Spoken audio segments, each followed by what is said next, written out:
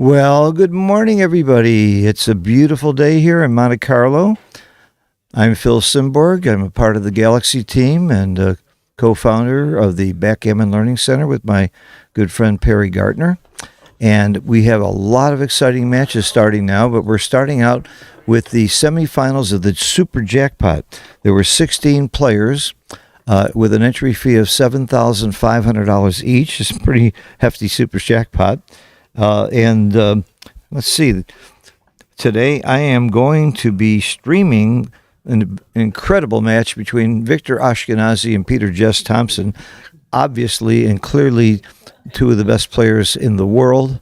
And I'm very excited to have this match. I'm looking up something right now. Yes, they've already won 14,000 euros each. And if they're a finalist, if they win this, they'll have 28,000. And if they win the final match, they'll have 56,000 euros. So they're playing for a lot of money and prestige. The other semifinal match will be on Stream 2. Bill Rouse will be handling that one with Mario Cool, who beat a guy named Mochi, and George Rahabi, very another fine player. And I will not have an XG stream this morning. I'm afraid my transcriber is not here. And look at this. They've already started the 15-point match. Let's get right into it. Peter Jess Thompson is black on the bottom, and he has a great opening position. He's already hit. Victor's going to anchor here, obviously. And he port in a storm, and he's certainly in a storm. He's in trouble already. He's in big trouble already. You got to like Peter's position in this situation. I will try to watch the comments. If you would like to make comments on the stream, I'll try to catch them. Okay, that was a very good roll for Victor to make the 5-point. As we all know, the 5-point is a pretty good point to have. I highly recommend making the 6-point, but most of the books argue about the 5-point. Okay, he's going to hit and make 2 interboard points. This game has gotten close. Victor was being buried, and now it's anybody's game. And now Victor is actually looking at the cube. You know, in 2 hours, the Open starts, and both of these fellas are going to be playing in the major championship tournament in 2 hours. So they're going to go right from this match to the next. Very interesting thing you might look at, too. The odds of each player is on Morton Holmes' website, which is clubgourmet.dk. And when you go to that website, it's going to tell you danger, and just forget it. It's safe. Okay, got a nice cube here. And Victor really did turn this game around. He's got a double shot, 5s and 3s to hit a second checker. Wait a minute.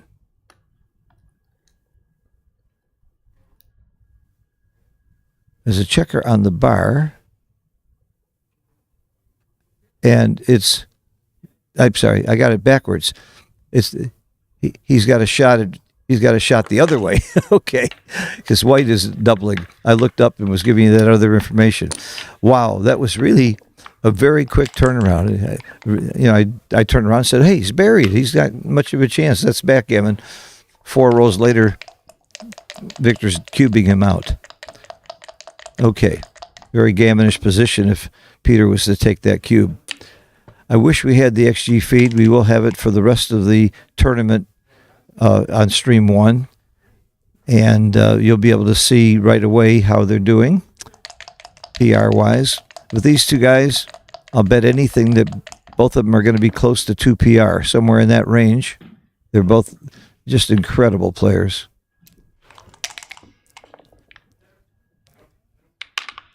Peter is not listed real high on the giant list because he doesn't play very much.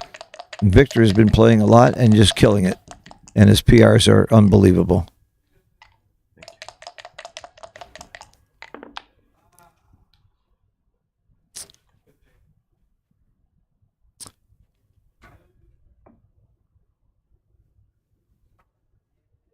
Okay, 4-3. I don't think you step up. Yeah, sometimes you have to make a quiet play like this, like Victor made. You just don't want to leave shots, and there's no place to go with that move. His best hope was racing anyway, because he had one checker escaped, and that's probably his best game. Oh my God, the same bad roll again. Now he is stepping up because the 5-point has been made and he's afraid of getting caught. And I would expect Peter to be hitting here with any 2, 4, 7, maybe even a 9 and break the midpoint. And he's thinking about the cube. Wow, this seems a little early to me. This seems a little early to me for Peter to be doubling. And he agrees. There's that 2 to hit with. 5 isn't pretty. Victor needs a 4. He needs double 4s. 4, 6. He would take any 4. I think he just comes up as far as he can to try to escape, and he does. It's silly for me to predict what they'll do. I can just watch what they do and know the answer. This looks right. And there's the cube. And easy take. Got one checker back. There's all kinds of rolls that don't do anything. I wasn't sure of the double. I'm not sure I would have made that double. But if Peter did it, it's probably right. They're playing very quickly. That's a great roll to escape. That was big, beautiful roll for Victor. Now he's very happy he took. Nice to hold the cube here, even if you're not necessarily winning. Holding the cube gives you a real edge in any game, especially one like this that could easily turn into a racing game. I learned from John O'Hagan that in a longer race, the cube is worth about 18% in a money game, and this is going to be like a money game at these scores. So you got about an 18% advantage. So if you put it in XG and it says that the trailer is going to win, 36% of the time, you actually add about 1/6. He's really winning about 42% of the time because of the value of the cube. And he's got recube vig as well. So that's one of the reasons why if you have the cube, you might be more inclined to play a racing game even if you're a little behind in the race. If you've given the cube and you're a little behind in the race, you're in more trouble than you think because of that 18%. There's a few things that I know, and I pass them along because I just don't know that many things, and I may as well mention them when I know them. I think this is going to be another quiet play, and it is. This race is not real solid for anybody.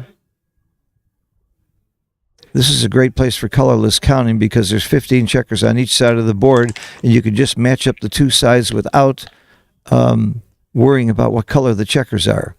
And when you do that, I can see that Victor is losing. I don't have to count the actual pips.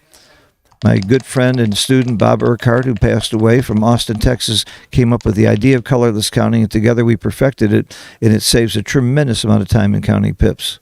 I'm very proud to be a part of that. And I remember when we posted the idea, Neil Kazarow said if I played backgammon for 1,000 years, I don't think I would have come up with that idea. It's such a weird concept that it doesn't matter what color the checkers are. Kit Woolsey and Art Benjamin loved the idea and gave me some shortcuts to help use the process. Okay, so we have a interesting situation here with Victor holding the cube. He is still behind in that race, but there's another factor involved. That back checker, that's no longer a back checker.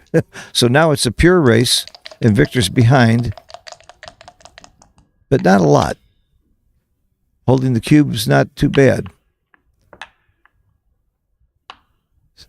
So see, he is losing the race, but not by much, but he's more inclined to want to race because he's holding the cube.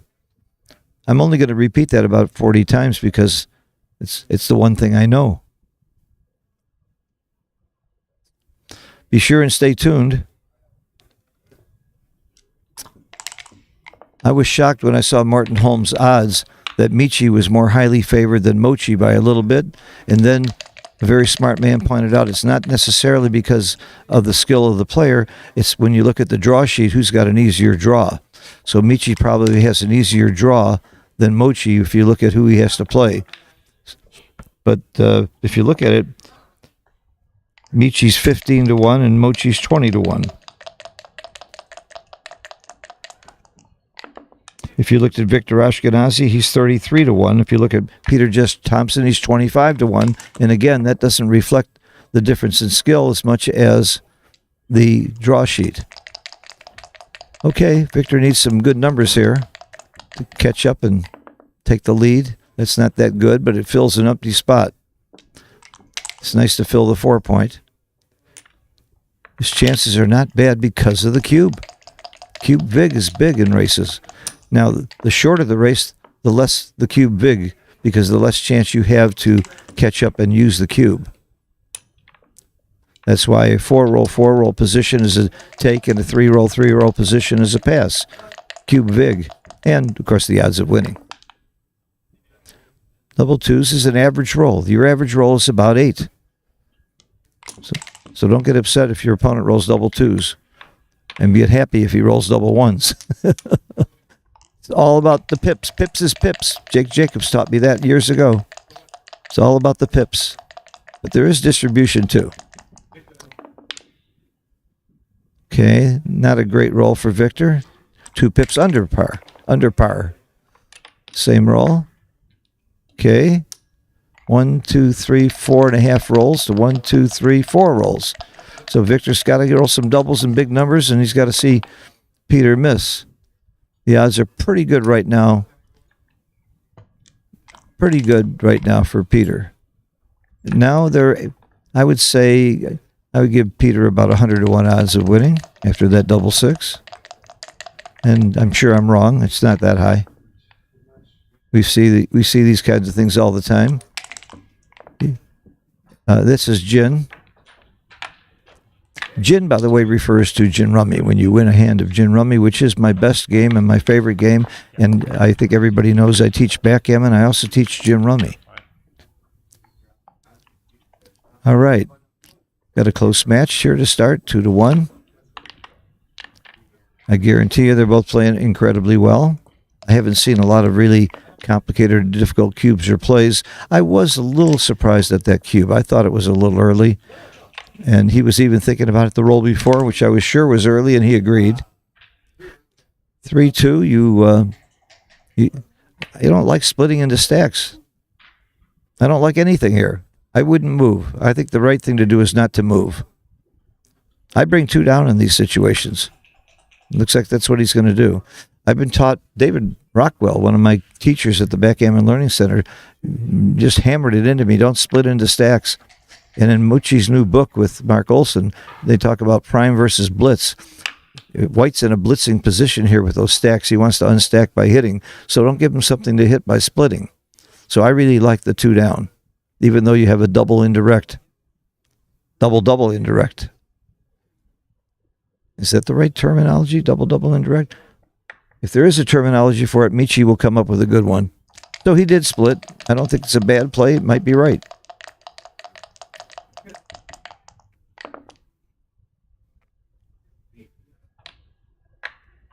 Did I say he wants to unstack?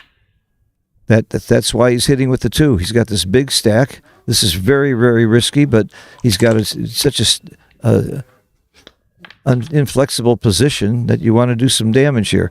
I'm always torn between making the 3-point and the 5-point here, but with all those blots, I'm making the ace point. I mean the 3-point or the ace point, because you got all those blots laying around the board. You don't want to give him his full roll. So as much as you hate to make the ace point, and as much as they would have laughed you out of the club 30 years ago or 20 years ago before the bots, I think this is clearly right.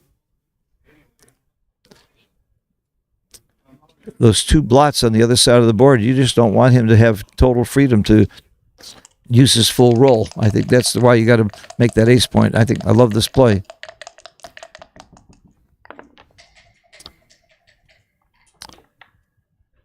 If he hadn't hit him, 4-1 would have been an incredible roll. He would have made the bar point and the 4-point. But that's hindsight. That's not the reason. You know, never look at hindsight. It'll drive you nuts. You make the bar or the 20. I make the golden point here. I think you have to make the 20 point, which is the golden point, because it's just the golden point. It's worth so much. The bar point is a possibility. making your 7-point. The problem is if you do make the 20-point, where's your 1? You're going to give him a direct 6? That's the problem. If he's doing that, we know where the 4 is. Is he thinking about hitting? Oh, that, after you made the ace point, hitting is more of an option. You do have a hitting game plan. Okay, he made my play. Boy, I really taught these guys well, haven't I? I wish. I'll tell you, I've learned a lot from Victor. He and I we play Bouzouki. We play a lot of Pascal gammon together. Victor and I are good friends. I'm in New York a lot, and we often get together. And I'm going to get together with him in Greece. He invited me over, and I told him I'd come for a month or 2. Now he's sorry he invited me over. I was in Greece last summer, and we just missed each other. But I'm going again. I love Greece. I love the Mediterranean. If you ever had a chance to come to Monte Carlo, don't miss this tournament. It is just delicious. And I don't just mean the food. The water is incredible. The pool is incredible. It's just amazing. Well, do you hit or do you anchor?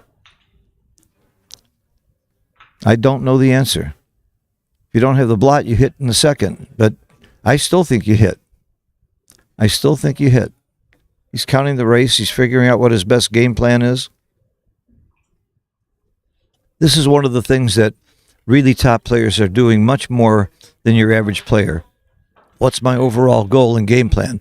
I read a book by Kasparov, How Life Imitates Chess, and the opening line is someone with a strategy will beat somebody without.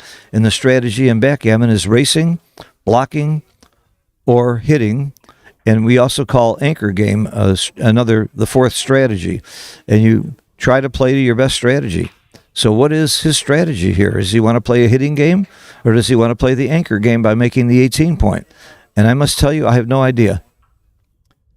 And in these cases, I try to flip a coin, but there's a rule that you're not allowed to use external aids. So I look at the door, and if somebody tall walks in, I make one play, and if somebody short walks in, I make the other. Just like a poker bluff. Okay, he hit. And he hits back.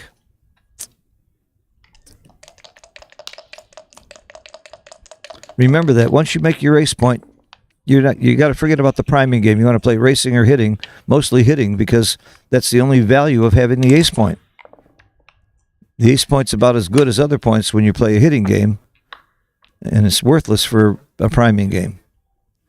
It's even harder to race because you don't have a higher point to come in on safely. This is a great roll. How do you play it is the real question.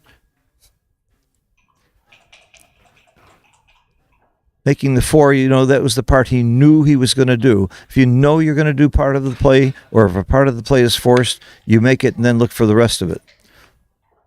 He leaves him only an ace shot, plus a 4-6. I can't for the life of me understand why. I know why Victor's shaking so much. It's not about the dice. He's using that time to think, to channel. He was channeling an ace.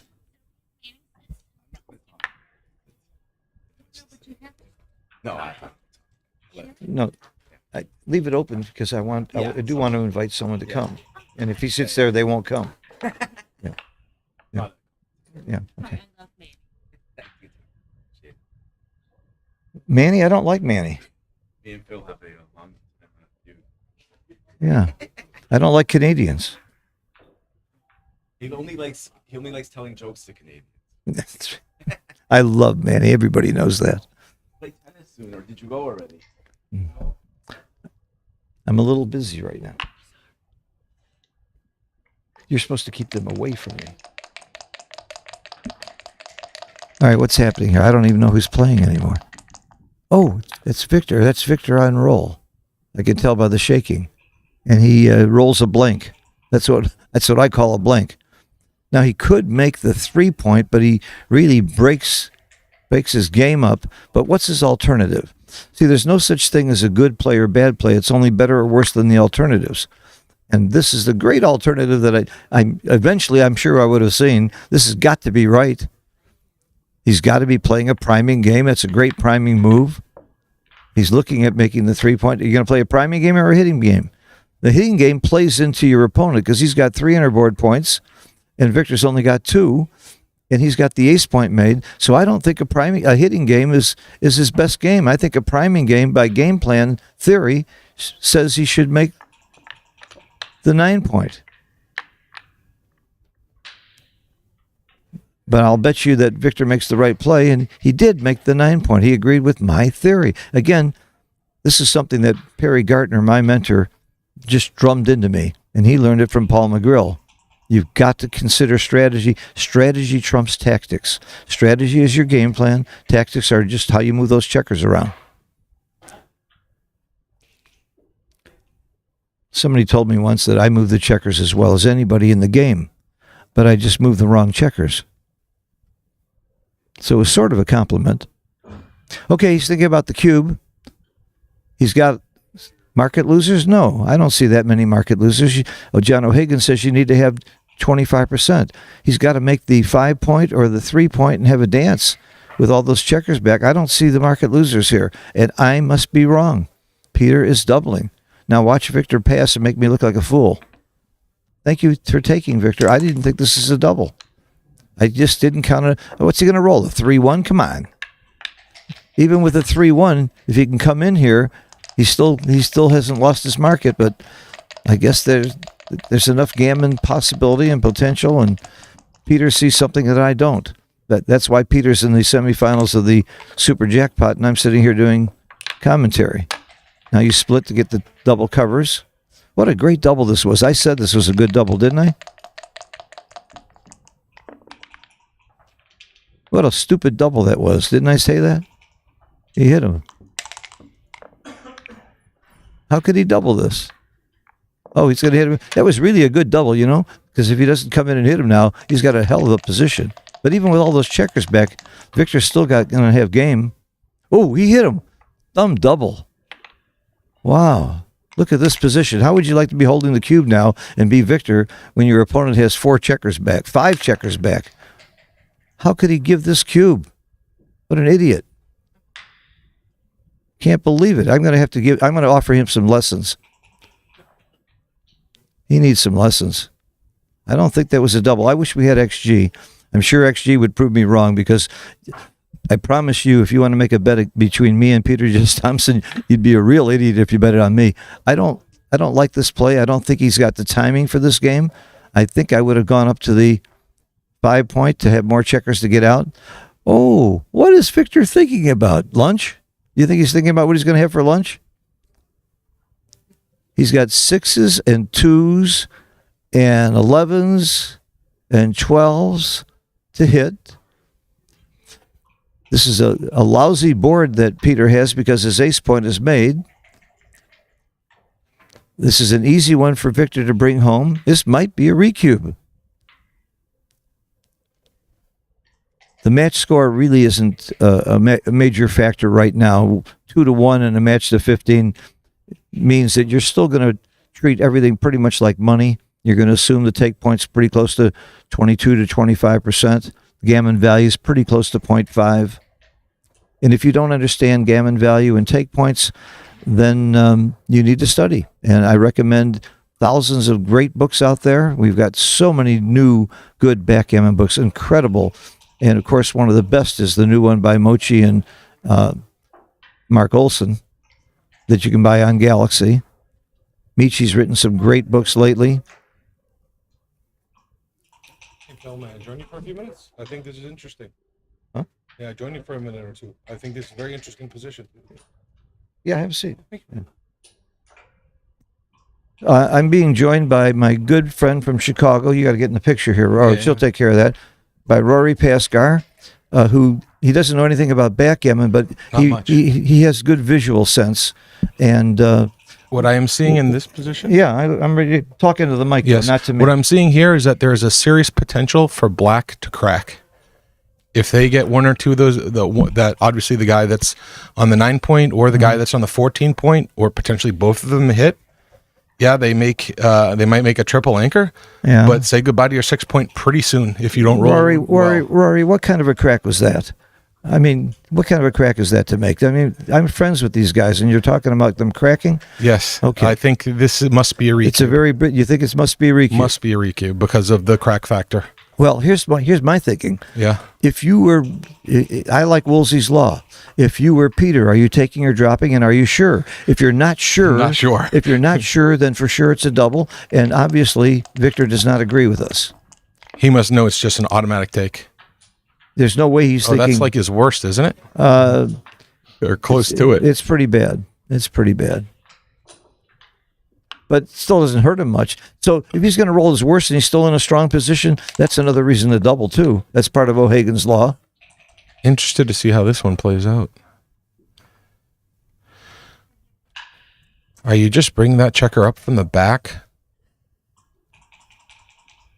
So you have, oh wow, I got one right. If he did it and you said it, it's right. Yeah. Well, that's pretty reasonable logic. Yeah. Rory is here, part of the Backgammon Galaxy team, and I think Rory is showing up all over the world, running Vegas and Chicago, of course, and now he's involved in Monte-Carlo. It's an honor to be here. Yeah. It's the World Championship. It Well, was my people dream. recognize your tournament direction skills. You're one of the best. Thank you very much. I appreciate that. I just saw that interesting position and thought I'd chime in just a little bit. Didn't want to disrupt. But Well, you did disrupt. You did. It is my standard. Yeah, you did. I'm used to it, though. I've known you for 20 years, and you always disrupted me. You've been that lucky to know me for 20 years. Well, I am going to step away. I have some more registration to do. Okay, go get to work. And I'll get back to my. Your comments were very appreciated. You I predicted a cube, and you were wrong, and it's really fun to see. Yeah, that. but I got the 2-1 right. You did get that right. Take care. All right, thanks, Rory. Have fun.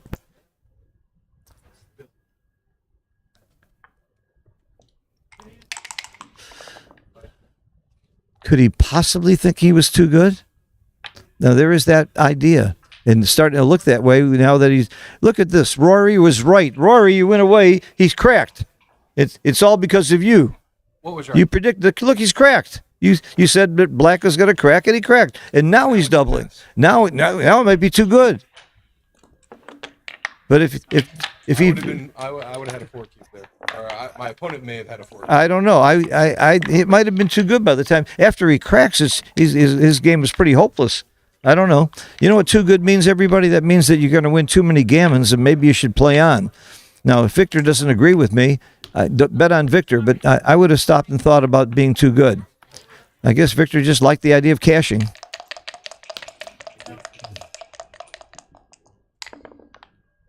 I would have thought long and hard about playing on. By the way, I wouldn't have doubled that fast because I want to torture my opponent. After he gave the cube and got into such a horrible situation, I would wait a while just to make him feel bad, just to make him sit there in that horrible position and just to throw him off and make him worry about whether I'm going to double or whether I'm too good or not. Because it's a clear pass. Whenever it's a clear pass and you got a chance to torture him, my good friend Kenny Bond, my dear departed good friend Kenny Bond used to say, he's hardly breathing, step on his air hose. Really rub it in. If you're not sadistic, don't play backgammon. That's the point. And if you're not a masochist, don't play backgammon.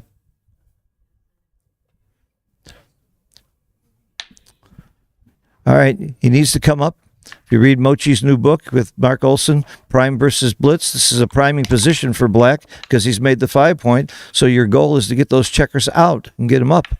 If it was a blitzing type position or hitting type position, you wouldn't have brought that checker up. So just from reading Mochi's book, and I bought it the day it came out, it's improved my game in these kinds of positions tremendously. Of course, it doesn't take much to improve my game, but it really helped me. Victor likes his position. Again, he's not rolling too hot right here.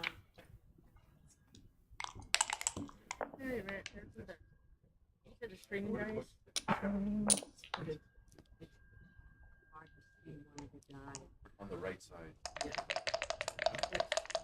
Yeah. I have 6 pairs. I thought maybe if you move, no, not the dice. I like the way the lighting. No, it's the dice. Okay, we have a double two. Keep it down a little bit, please.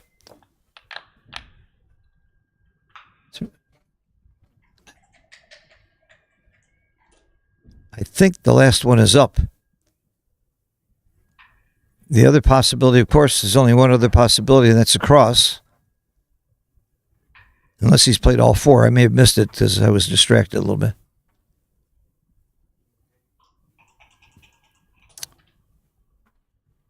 I think he's only played 3 of them. He's looking at the last one, or is he thinking about... Yeah, I'm right. He only played 3. I like the last one up. I agree with that. 2-1, you got to anchor and hit. That's a great roll. Do you anchor? No. I see why you don't anchor. My gut was to anchor, but he can get out with 6s and 5s. When you anchor, you can only get out with 5s. So you're better off keeping him split, and they're not really under threat there. So he was absolutely right to keep him split. Plus, he gets the extra builder inside. If you get a dance here, he's got another way to... Oh, double 4s. That's a big, big, big roll for Victor. And he's going to have a double pass if something great doesn't happen. Well, making an anchor is pretty good, but I don't know if that's that good. I know I'm doubling. I know I'm doubling here. And he does too. Could he hear me in there? Is he taking my advice? That could be it. I think that maybe they can hear me. Will somebody go in and check Victor to see if he's got earbuds in his ears and he's listening to the stream, taking my advice? You know what the odds of that are? If he would listen to me and do the opposite.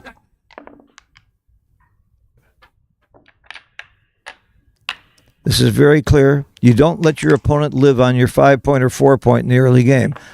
As bad as it is to get hit back, and as much as you get hurt in the race, you just don't let them live on your high points, because they make a high anchor and they're in the game forever and they never get gammon. He's got to hit them again. And then you get into big back games, which I love. Now, that's a beautiful roll for Peter. The last one, it's up or down. I would come, he's safeties. Interesting. That was not on my radar. I would have come up or down and played it big because of the blot. He's safeties. It's nice to have a spare on the 8-point that helps you make all the points that you need to make. The bar point, the 4-point, the 3-point. And I would have missed that play. And now I see it. I love it. It's so much to learn in this game. And every time I stream a match with these great players, I learn. The question is, will I remember?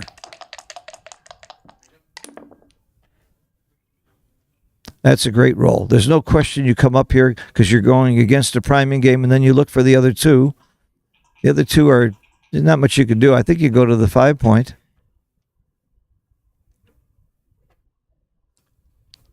You go to the 5-point, and then you either bring another checker down or you go back. You go up to the 8-point. You might play 11 to 5. I'm not sure what you do here, but I'm sure about those 2. Is there a possibility that you should go out to the 18? That's another possibility, but you're down in the race, so maybe you don't want the 18-point. But I would have strongly considered the 18-point, going out to your opponent's bar point. Nah, you're not going to get hit there. It's only 27 numbers. But again, what is the alternative? The alternative is just throwing a checker down to the 5. But if you do get here, think about the numbers that hit that. 4s, 1s, and 2s, which are fabulous numbers anyway. 4s, 1s, and 2s are going to make really good points if you stay back. But I would make this play. 27 numbers is a lot. It's almost as high as 28. Ooh, do you make the bar and leave an ace point? I make the 4-point. There you go. Don't leave that blot. Don't give up your midpoint. I've mentioned this before. 1993, Kit Woolsey's article on the importance of holding the midpoint. It's held up today, even after the computers have proved it's right. Be hesitant to give up that midpoint. Of course, there are times you have to. Okay, he's thinking about the cube. And he stopped thinking about the cube. Coming out. Nice play. If he doesn't get hit here, Victor would still have a take. So that's why it wasn't a cube last time. He rolls a good roll. Victor dances, and Victor still has a take. So you didn't lose your market. That's why it wasn't a double last time. Now this time, no, you might lose your market. That's right. If he rolls a 4, if he makes the 4 point, and the 4 is not duplicated, 5s, 3s, and 2s are good for the 3 point, and 4 is hit. So he's not duplicated. He's got a lot of good rolls. I like the cube, and it's a pass. He did lose his market, but it was a very good sequence. He came out, hit, and a dance. So it probably wasn't 25%. That's what you need to lose your market by, according to Mr. John O'Hagan, who I see is in the semifinals of the seniors right now. John is one of my good friends, and co-teachers at the Backgammon Learning Center. www.backgammonlearningcenter.com. 25 teachers in 14 languages. I think we're up to 15 languages now. If you want to learn this game, there's no faster, better way to learn.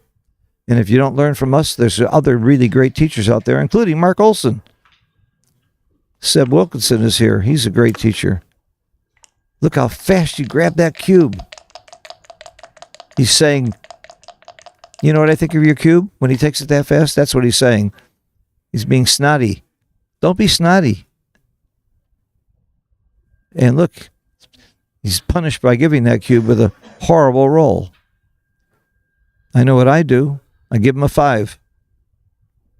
Or I'm like, oh, give him a 4 and split. That's better because you get more diversification by putting the checker 6 to 5. This has to be right. What else can you do? Oh, that. Ugly. That's ugly. Stacking, losing a good priming point. Take a chance. Come on. I liked your first play. Somebody got a dog. You heard the barking in the background? I really didn't like that play. I would have been hit with the 5. So maybe he's right.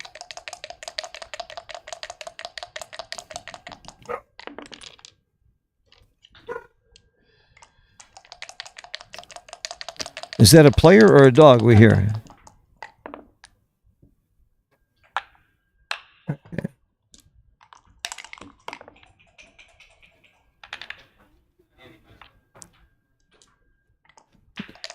High holding games, the 4 point, 5 point, and 7 point are all about the race. You don't double unless you have a significant racing lead, because from those positions you might get a shot and hit it, but you could always race off of there the first time you roll doubles or a couple of high numbers.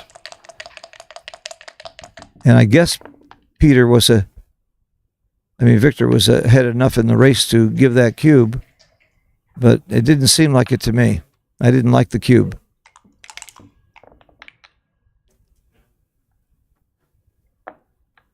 This play is clear. They're both running out of time.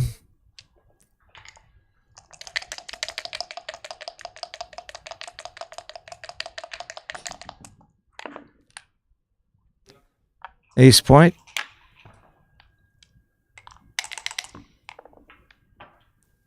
Oh, wow. I think Victor really just got punished for that cube. The cube that I would not have given, and I'm not doing hindsight. The hell I'm not. I am using hindsight. The race just got better. Double 6 versus double 6. What other games change this fast? I know poker changes every time you turn the card, but wow. Every single minute is exciting in backgammon. When I play poker, I like the game, but unless there's really big stakes involved, I'm sleeping at the table half the time. Got my earphones in and listening to stuff. It's a good game, but only because of the money. The only thing that'll keep you awake in that game. This game I can play for nothing and really enjoy it because it's so intellectually stimulating. Look at that. How many double 6s can you roll? I once rolled 4 double 6s in a row to gammon my opponent and win a big money game. And I put it in the computer, 1,740,000 to 1. And I did it. No, I was not cheating. I have never, ever been caught cheating. I'm very proud of myself. The problem with this play is you don't have sixes to play. He doesn't have sixes to play. But this is a race, and this is better for the race to bring your checkers in. But if you save sixes, you lose your 4 point. You probably end up making the 2 point. It might be worth it, though. You might also get a double shot by staying there. But again, if you stay on the 8 point, your opponent doesn't have to crack with a 1-6. So there's pluses and minuses to weigh of all the plays. And that's what we have in every play you make. You have to weigh the pluses and minuses of each possible candidate play. There's a shortcut for that we teach at the Backgammon Learning Center called MCV. You can't come up with every one of the possible 36 rolls, but most common variation, you consider only the most common rolls, the most likely rolls, and you can usually narrow it down much quicker to which play is better. Usually being the important word here, because you're often wrong if you're usually right. All right, there's that 1-6. See, if he had kept the 8 point, there would be no blot. All right, he has 17 numbers to hit. He's not favored to hit. But if he doesn't hit, he doesn't have a roll that leaves a shot because he can play fives inside. So there's no roll that leaves a shot for Peter, and he might hit. If he hits, he loses his market. If he doesn't hit, he's still in this game. It's a 4 cube. I think it has to be a take. When he doesn't hit, does Victor have enough of a racing lead? Of course, he has market losers, not just the 6. Double 5, double 4 are also going to be very good rolls for Peter. I think this is a take. The other thing is if you get hit, the 2 point is open.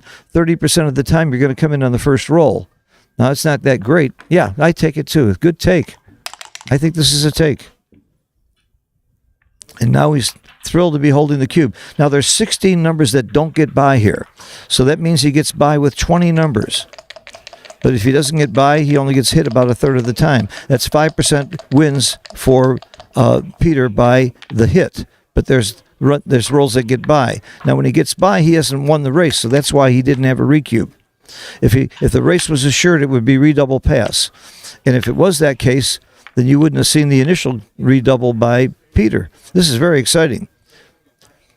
Now, if you just look at the raw pip count, you'll see that Victor's way ahead, but he's got 2, 4, 6 pips of wastage on the ace point and the open 4 point. According to the choice formula or Keith count, that's 7 pips of wastage. And on black side, you only have a 2 pips of wastage for the extra checker on the ace. That's if you use the Keith count, which I highly prefer. This is a horrible roll, and this could easily be double pass, redouble pass. So it's not just about pips. With the Keith count, you also penalize. And by the way, the formula is you also add 1/7 as a penalty to your to come up with the cube vig that you're giving your opponent. This is a monster situation in a 15-point match when you're playing for thousands and thousands of dollars. I would take at least 5 seconds to make this decision and pass. Well, let's do a quick count.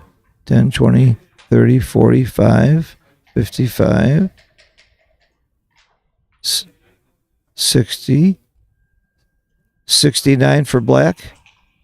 20. Oh, it's just, the pip count's just way.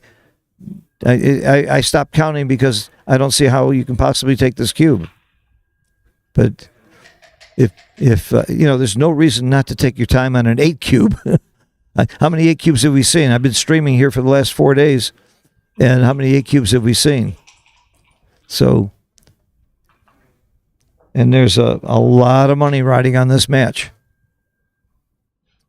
Now, if he passes, he's losing 3 away, 12 away. His chances of winning the match at 3 away, 12 away, maybe about 7, 8, 9%. He could take the cube and recube and play for the match. So if he can win this more than 7, 8, 9% or whatever that number is, he's better off taking than passing. So actually, you have to apply a whole different metrics to this. Maybe he does have a take if he can eke out 8 or 9%.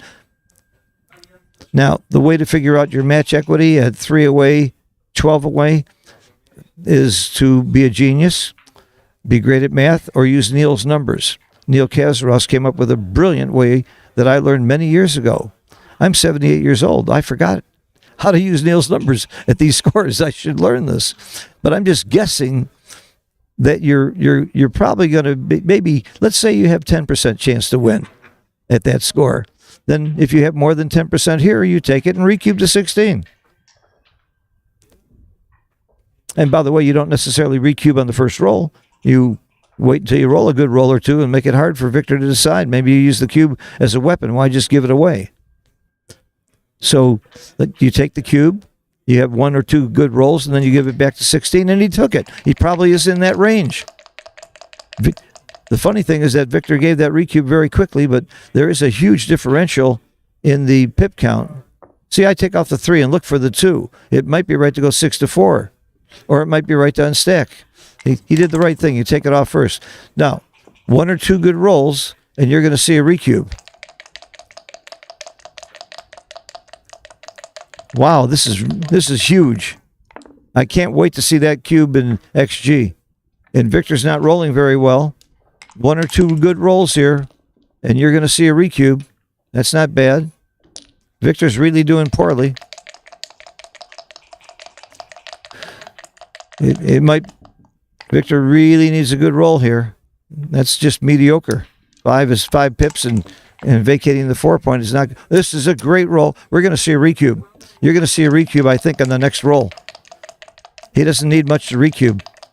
Probably only needs to have 30 or 40% chance to win. He can be an underdog and recube here very easily.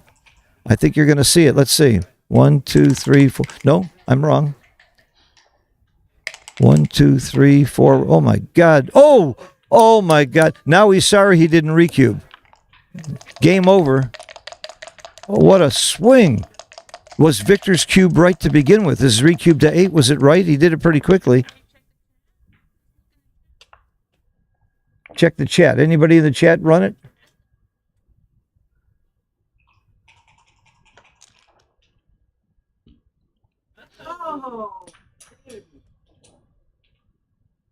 Wow. This is as exciting a cube action as I've seen in the match. So if he passes, he's losing 11-4, 4 away, 12 away. The shoe is on the other foot here completely. What are his odds of winning this game?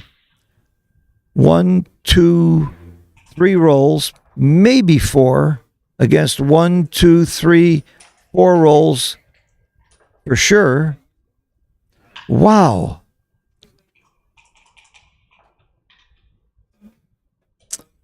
Wow. Art Benjamin, Neil Kazaros, John O'Hagan could do whatever Victor is doing about 5 times as fast. Not that Victor's not smart with the numbers. It's just that the calculations here are not easy. You have to figure out your match equity if you pass, your match equity if you take and lose, the match equity if you take and win. I know the match equity if you take and win. You're 100%. That part I figured out. This is for the match if he takes it. And if he doesn't take it, it's not for the match, but if he doesn't take it, his chances of winning this match are pretty small.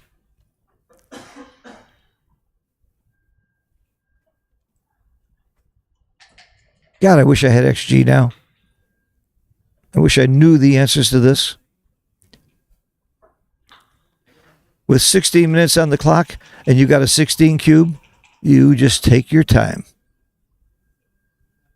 Notice you're not allowed to use pencil and paper. He passed. Okay. Did look pretty hopeless. The real question I have is, was Victor's 8 cube correct? I think the take was right. When I think about how little winning chances Peter needed to take that cube. So that was a monster game, and the chances for Victor to recover are not great.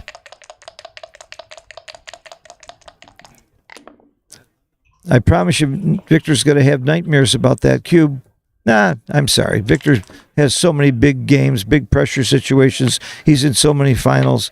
He'll forget this easily. He's got a beautiful wife. He's got a beautiful life. He lives in New York. He goes to Greece. He has a place in Greece. He ain't gonna sweat this. Even if he was wrong, he's not gonna sweat it. He'll make it. Most of us would go nuts if it was a mistake. We would go nuts. Well, that's the most exciting cube action I've seen since I've been here. And we might not see much more excitement. Well, we're going to see plenty of excitement. We're in Monte Carlo. This is the World Championships. Everything's exciting here.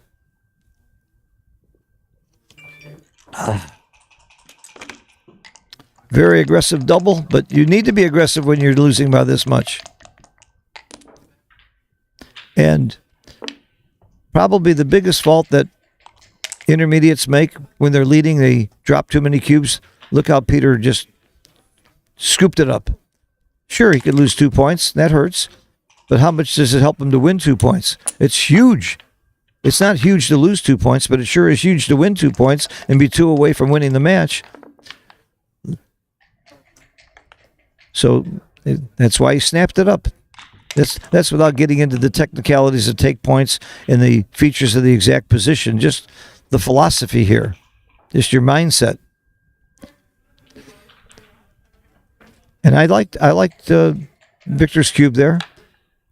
A lot of people, when they're behind, they get too aggressive with the cube and they throw the match away. I don't think that was one of those cubes at all. He had a possible shot there, a real chance to do some damage. I thought it was a very good cube at this score. And I'm sure if Victor did it, it was probably right. And I'm not saying he was wrong to give that 8 cube earlier. I'm just saying I'm not sure.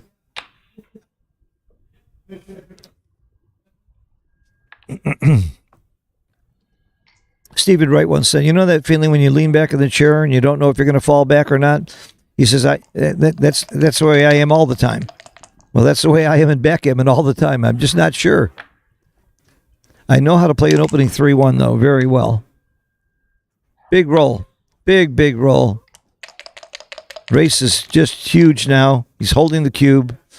You're not going to see a recube real fast here. Because, again, Victor's take point on the recube here might be 5 or 6%, something really low. So you're not going to see a recube for a long time, even though Peter's got a big lead.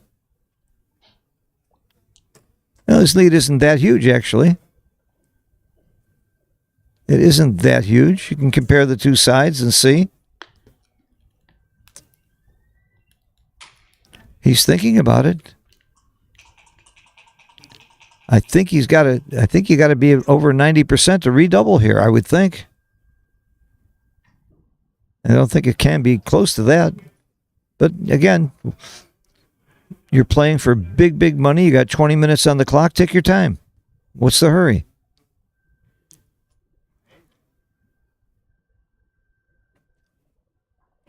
A lot of people haven't heard a lot about Peter Jess Thompson because he doesn't play that often.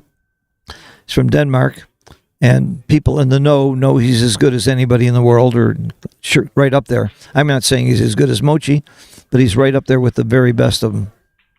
I'm not saying anybody's as good as Mochi.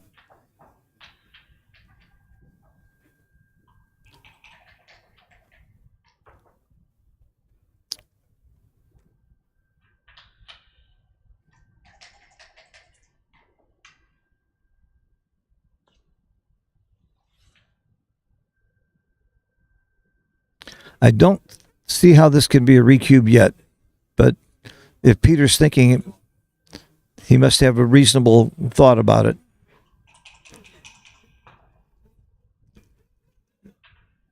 Victor can take the 4, recube to 8. 12 and 4 is 16. That's more than 15. See, my math is really strong. If he takes it on 4 and recubes to 8, he's playing for the match. And Peter loses all of his leverage of being ahead. So I think you gotta have a monster leading position to redouble here. And I don't see it.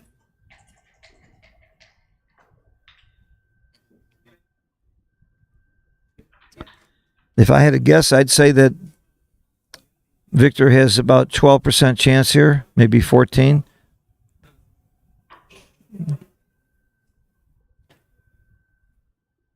And I think I don't cube unless Victor has about 7 or 8%, maybe, or even less.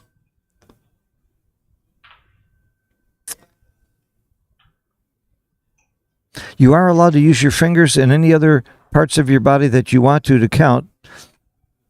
That's why men have an advantage. No, Tara's waving me off here. I'm sorry.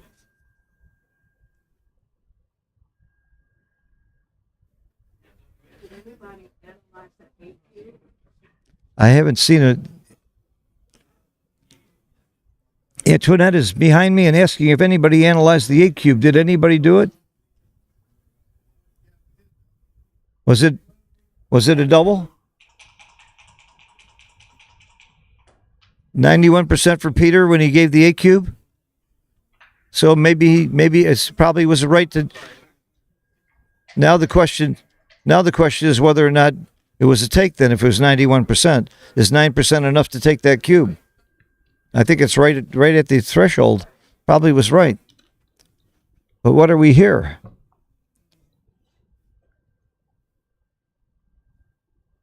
This could be a redouble. I promise you, if Peter's thinking about it, it could be.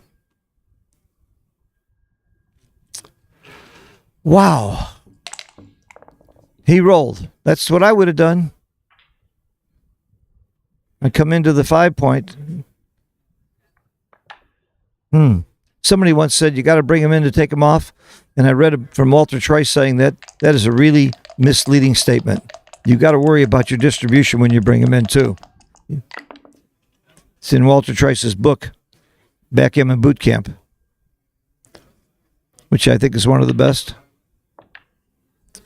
Again, there I might have gone into the 4 point, but you do have to bring him in. There, he did fill the 5 point. It's important to fill those high points. It doesn't matter too much if your low points are empty. There's not even a penalty for that.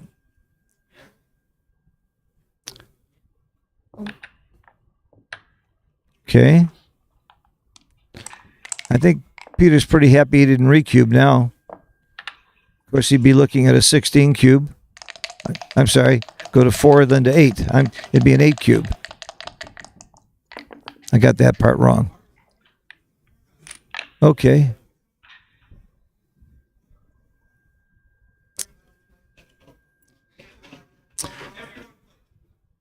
About a third of the players in the Open Championship have a bye, but they still play at 2 o'clock. The byes go to the next round and play. There's no rebuy in this tournament. Single elimination. Oh, there's the recube. Wow. Wow is right. Look at this. If he takes it, he's got an automatic redouble to 8, which would put him right back in the match. What's his take point? Somebody on the stream, tell me what the take point is. I think it's got to be close to 6 or 8%. Well, no, when he recubes to 80, it's not for the match. So his his take point might even be as high as 12 or 14%, because the recube doesn't win him the match. It only gets him to 12. So that makes his take point higher. That makes the cube better. Makes it faster to cube.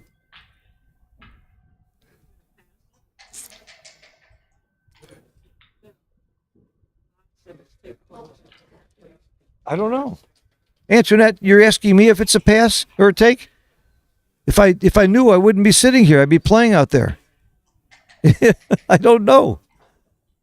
I know if I'm sitting there, I'm taking, because I'm playing Peter Jess Thompson. But Victor doesn't have to think this way I think.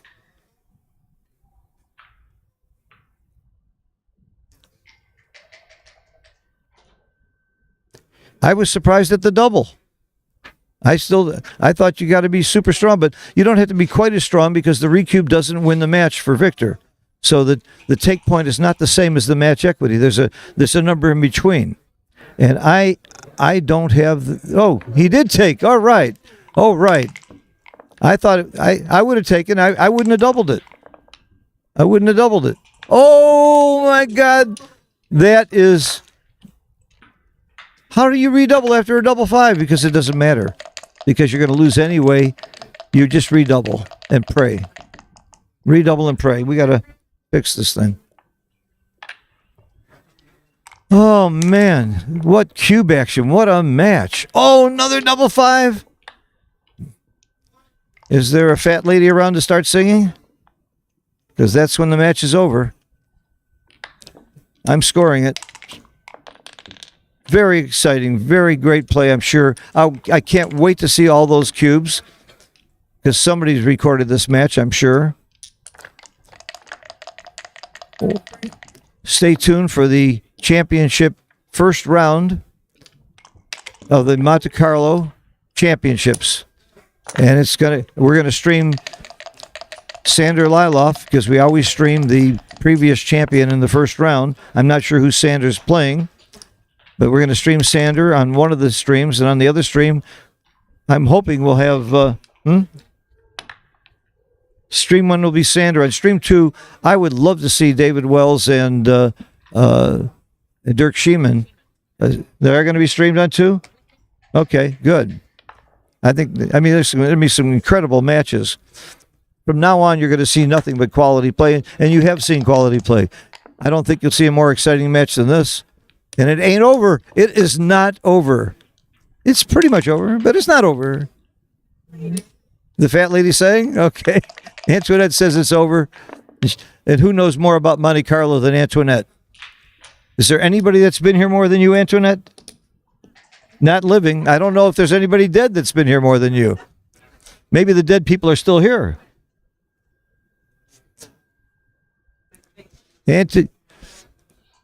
Antoinette is Miss Monte Carlo, and last year was very sad. She got COVID and had to miss the tournament and stay up in the room the whole time.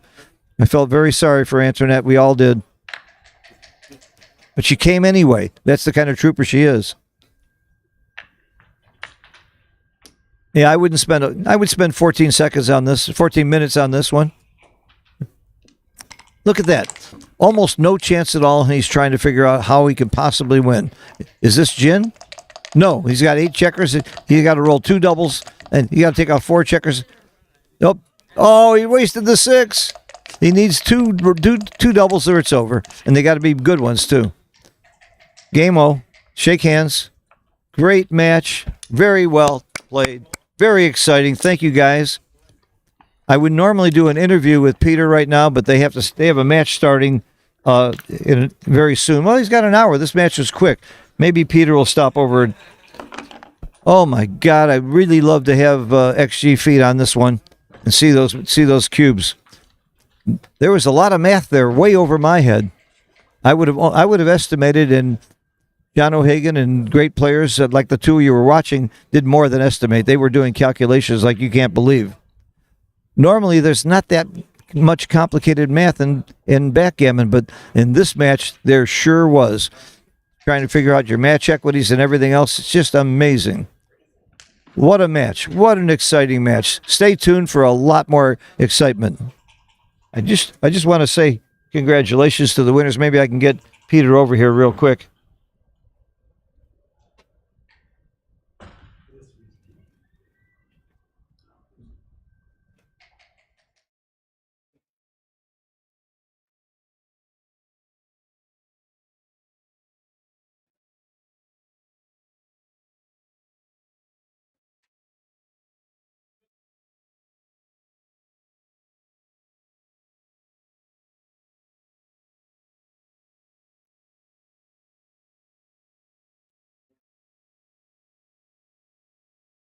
I'm very excited to introduce the winner, Peter Jess Thompson. One of the most exciting matches I have ever seen. Congratulations.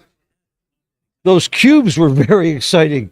Was your 8 cube correct? I don't know.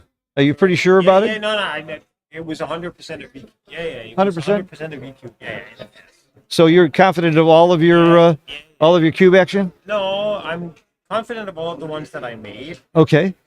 I probably slept a couple, as we tend to do. Uh-huh. Now, the last game, I think I had a double a couple of, like the first time I stopped and thought about it. I think I should have doubled, but I chose to err on the side of caution. Okay, I want to ask you what was going through your head. Were you actually doing the mathematical calculations? Yes. You were figuring out the match equity if you take it, if you double and don't double. Yes. You figured out his take point. Yes. You figured out your doubling point. And so the answer again is no, I did not, because I'm not one of the people who know them. I have to guesstimate. And when you guesstimate, it could be 9 or it could be 8, and it matters a lot. Uh-huh. So usually you can make a small mistake by doubling a bit late, but you can make a big mistake by Excuse me 1 second. Just curious. Victor's here. Yes. Was it a take? I don't know. The eight. We didn't have the Like extra very feed. tough take. No, I would pass the one on 8. No, the one that I gave you on it. Oh, the one that you gave me an 8. As far as I'm concerned, it was I think it's a big pass. no, I think it's a clear take. Really? But you could be correct, but unless You would pass mine, say, on 4. No, 85. no. I thought he was asking me on the. Oh, you mean the one that I took? Yes. No, Minus 15 pips. I know, but you have. I know you had some reason about flexibility. I still think it was. I mean, unless I screwed up Keith count in a big way, then Minus 15, then I have a take. Yeah, I know, but I adjust 8 for the extra Adjusted checkers for on the that, ace and 1 for the hole on the 4. Well- 4-3. No, my take was more or less clear. I mean, how I'm gonna play from 4 to 13. And also, you have the problem of you have to stack on the 5 and the 1, so you Of have. course, no, I know. So I know you have flexibility. even bigger issues than my formula suggests. Of course. Great match. And Victor, I'm sure you both played great. It was very exciting. It's actually impossible to play a great match like that. When you have three very volatile games, Huge. only 5 And games. when I pass- one mistake would make PR like. I when I pass, I'm already in the hole. think it's 200 probably. But Okay, what you just witnessed was two of the greatest players in the world, not sure, but talking about it in a very friendly way just because intellectually they want to know. Peter, congratulations. You're in the finals. I wish you a lot of luck in the finals, and I wish you luck in the main tournament. and just It's good to see you just here. A quick question: are you wishing me more luck than Bill is going to wish my opponent? About the same. Thank you, Congratulations. I'm very happy to see you here and doing so well. You deserve it. Likewise. Bye-bye. Well, nice to see you. Thank you. Nice to see You don't have time to play. No, I'm only just commenting. Peter Jess Thompson, a real gentleman, and Victor in defeat in a big, tough match is, like I said, he's not going to lose any sleep over this. He's a good sport about it. All he cared about was, were you right or were you wrong? Not who got lucky and who won or lost. That's the attitude of these great players. Stay tuned. We'll be back in about an hour on Stream 1 with Sander Liloff, and his opponent. I'm not sure who that's going to be, but it's always entertaining and great to watch Sander. He not only won the World Championship last year, but he won the UBC, beating Mochi, and ended up number 2 giant in the world. Mochi even said, I'm not sure that Sanders shouldn't have been the number 1 giant. I am sure that Mochi should have been the number 1 giant because the giant is not just about the giant list, is not just strictly about play, although Mochi's play is debatable who's better. I don't think we know. But it's also about your contribution to the game, who you're afraid to play. I made the Giants list. I'm on the Giants list. I'm nowhere near as good as those players. It's because I've done a lot of promotion. It was out of kindness and friendship that I made that list, not because of my backgammon skill. Although I'm not horrible, I'm up there. But I really believe that when you see Sander play, you're going to see one of the greatest in the world. I remember back in the day when I was first getting started, Sander and Gus were not playing very much backgammon because they were making so much money at poker, and Knack Ballard was the king of the game, and somebody said, well, you watch this, if you really want to know who's the greatest player, Knack might be, but you can't rule out Sander and you can't rule out Gus Hansen. And I always thought Gus Hansen might be the number 1 contender. Carter Maddox, who spent a lot of time with both of them, said, wait a minute, Sander might be better than Gus. He didn't say he was. He said he might be. So Sander's still around. He just started getting back into backgammon more, and he's just making a big splash. So it's going to be very exciting to see his match coming up. So I'm going to take a little break, rest my voice. I won't have too many good guest commentaries to start with because they're all playing. All the really top players are playing. But after the first couple of rounds, when people start getting knocked out, you won't just hear my voice. You'll be hearing really, really great commentators and players with me. So don't get bored about listening to Phil Simborg the whole time. You're gonna hear some other people. Thanks for watching. Hit like and become a member of the Backgammon Galaxy YouTube so that you can get notifications when we start.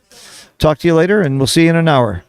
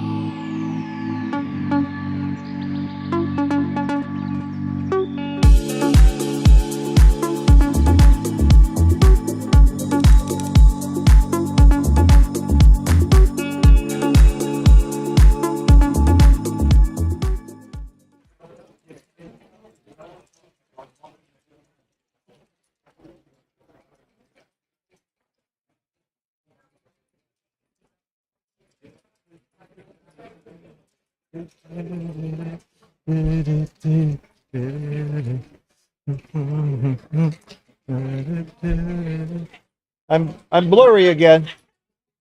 I'm all blurry. What's Eton's last name again?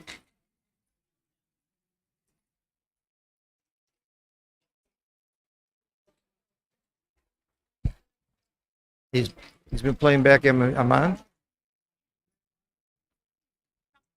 Well, hello there again from Monte Carlo, Phil Simborg. I am so thrilled to be here.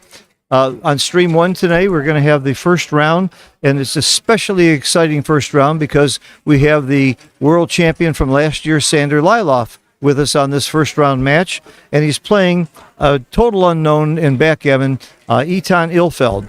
Eton grew up and was raised in Israel.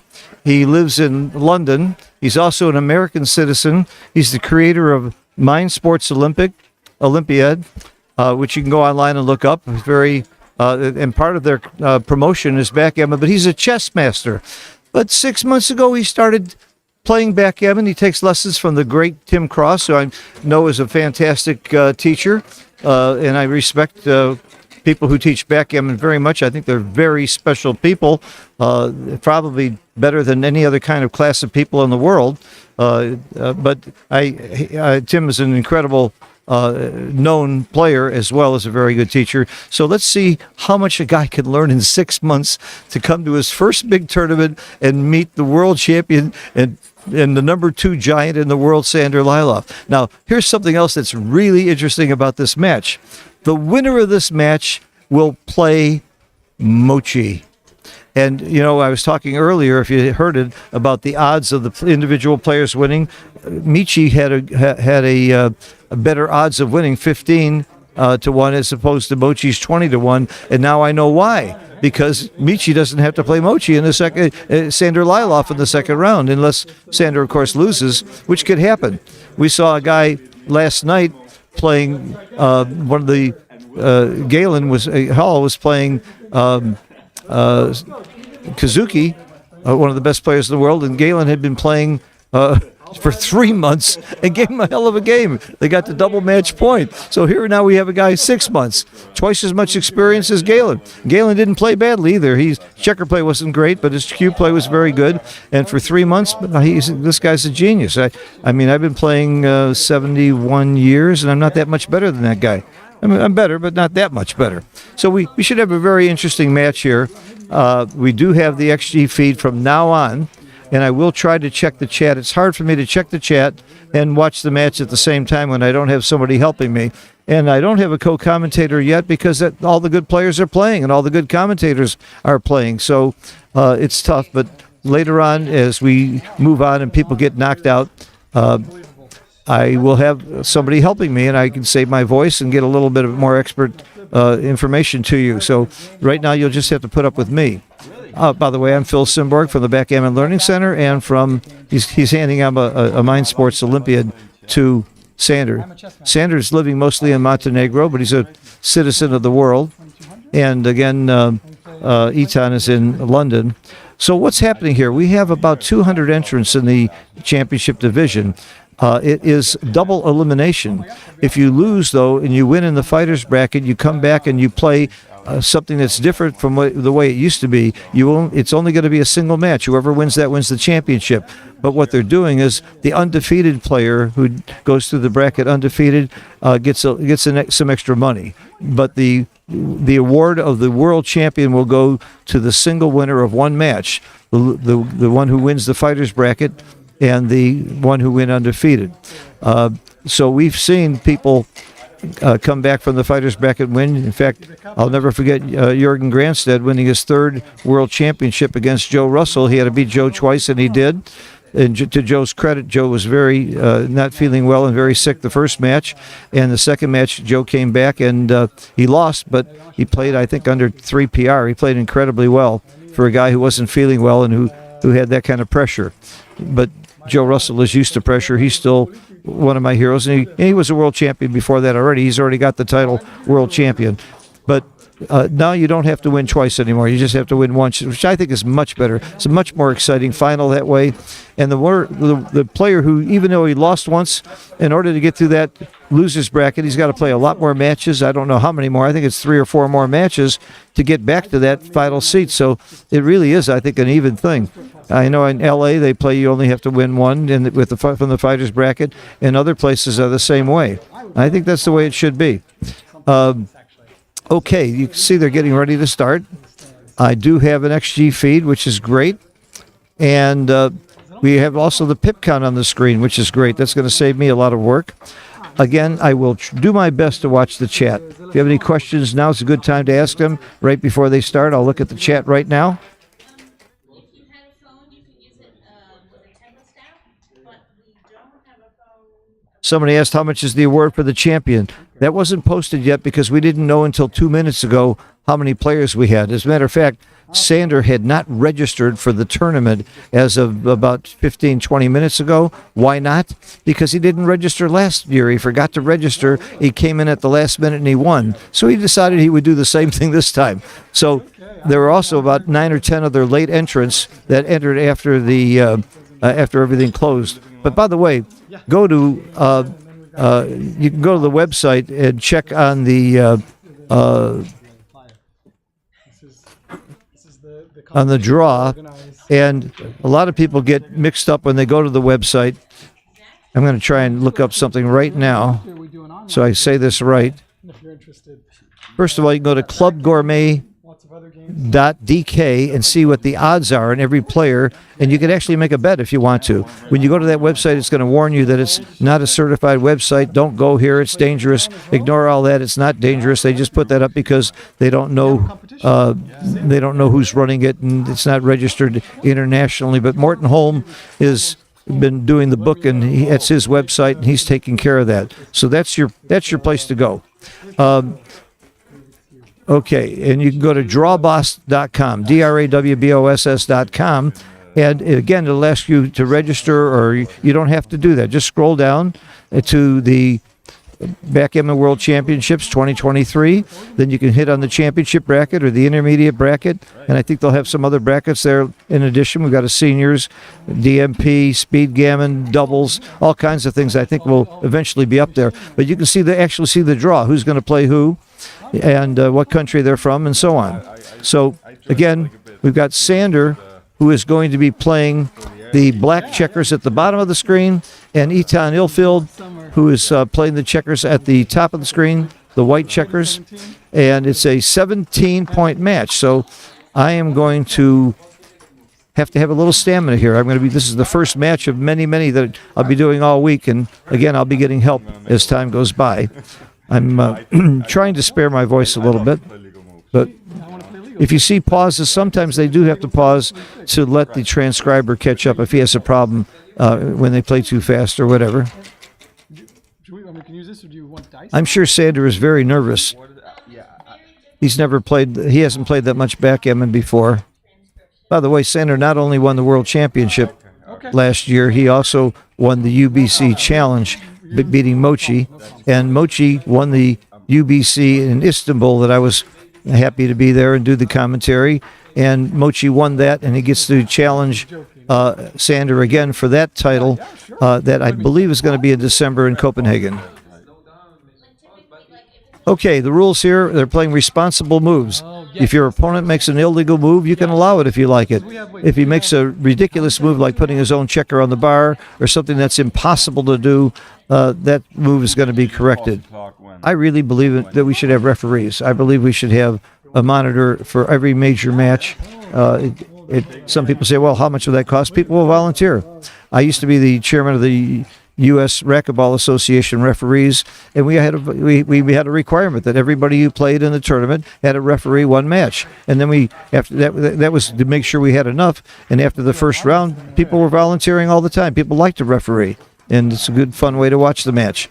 I've monitored matches myself. The monitor can make sure the clock is right, make sure the score is right. He can actually call out if there's where the checkers were, if they get mixed up. Also, if there's an infraction of the players. Okay, we're starting. Let's get into it. Dice on the checkers are no good. That's only in the United States, and I think that's going to stop so we can be in line with international rules. Now, we saw a 2-1 opening, which is not really the best opening according to XG. 2-1, you're supposed to slot, and he didn't. He split, which is maybe suggestive that maybe he hasn't learned that much from Tim about opening moves, or maybe he feels more comfortable making that move. The difference is not great. So it's going to really help me. You can see the right play on the screen. And he's looking at making the 2-point, which is pretty close, .004. I'm surprised. I'm surprised making the 2-point is that close. I hate making those low points early. Not a bad play. Very good. Turns out with plus, it's a tie. I want to talk to the fellow doing the XG. I really like plus. Drives me nuts to see plus if you could hit plus. Comes in and hits.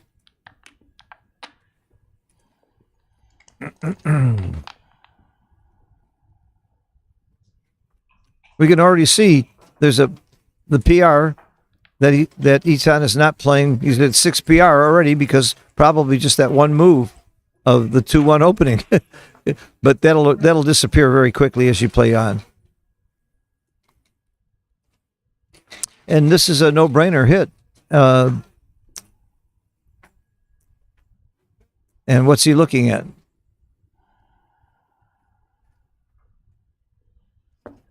There he goes. Doesn't hurt to think.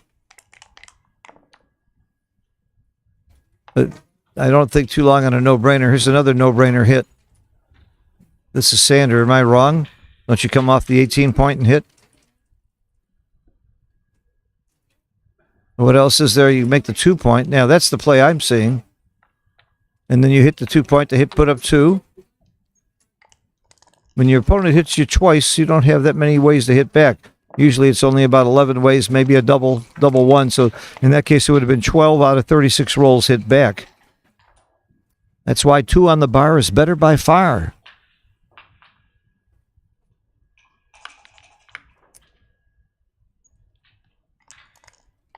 So you might say Sanders lucky to get an easy match, but not when you're looking at who he plays next if he wins the match. So what would you set the odds of Sander winning a 17-point match against the guy who's been playing for 6 months? I mean, that would be pretty hard to set, but if it were me, I'd say something like 20-1. So I think it'd be a 20-1 upset for Sander to lose this match. And don't call me up to make the bet because I could be way off. For one thing, Etan might be a lot better player than we know.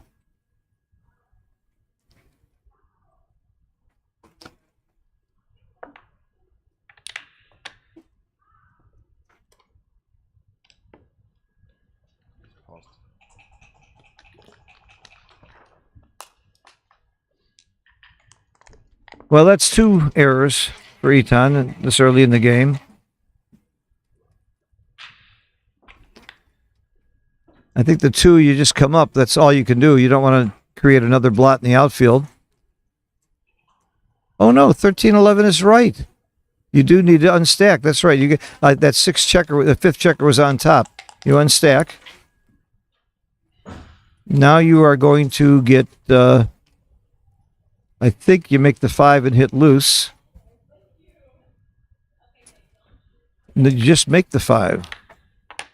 I like to hit the 5 and hit loose is what he's looking at, and you just make the 5. So Sander made the same mistake that I would have made.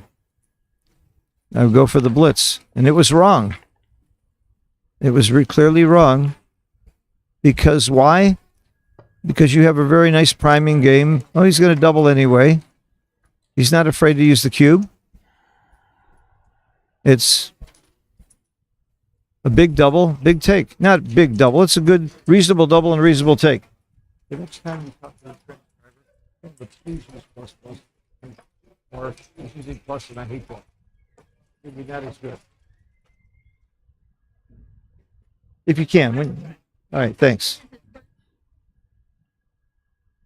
Well, whenever you can. Okay. Yeah, but it's so easy to hit plus plus instead of plus. Yeah, good. Yeah. Clear double, clear take. I can understand how he might be intimidated. Look, he's playing the world champion. He's playing the number 2 ranked giant in the world who a lot of people thought, I'm sure some people voted for him for number 1, not me.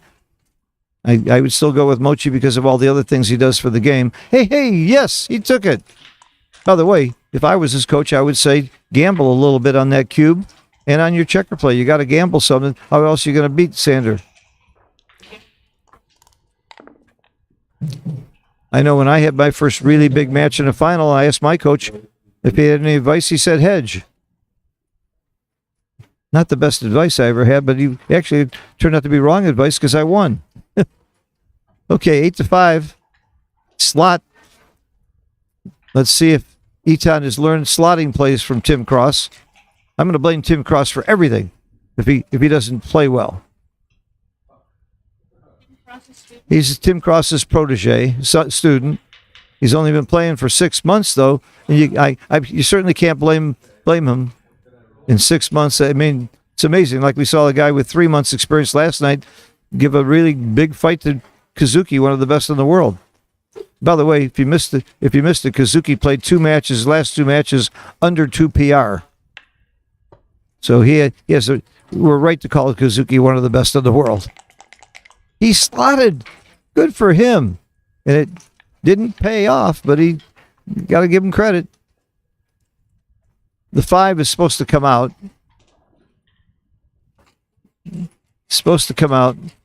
Now's the time to get moving. And you like that checker in the outfield. It might help you make your bar point.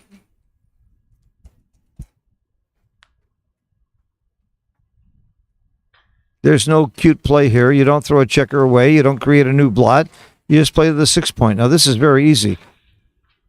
This is a couple of plays that were just almost automatic where he's taking a lot of time. I don't know if Tim has had a chance to coach him on clock management yet. But when you've got simple, easy plays that are pretty obvious, you probably should. Of course, they're obvious to us. Maybe it's not obvious to Eton. I don't know his game. But look, the guy's a chess master. I know another guy who was a chess master that came over to backgammon and got very good very quickly by the name of Matt Cohn-Geyer.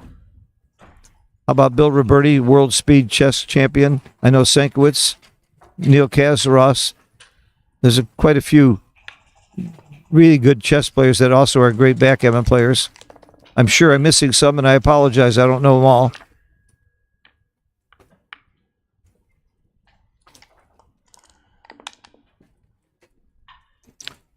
Okay, this is very, very easy. You make the 5 point. It's using 2 hands, which is an amateur thing. You'll see. Same thing happened with Galen last night. He didn't know. By the way, he was even rolling on the wrong side of the board.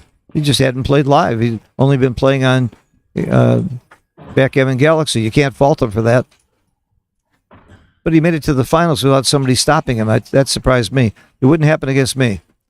As a nice guy, I would make sure the guys I'm playing know the rules and play by the rules. Because I'm such a nice guy, I won't let him get away with it.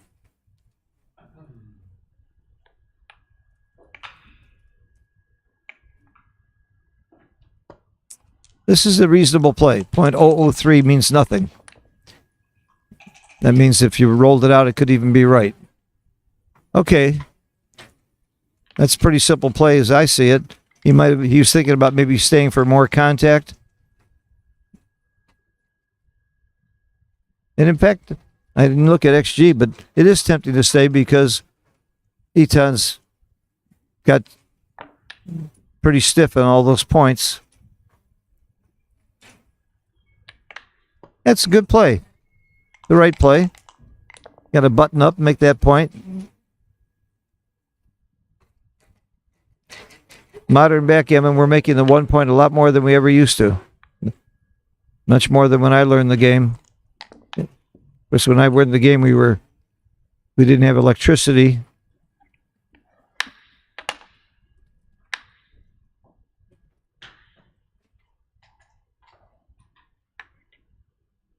Keep it going. Attaboy, good play. I'm not rooting for anybody. That's not my style.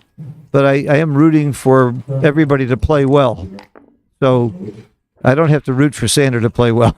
That's an automatic. So I am sort of rooting for Eton to make the right plays. But don't feel like I'm rooting for him to win. I'm just want to see a good match and see people play well. I don't want to see the kid embarrass himself or Tim. And by the way, if he played at 50 PR, it wouldn't be an embarrassment. It's just, after 6 months, you can't expect a lot. So far, his PR is pretty good.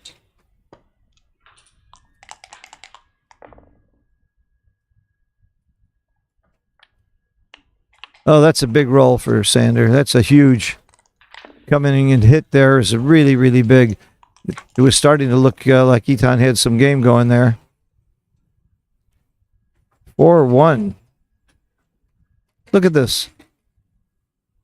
This is not an easy play. I don't think it's a big play, though. He's buttoning up and coming in. Why is he buttoning up?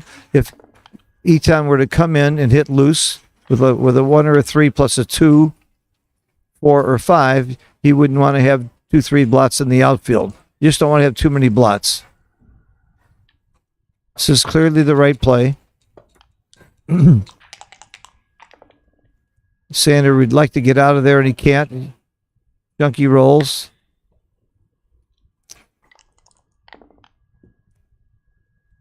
Ooh, he can point on him or he can run out. Pointing is by a little better. It's not huge because he doesn't have that much game from here, but it was a better play and he made it quickly. Very good. Don't think about a recube yet, please. Not with 4 checkers on the 3-point. It's no redouble by a mile. Ooh, what a roll. He needs 4s and 6s to come out. Now we can think about a recube. If he rolls a 4 or a 6 and comes out, does he lose his market? Not if Sander rolls a 2. He probably still doesn't lose his market. So it's probably not a redouble for that reason. Again, you ask yourself, is my opponent taking or passing? And if the answer is I'm pretty sure he's taking, then the question is he probably taking on the next roll or not? He sort of waved his hand over the cube. I hope he doesn't touch it without cube because I'm not sure exactly what the rules are here, but a lot of places, if you just touch the cube, you must cube. Well, this is easy. You come out and keep going. You don't come to the bar because that gives him a 2-5 to hit you. You just keep going. Very good. Good play. Sander needs a 2. Or we're going to see, pretty soon we are going to see a cube. But again, what's your market losers here? You just don't have enough market losers to warrant a cube. Easy take. You just got too many checkers back. Look at that PR. They're both under 4 PR. I got to quit talking about this kid being a newcomer. I say kid, young man. To me, he's a kid. At my age, he's a kid. So here's why you don't have a recube. And this play is forced. by logic, FBL, forced by logic, make the 2 point and come in. Switch from 5 to 2 and come in with the outside checker. It's really, you have no other play. Any other play is a monster blunder. You want to keep as many points in your board as you can. You're not going to leave blots. What else are you going to do? This is like an automatic quick play for anybody who's had experience in the game.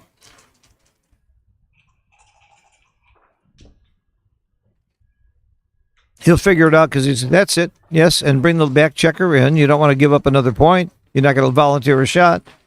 That's all there is. Any good player would take 3 seconds to make this play. I'm going to write a book on how to play forced moves because it hasn't been written yet. Oh, big roll for Sander. Coming in is monstrous there. Well, not monstrous. It's very good. Why did he shift from 2 to 1? Because he's got 2 ways to cover the 2 point instead of playing from 5 to 4, which is what a lot of people would have done. You can cover the 2 point with 2 of them. That was a great roll. Very big roll. Oh, another big roll for Sander coming in, and he minimizes shots. Being 4 away, you get hit a lot less than 6 away. He would have been hit either way, though. 6 away is 17 shots. 4 away is 15 shots. That's a dice on the checker. He needs a 6. Okay. He needs a 6 or a 4 to get out. He's asking if the roll didn't count. He's not sure of the rule. So, is there anybody in the room that can tell him the rule? No, it doesn't matter. Sander can, but that's his opponent. I think you should let him know that dice on the checkers don't count. What do most people play? You roll again? Okay. You roll again. Just like We're gonna. Okay. but it's They're laughing about it, but Sanders explaining the rule to him. Eton's a nice guy. I'm sure he'll believe him, but Okay. yeah. I mean, I like. we don't play dice on the checkers here, Save so much time, but and that's why he rolled it over. yeah. Okay. All right. By the way, I believe it's proper. Okay. Yeah. Thank you. It's proper when you have a cocked dice to say cocked and have your opponent acknowledge it before you just pick up the dice. He might not believe it was on the checker. Maybe he thought it was flat. Maybe he thought it was in between the checkers. Okay, that's a big roll there. He needed a 6 or a 4. He was cracking. Now he's got something.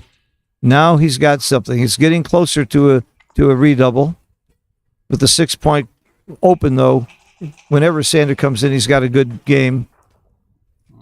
But he's favored. You can see he's a 60-40 favorite. But you got to be better to redouble than to double. This is a horrible roll. Anything without a 6 or a 4, and especially a high roll like this, is pretty bad. It's forced. 1, 2, hit the clock. Yeah, he's going to have to read my book on how to play forced moves. Sander needs a 6. Now, if he doesn't roll a 6 or 4 here, he's cracking. And he doesn't. So the luck is with Sander, but he doesn't crack. The 3, he can keep his board. So he's still in this game, still going to be a favorite, unless Sander comes in with a 6. No. 6 or 4, those are the key numbers. He gets it. Oh my God, double 4s. We might see the upset of the century here. No. You just go with all of them and then you double them out. Don't leave any shots. Go with all of them. And then you double them out. Oh my God, splitting it up might have been right. He didn't come in. Now you double and pass. Or are you too good? It's too good, but only by 4%. Oh, rolled out. Plus. It's right on the edge of whether too good or not. Does he know he's too good? Is that why he didn't re-queue? Let's assume he did. Now he's hugely too good. He can't leave a shot. He's way ahead. Sander can't win. He's still too good, even though there's almost no gammon. Oh, no. You got nothing to lose by rolling here. I mean, it wasn't a huge error. It's a 4% error, but it's silly. If you can't lose, just keep rolling and see what happens. Maybe you rolled a couple of double 6s. If Sander rolled a double 6, you could still double them out. That's why it's too good. All right, Tim Cross, if you're watching, give the guy a lesson on too good to double. You got nothing to be embarrassed about. This kid's got guts.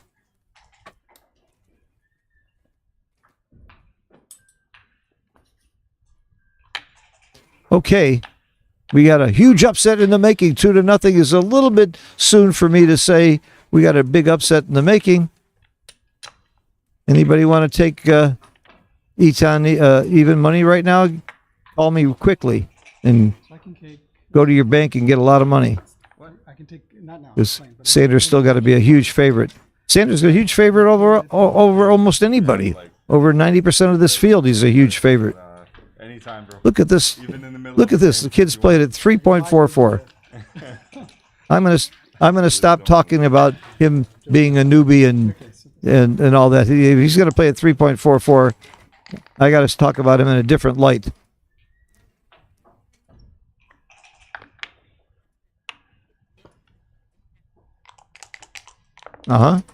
Well, he's a chess master. The guy's got some brains, and he runs Mind Sports Olympiad. MindSportsOlympiad.com. You can check it out. They got chess. They got backgammon. Let me see here. Got chess, backgammon, battleships, Othello. David Rockwell plays Othello. He's a really top Othello player.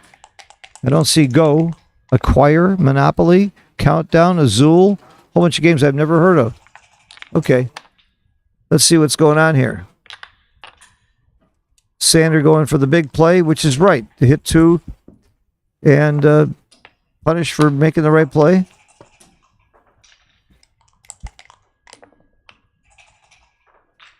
Comes in and hits. Comes in and hits. Sure, clearly right. Actually, it was pretty close to another play, lifting. Uh-oh. Now, he should make the golden point. I'm sure he will. This kid's is good enough. I got to quit saying kid. Anybody under 50 looks like a kid to me.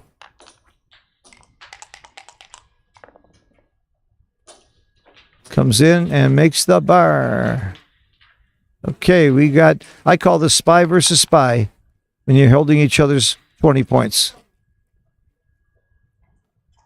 Just run like a bunny. Take that back checker and just run. Pretty simple play for any seasoned player. He's got to reason it out because he doesn't have the set memories that those of us who've been playing backgammon. I think I've only been playing 71 years, so I can remember some of this stuff. It's just kind of automatic to me. And many of my automatic plays are wrong. So maybe that's not the way to play it either.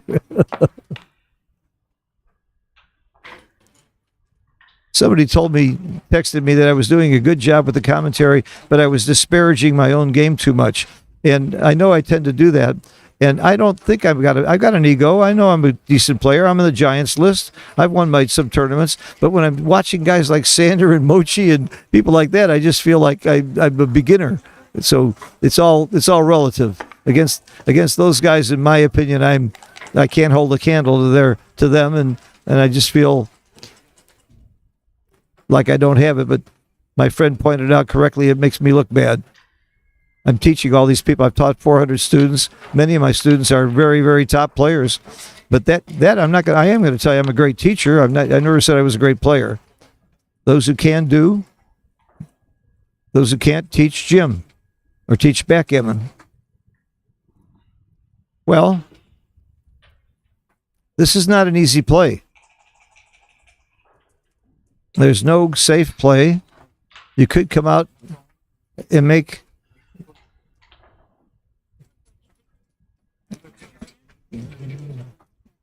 This is not an easy one. I would have trouble finding the right play here. You slot 6-5, which is often right. 2016. You do make the outside point and slot. For one thing, you're duplicating ones. Duplication is just such a big part of this game. And what I mean by duplicating is he needs the one to hit in both places. If you move, hey, he's going to find it. Yes, and that's not an easy one to find. Very nice. By the way, I would have found that one.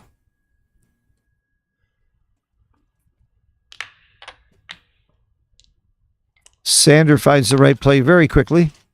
And, interesting. Hit. Where's the 2?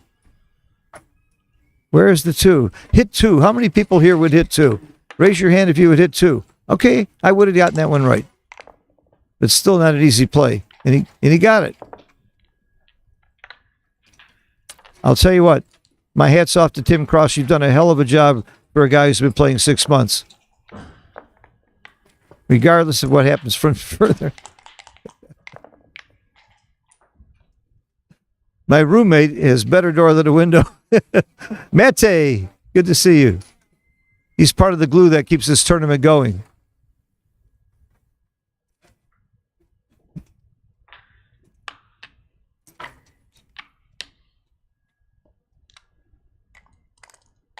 Okay, we have a significant race lead.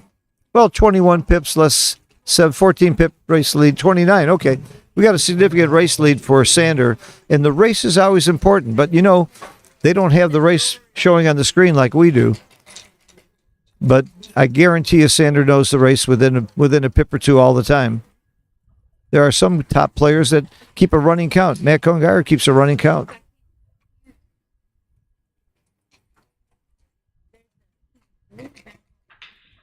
Camera, I mean, from the table.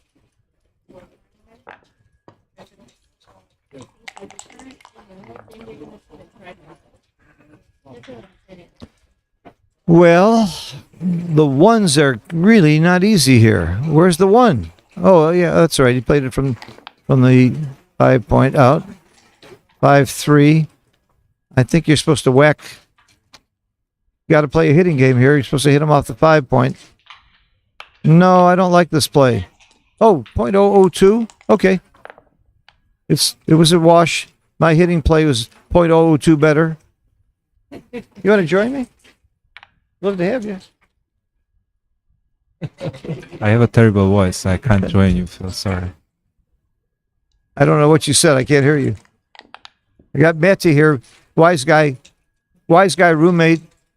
He's almost the perfect roommate except for the gender. He's a great roommate.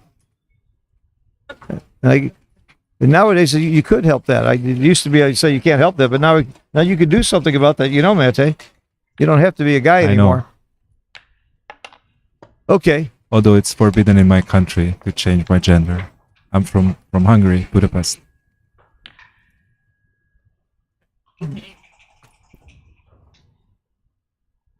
I don't know what he said at all. Yeah. Okay. He's Mate. Are we looking at a cube soon here? I don't know. It's a little complicated. E10 already proved he had the guts to take that last cube. It was a clear take, but some people might have dropped that, especially if he didn't have much experience.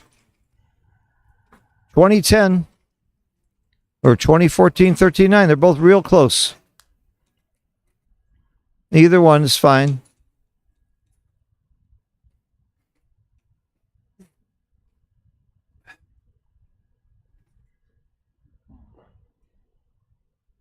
I wonder if he's had any coaching about the clock and use of the clock. If you look at the clock, he's down to 24 minutes and Sanders got 32 minutes left on his clock. That could become a factor. The last thing, it almost happened in that match with Galen, where Galen almost timed out. I would have been sick if he lost that way. He got the double match point with Kazuki, and he was down to like 14 seconds, and I'm sitting there praying he doesn't time out. This is the guy that had only been playing 3 months. All right, these plays are very similar. The top two plays, 2010 or 2014, 13-9. All right, I'm going to take a second look at the chat while he's thinking. Yeah, see, if I had another person sitting here, I could look at the chat more often. But if you have any questions, I will try to look. Or if you have any suggestions, I love constructive criticism. In fact, I like all criticism if it's not about me, but I can take it because I can dish it out. People who know me know I can dish it out, so I can take it. And I think I'm a much better commentator today because of friends that have really lectured me. My good friend Lynn Ehrlich warned me about a few things, and I think that's helped it's helped me as a person as well as a commentator to clean up my mouth a little bit. So I'm working on that. Speaking of Lynn Ehrlich, she's the tournament director for the largest tournament in the United States in New York, January 4th. One of the things I love about that tournament is they're going to play non-consulting doubles, which is my favorite form of doubles, where you take turns playing without consulting. They will have regular doubles as well, but that's a tournament you shouldn't miss. And certainly you shouldn't miss my tournament in Jamaica in September, end of September. The brochures are out on the desk for those and many other good tournaments. I don't think there's ever been as many incredibly good tournaments around the world. LA is always great in the United States, but I'm going to Dubai. I hope to go to Cyprus again. It's my favorite, one of my favorites. This is my favorite, but that's one of my favorites. I was just in Novi. Florida tournament's coming up. I hope to get back home to Florida for that. Not a good 5.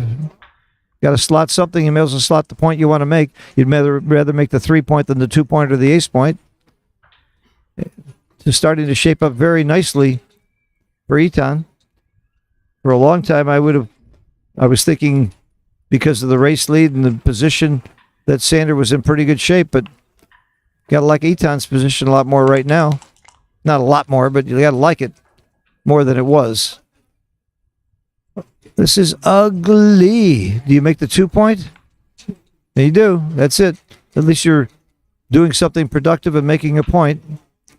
I hope he's not thinking about doubling. I'm spreading out the outfield because I'm not afraid of Sanders' infield. So I don't like this play. But it's right. Huh. It was right. I would have spread him out. So he got a play right that I would have gotten wrong for sure.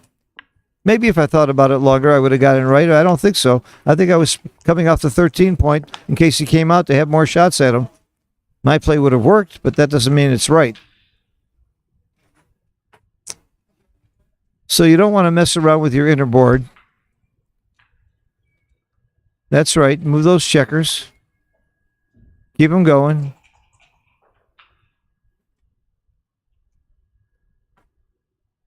Six to 4-2 is the play.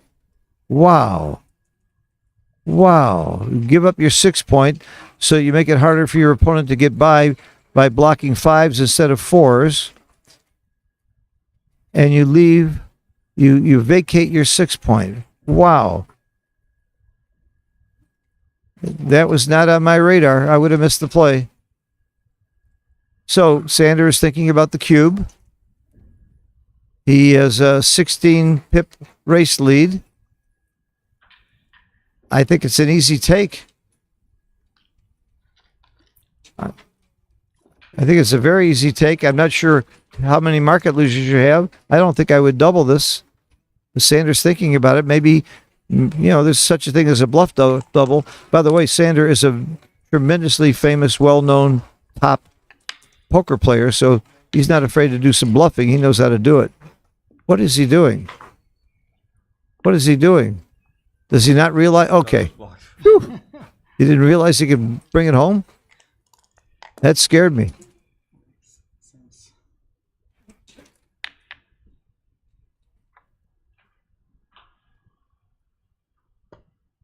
Now Sander's going to think a lot. I said he was going to think a lot about the cube. It's a double and a pass now that he's cleared that checker. The odds of leaving a shot are very poor. And with 21 pip lead, the odds of winning a race are very poor. Here's a good one for Pratt. And by the way, that new book that Mochi and Mark Olson wrote, Mark Olson goes into Pratt more deeply and refines it in his chapter, and it's excellent. I've read it. And in the beginning part of the book, Mochi goes into race versus blitz. Prime versus blitz. And that's also really helpful. It's a great book. All right, this is a pass. Good double. So you ask yourself, what chance do I have in the race? Very little. What chance do I have to get a shot and hit it and have a good board when that happens? Not too good. Makes it a big pass. There's no gammons. That's one thing that makes you interested to do it. Now, if you've been playing for 3 months and you're playing the world champion and you want to gamble, this might be a time to gamble. is a very bad take technically, but when you're playing Sander Liloff and you're in a position, this is not a hard position to play. You simply sit there and wait for that shot. You're going to wait on the 5 point or hope you get lucky and roll double sixes. So this is not a high skill type game to play for Eton.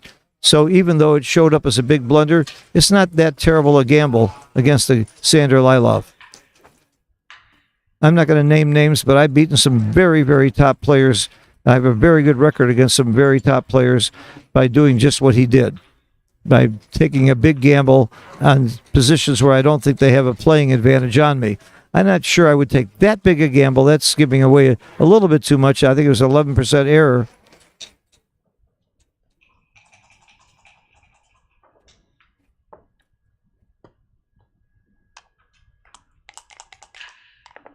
Somebody posted that they know Eton and they told him to save time for the end of the match. He's a slower player. I don't think he's listening too well. I don't think he listened to that advice too well. I think he's used up way too much time on, especially on some plays that were pretty simple, basic. But he has to develop his confidence. This is his first match in the World Championship, in his first big tournament. We got to cut the guy some slack. And again, I'm not criticizing him a lot for taking that cube.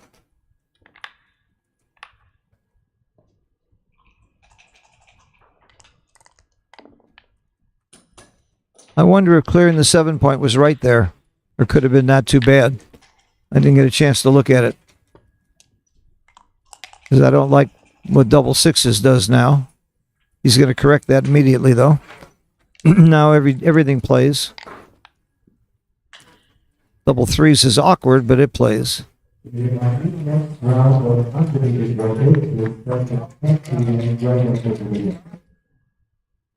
That voice in the background is the great Arda, one of the premier backgammon tournament directors in the world.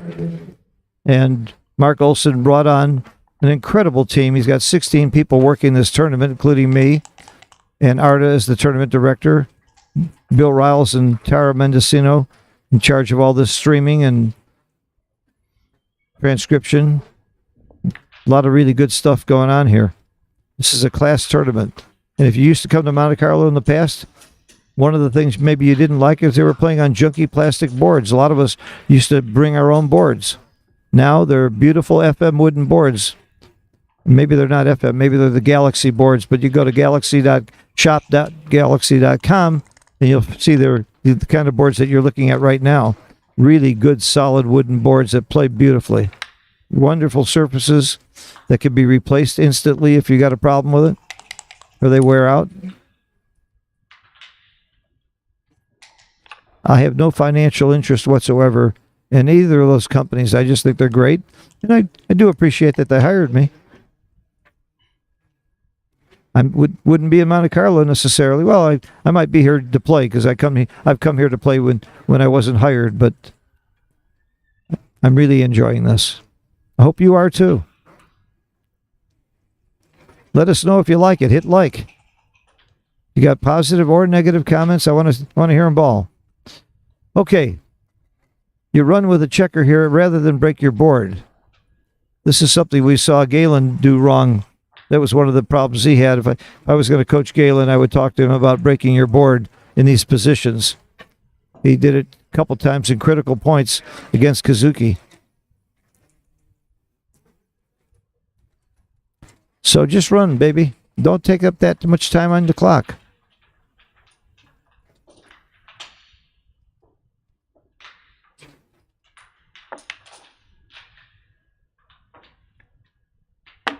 Good. Keep going. Attaboy. Attaman. Atta person. Do you pick and pass or do you clear? Pick and pass leads some possible shots. You don't need to because you're up ahead enough in the race and there's no gammons. The pick and pass you might do if his board was worse and if the gammons were more of a factor. There's some bad rolls here. That's not one of them. That was not one of them.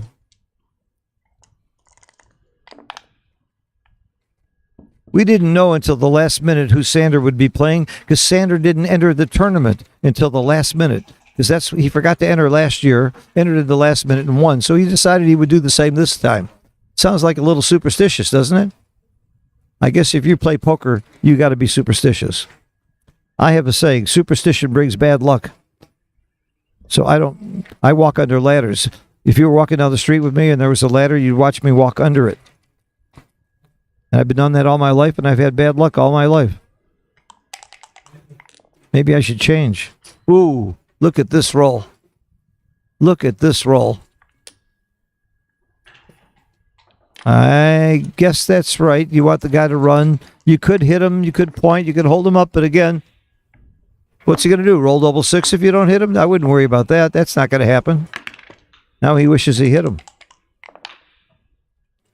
All right, so he rolled double six to Sanders, still a big favorite. So maybe that's even more proof that he was. Oh, whoa, whoa, whoa, whoa! What's happening here? What is going on? Do I see what I see? Wow! Come on, just roll the dice. You're not close to a double yet, but you should be excited though. If I was Sander, I'd be sweating a little bit. Sander's not going to sweat. He wouldn't sweat anything. The coolest dude in the world. Such a cool guy. I love Sander. Aside from being a great backgammon player, he's just a cool guy, just a good guy.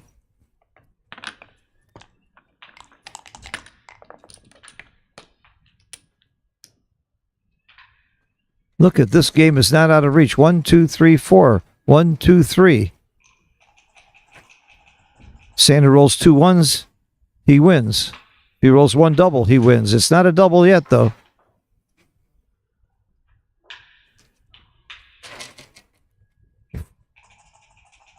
Four to 3 means you're losing.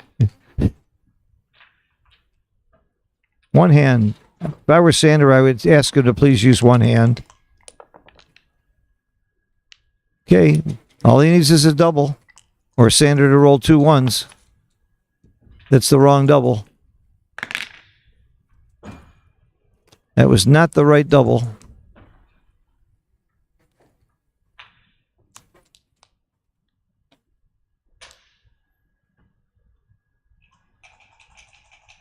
You're going to need doubles next time, so give yourself double threes by playing 4 to 3. Otherwise, you won't get double threes. You can get double 3, 4, 5, or 6 if you play 4 to 3. If you play anything else, you're going to need double 4s. There you go. Good. You figured it out. Well, he didn't roll a 1. Now it has to be doubles. Double 3s or greater. Whew, wouldn't that have been something? He almost got there. Almost got there. All right, 2 to 2. Wow. Double 6, double 5. And 1 more double away. That was a big swing. You got that 1 more double. Well, I don't know how big a swing. How much equity would there have been a difference at this score? It's a big swing if they were equal players. All right, they're going to take a little break here, so will I. I'll go peruse the. 5 minutes. I'll remind you to go to check the odds. It's really kind of fun what Morton Holm does for a book on these things. clubgourmet.dk, and just ignore all the warnings that says it's a dangerous site. It's not. Take my word for it.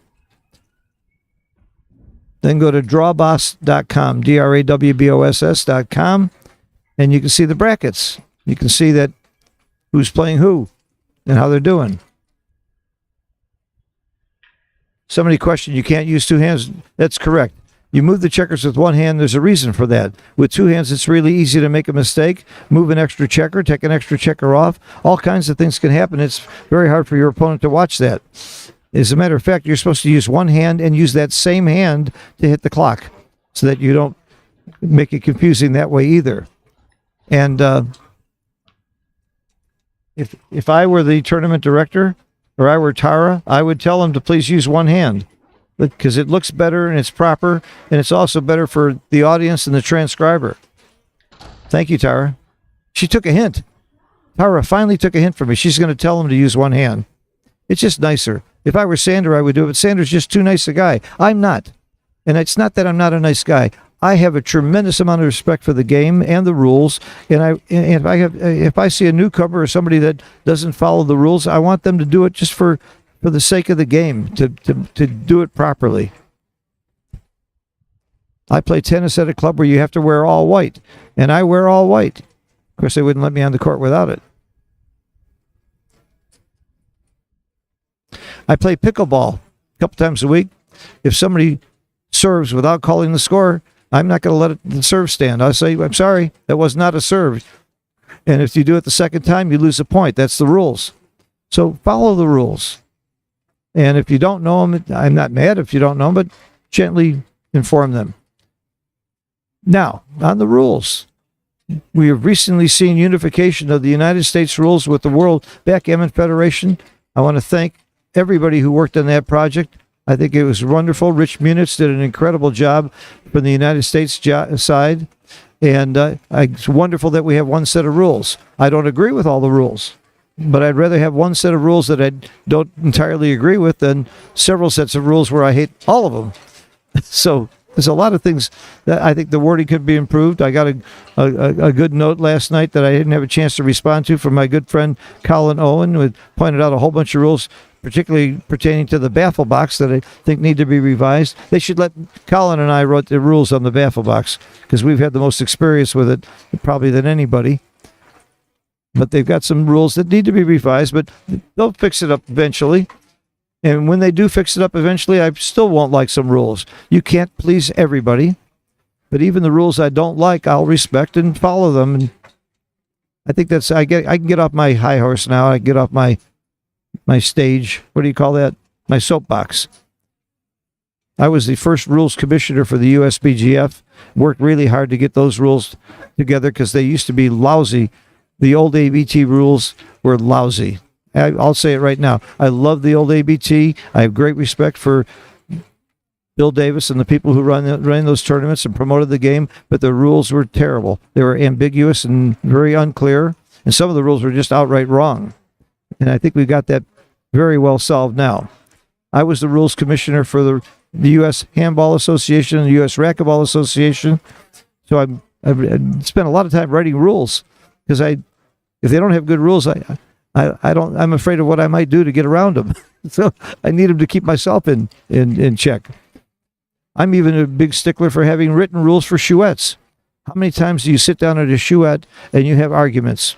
And the main reason you have arguments is because you don't have an established set of rules. Mine are in writing. Somebody said, wait a minute, the box has to double everybody.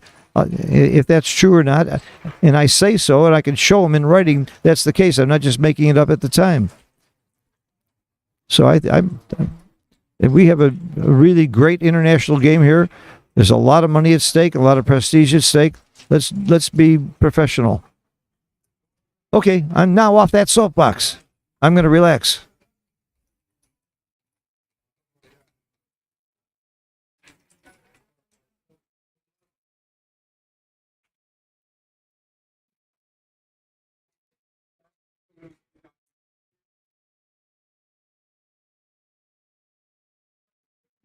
I believe you're allowed 2 5-minute breaks per match. That's what generally you have. Maybe in this long a match, you could get 3. Now, in the background, I see Sandra talking with some friends. There is a rule that says that you cannot get coaching during timeouts and between matches, and I understand they've taken out that rule, which blows my mind. I think it should be wrong. I mean, I could go over to Eton right now and tell him what his cube action should be at a given score. I think that would be terrible. So that's one of the major rules that I'm very, very much against. I had a discussion with Rich Munitz, and his argument was, well, you can't really enforce it. That doesn't matter. If the rule is you shouldn't help anybody or get help between matches, that rule should be there. And if you do catch somebody, they should be punished severely. And I'm sure people will break it, but it's still better to have that rule.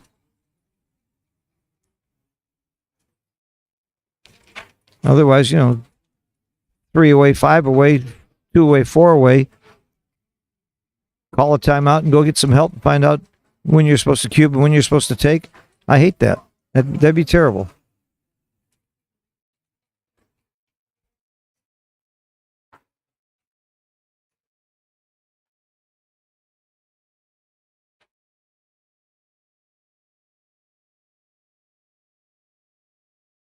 Somebody asked what happened to Nick. He had great energy. I miss Nick too. I wish Nick were here. He couldn't make it this year. Nick Blaze is my very close friend. He was my student for a long time. And then he moved on and took lessons from Mark Olson, became a very great player, a terrific commentator. Just can't make every tournament. Nick always stood the entire time, too. He stands when he plays backgammon. Terrific energy. Great athlete, too. I saw him, well, he pinned Mark Olson last year. I filmed it, and Mark Olson was able to get out because Mark is such a great athlete. But it was impressive. It was an impressive show of wrestling.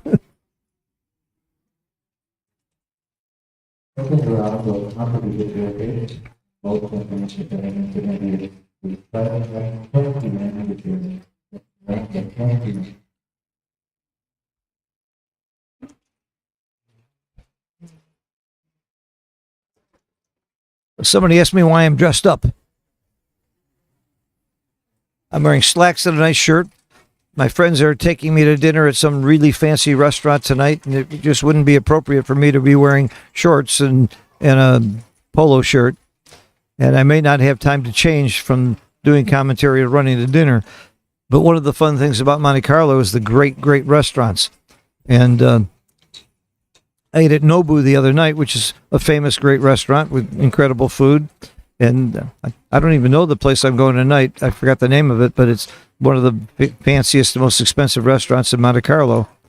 So it's going to be good, I promise you. We're in the south of France. If we don't have good food here, where are you going to get good food? Of course, my favorite is Italy. And we're not far from Italy. A couple times I've come to Monte Carlo, I hopped in a car, rented a car, and drove over to Italy, to the northern coast. Visited some beautiful little cities and had some incredible food. Okay, look at the PRs. Not surprising that it is a little surprising. This is not a great game for Sander. Is he changing his game intentionally, or is he really? This is not great for Sander. This is not embarrassing. 3.35 PR. Anybody in the world would be happy with that. Even Mochi wouldn't be sorry about it. But has he made any plays or cube actions that he's revised because of his opponent? He knows his opponent's history. He found out about it. And 8 isn't embarrassing for anybody in the championship division. I think 8 or 7 is about the average for open players. Maybe not in Monte Carlo, but for your average tournament, I think 8 would be maybe the median. All right. You made the 2-point with the 6-4. That's interesting. What are the 3 better plays you can make? 20 years ago, that would have been a horrible play. Now it's 0.02 as the second play. And the third play of just running is 0.004.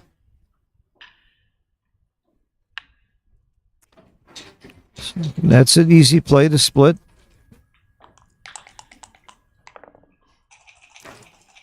You cover with the 1 and find a 4. I don't think you split, do you? Really? I wouldn't split there. You're splitting after he's made the 2-point and he's got that. Did you read Mochi's book? You're splitting into a. I didn't see the XG. I wouldn't have split there. And it sure worked out well because he's going to make the anchor now.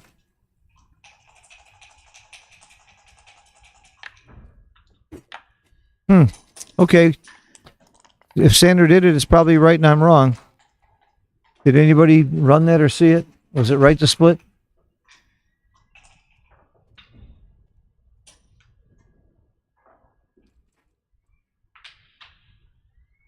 Somebody mentioned we need celebrities playing this game. There are celebrities playing this game. They're playing for big money privately, and they don't want it to be known that they are, so they're not coming to tournaments. I'm coaching a few of them, and I'm not allowed to say who they are, but I'm coaching movie stars. I'm coaching billionaires. I'm coaching some very famous people, and I have over the years. And Steve Sachs is in L.A. coaching a few very famous people as well. They're just not into tournament play. They're playing for big money. Many of these people you might have seen in the movie Molly's Game playing poker as well.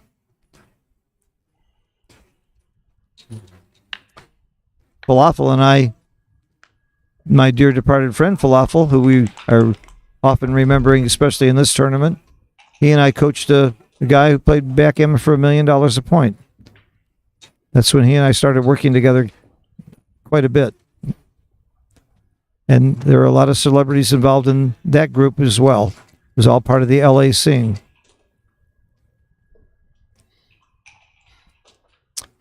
But I agree. If we could have more celebrities, Hugh Hefner, Lucille Ball used to play. Cary Grant used to play with Randolph Scott a lot.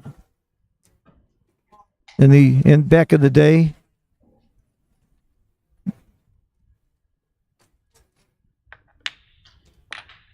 Okay. Not a bad play. Close. This is not an easy play either. Where do you play the 1? The 4 looks so obvious. I guess you slot a second point. 8-4-2-1. Okay. That's the same as slotting a second point, I guess. So having 2 points open. Yeah. Huh? Yeah.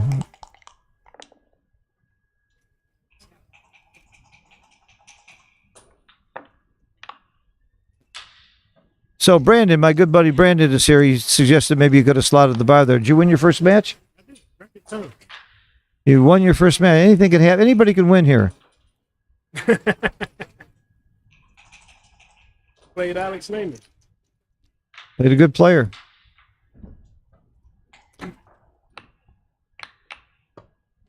This play is clear. No international comment. Okay.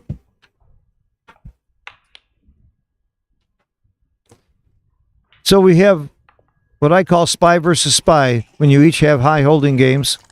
First one who blinks loses. First one who comes off of there without doubles, unless he's forced to, is going to lose.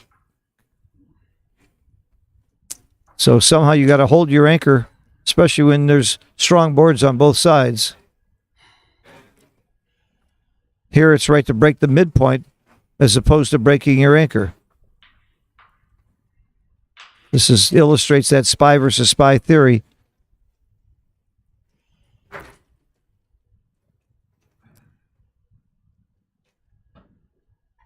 It isn't a horrible play to break your anchor, it's just not good. Because even if you don't get hit and attacked and pointed on, you got to get the next checker out. There, hey, good play. Very good. Right play.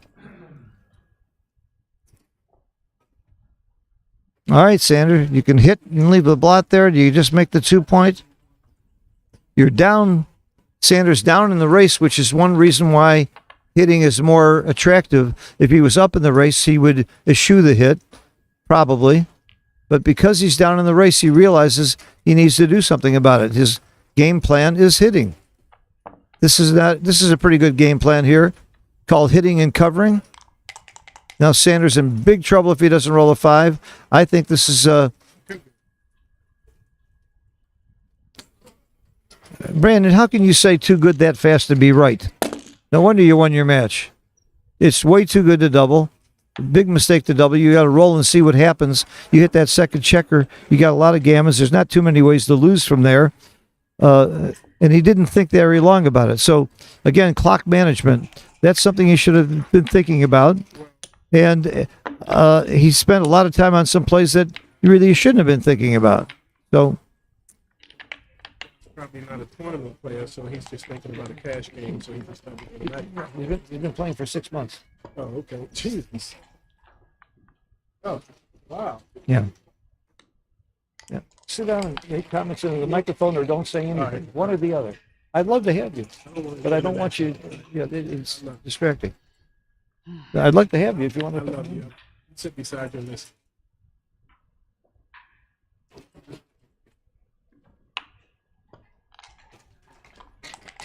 Because people can't hear what you're saying. They're not responding Yeah, to you. I'm sorry. And I can't do both.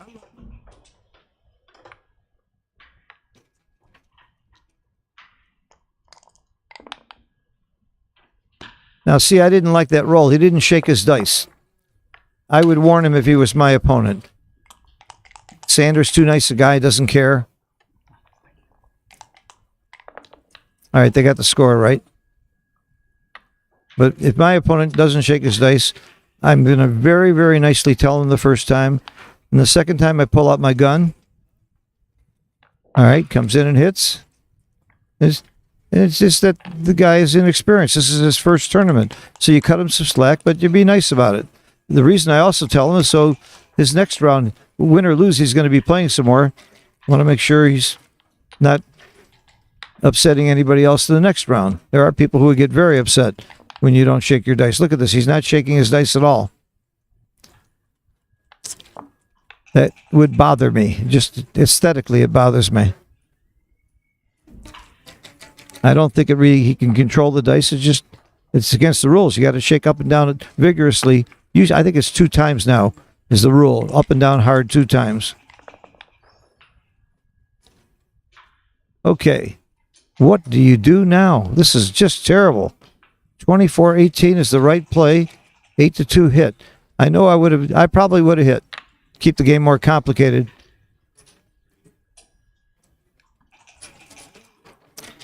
In fact, I'm sure I would have hit here.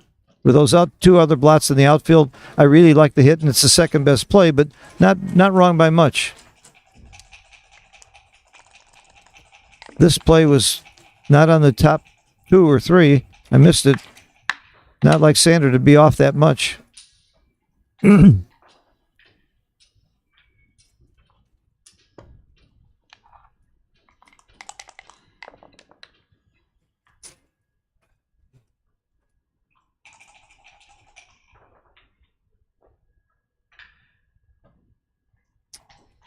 I can understand. This is called a pointless double.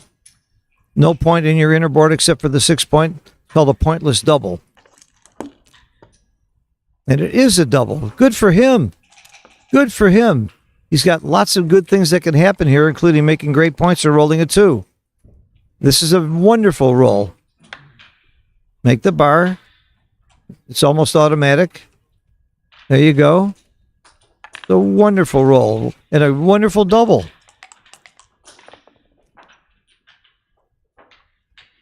How many people in the world can play this well after 6 months? It's a real testimonial to him and to his coach, Tim Cross. I'll give you real credit. But you started out with a chess master and a brilliant guy. Obviously, a very smart guy.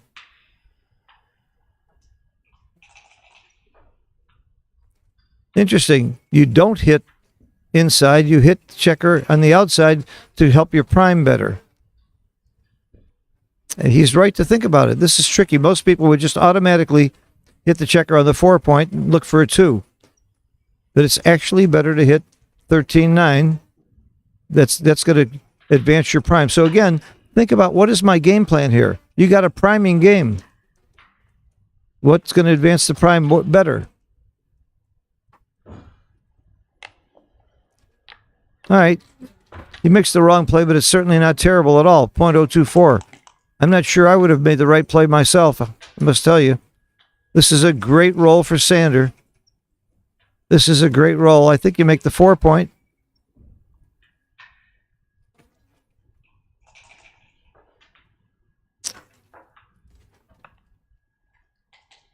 Now, the more complicated the game is, which is this is going to be, the more you got to like Sander. I played Pasco Gammon with Sander. He's a master at these kind of games. This is not really a well-timed, beautiful back game. But the 3-4 game is not going to get gammon as much as you'd think. I'd like to see the numbers on that, but 3-4 doesn't get gammon that much. The timing doesn't have to be as much. You know, gammons are 25%. That's not terrible with 5 checkers back.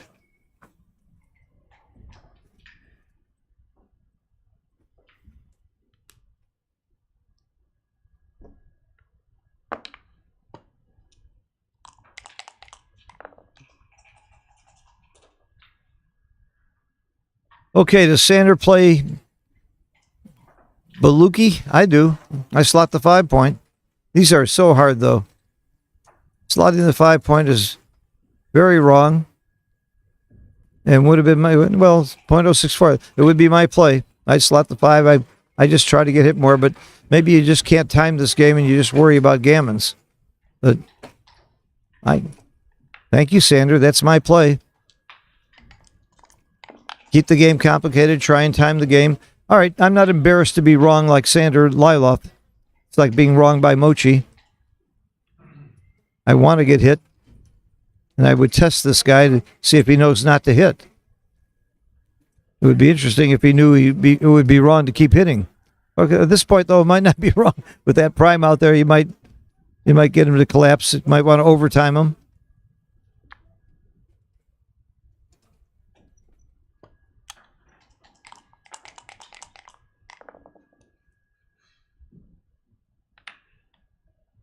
Do you hit if you're Sander?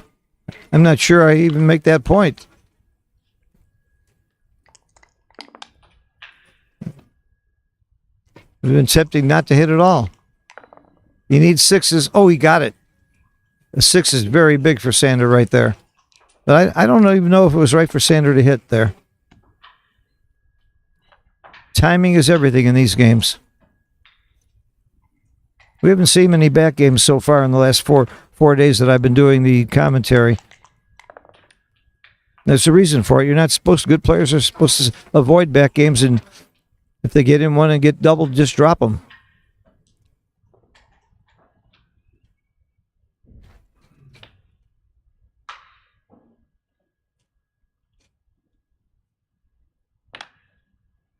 See, he didn't have to leave a shot there, but it's okay. He wants to get hit. And the dice aren't cooperating. Sander would have loved to get hit there. He needs timing. He's in trouble. Could be a big game.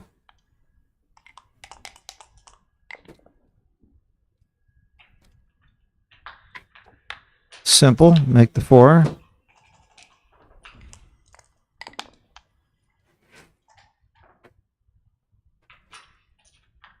Well, there's only 1 5 that makes any sense.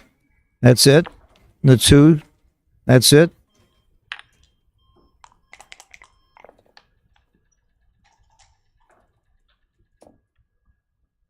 Okay, Sander does not slot the 2 point. I would have slotted the 2. This is a very, very bad roll. This is about the worst thing that he could roll. Maybe double 6s is bad.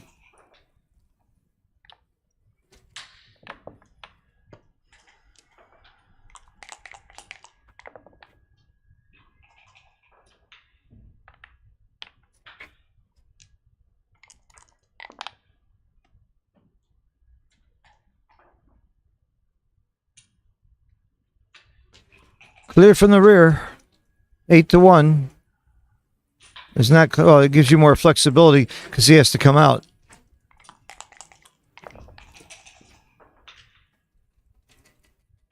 This plays itself, forced by logic. There's no real horrible rolls here, are there? If there are, the dice god will show us. This plays fine. You'll see that he only has 1 3 that makes sense, so he'll find the right play. This is it. That's all he can do. And I think Sander's got to run with the checker now, especially when there's a blot on the ace, which is correct. Now it gets a little tricky. 6-4 got very tricky. Wow.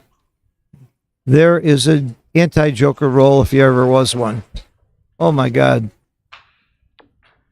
It's got to leave 2 blots, but the good news is there's 2 blots on the other side. He should hit here. He should hit here. That gives him more time to come back in and work him over. And I think he sees it. That's good. That's good. It's a double shot either way, so putting him up on the bar. But nice play. Nice play. A lot of people would miss that and not hit. Ooh, big roll for Sander. It's 2. Oh, wow.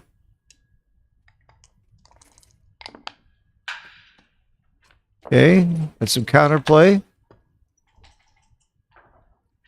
We're getting into a complicated game situation, and you got to love Sanders' position here. This is a pass. This is a redouble and a pass. And I think a lot of people would take this, and a lot of people would miss the double, the redouble. Sanders not going to miss this redouble, but he's thinking is maybe I don't want a 4-cube against this guy. Who knows? A redouble and a pass. It's all about structure. It's all about those 5 checkers on White's deuce point that are horrible, out of play. And I can't really blame him for that. He rolled a double 5. I don't think he played badly to get there. It's just that double 5 was a real bad anti-joker.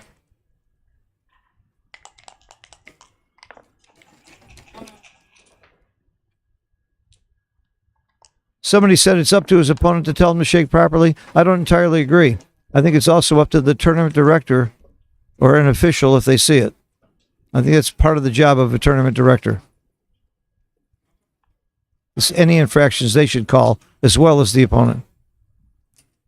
And just because the opponent doesn't call, let's say your opponent does something illegal all the time, like touching the cube or whatever, and the opponent doesn't want to call it. That's not right. It's against the rules. The two players cannot agree to allow the rules to be broken, like rolling on the wrong side or whatever. You just can't let it go. So that's why I called on Tara to let him know. I don't think it's right. So we disagree. We're not going to agree on everything. But if I've been a tournament director, if I see somebody breaking the rules, I'm going to tell them. Okay. Why didn't Sander double when it was a big double? And a pass? Does he think he's too good? He's closer to too good than he is to no double. If you look at the screen, he's got 29 gammons.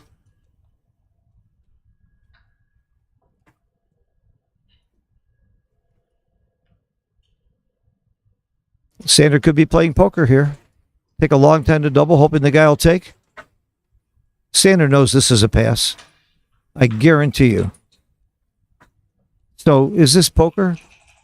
I would play poker, especially if I thought my opponent was inexperienced. Now you might see him take because Sander took so long to double. This is poker. If Sander had trouble doubling and I'm supposed to be gambling against this guy, why don't I take the cube and make a 30? See, it did. That's exactly what happened. He made a 33 monster blunder, and maybe he wouldn't have made it if Sander had just flipped the cube out there quickly. You tell me that Sander's not a poker player. And you don't, there's no way in hell that Sander didn't know this is a pass. He's way too good for that. And of course, now Sander's going to lose the game. It's going to backfire on him. No good deed goes unpunished. No good play goes unpunished.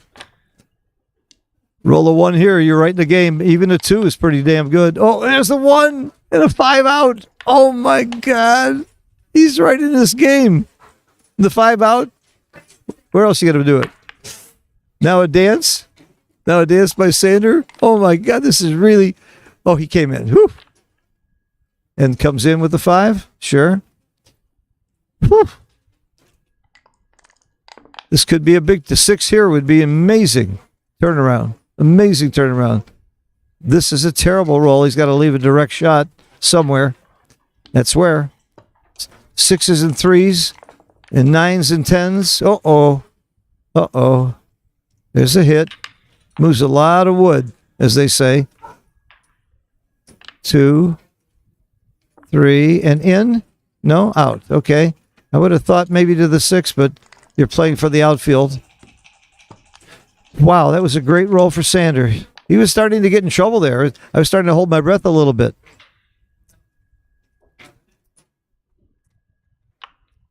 So he had a cube where the guy has a monster drop and you take a long time to give it. You don't tell me that's not poker? How many negatives were in that sentence? You don't tell me that's not poker? Don't you not tell me that's... Anyway. So Sander's really only worried about one thing, that's in and out. So you want to be able to hit that outside checker if he comes in and out. I think that's the major concern right now. And see what he's doing? He's answering that major concern. Anything that comes in and out is going to get slaughtered. And anything other than in and out is not that bad. See this? He spread them out. You still got to come out. You don't want to create more blots. I would bet that he's going to hit them. Well, how many people want to bet against that? What misses? Double three? I don't know if anything missed. I'm not sure I think 36 rolls hit. Hit again. No, maybe not. Give him 11 numbers to hit you and you could dance 40%. Maybe you don't hit again. 7-4 is right. That was not on my radar. I would have either hit again or I would have kept him spread. You don't want to get hit here now. Oh, hitting against close, 0.019. Plus it, please. Please plus it so I can be right. Hit the second checker. It's close. I really don't like 7-4. It's not my style. I like going down in flames when I go down. So we got a 4 cube here. This is very, very big. And 34% potential gammons right now. If he doesn't anchor, it's going to be 60%, 50, 60% gammons. You can close them out. 2 checkers on the bar, all the checkers inside, 40% gammons. Those extra 2 checkers outside, that maybe takes it up to 50%. And you win 8 points here would be monstrous.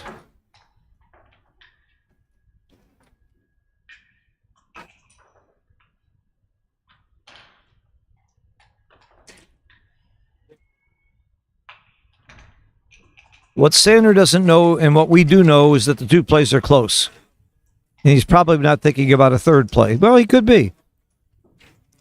11-8 was my other play. I was either going to hit twice or play 11-8. 11-8 is not as good as the other 2. It's about a 3.5% error, which is nothing for me. But for Sander, that would be, I wouldn't say uncharacteristic, but he would care.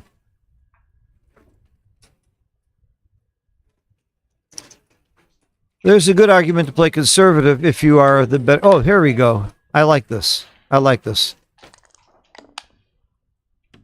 Okay, got a lot of covers. 17 sixes plus all the indirects. That's not one, but you make the bar just in case, and then you come in for another builder. Yeah, that's clear, I think. Didn't he hit the clock? Oh, the guy, he didn't think it was a legal move. Okay. Okay. Cover. He doesn't cover. I split the back checkers now, though. I think you got to split because you don't want to roll double sixes, double threes. And you can't really get much more productive coverage. I guess you could. But you don't want to, I don't think you want to break in case you get hit. Yeah, you do split the back checkers. 12-8 isn't horrible at all. 0.013.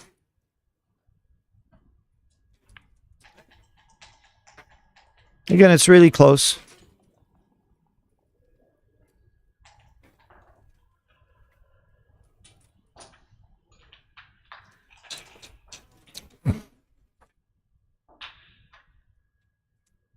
So, see, you're sitting down and you're facing the world champion and one of the greatest backgammon players that ever lived. Uh-oh, double ones. And he's also a great poker player. Double ones. Wow. Super duper joker. Sander needs to come in. He needs to come in. And he does. With a good number where he can lift that blot and not get hit. That was very big. And, of course, double twos. This is a switching play. You must switch.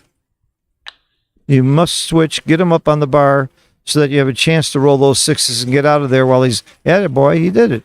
Nice play.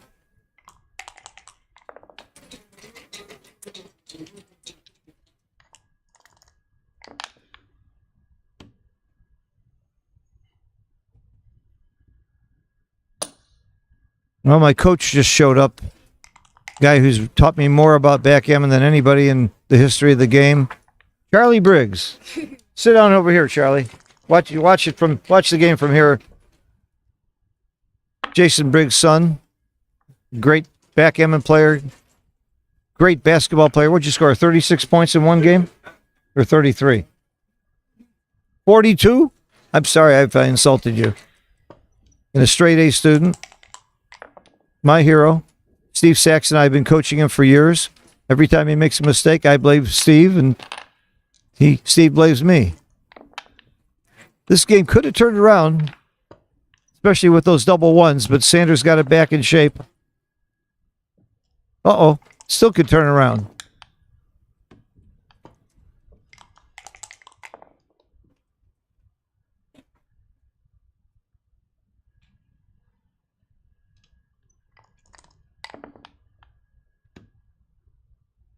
Coming in, it's good.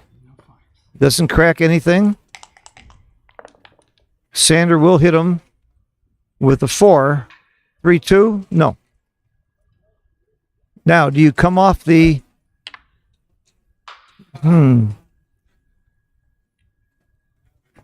Okay, good play. Oh, 1-6. Well, the 6 is forced, and the 1 is forced by logic. Come up. There you go. 5s and 2s. Not 6s and 1s. Uh-oh. I think you just got to come out. I think you have to come out. What are you going to do? Come out with the 6 and not sure about the 1. We lost our XG feed for some reason. I don't know why he hasn't put this in, but how can you not come out with the 6? Wow, this could be a turnaround. This could be big right next couple of plays. Sure, that's it. Now, where's the 1? It almost doesn't matter. 6-5. Well, he's forced to move the 6. He has to stay inside. He can't come out because he wouldn't have a 5. So he has to make this play. It's a forced play. That's 6 and 5. He has to do this. And no other play. It's forced by rules. Okay. A 3 would be big here. A 1 still be pretty big. There's the 3. That was huge. Sander could have easily gotten into trouble here if he didn't roll a 3. Even the 1, if he had a hit. He's going to hit loose with a 1 or a 7. The 5, do you hit loose? I don't think so. I don't think so.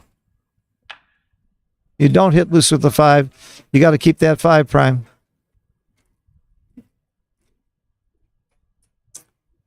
And I do not think you put a checker on the 8 point here. Put a checker on the 8 point, comes in with 1-6 or 2-6, you could find yourself in big trouble again. So just get another checker into the zone. He does it. Oh my God. I am shocked. Where is that in the XG rollout? I didn't see it. It wasn't on the list. Wow. With a 4-point board, that's really... I think that might have been a blunder. We'll see it in the PR.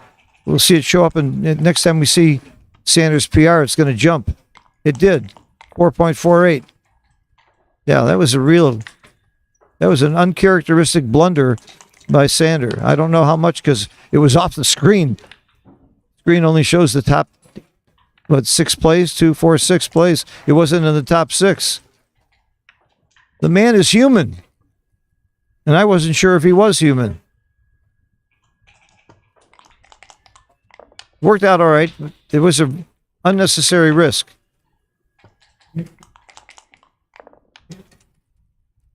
One off. I tried to avoid that configuration he just had with all 3 spares on the top 2 points, but his opponent's board was not that good, and I'm not sure he'd looked at the alternatives, but I always coach when you're bearing in with checkers on the bar, try not to get all your spares on the 6 and 5 points, all 3 of those spares. It's too many bad rolls later. Now, responsible move rules include this situation where if your opponent thinks he doesn't have a roll and hits the clock and doesn't roll, he does. You're supposed to tell him, and he is supposed to get the roll. The old days when we played non-legal moves, if the guy messed up and forgot to roll or thought he was still on the bar or thought the board was so close and he hit the clock, that's tough. You let it stand. That's a big roll. No more gammons. Game over. No gammons.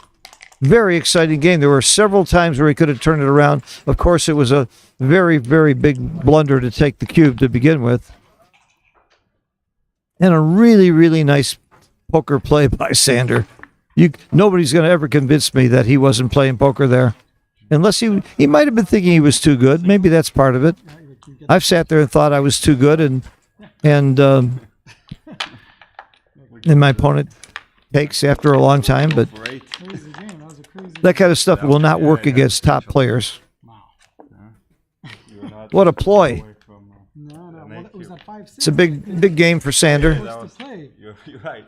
It was crazy. If only I could have somehow played the 6 and, And it was big to get off the gammon. Real fast, and you can't even pick up the dice. That's right. In this. That's right. No, I play fair. And we will not. All right, I got a second to look at any comments, any questions. Okay. I see Chris Bray is watching.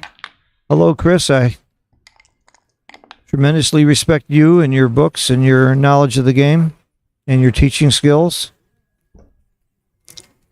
You helped my buddy Simon Hill with his book that I also helped him with, and he ended up with a very good book thanks to you. Backgammon for Losers. Highly recommended for intermediate players and below. And even some open players can get something out of that. Okay, that double 6 was a big roll to get out of trouble for Sander. He was not in great shape before that double 6. He's pretty stiff right now. And you got to like Eaton's board.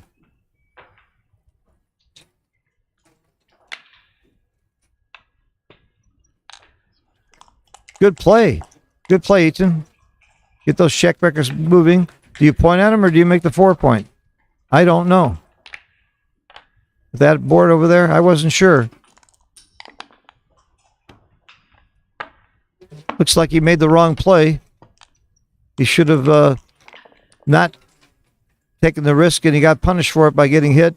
And again, we're seeing the PR for Sander moving up.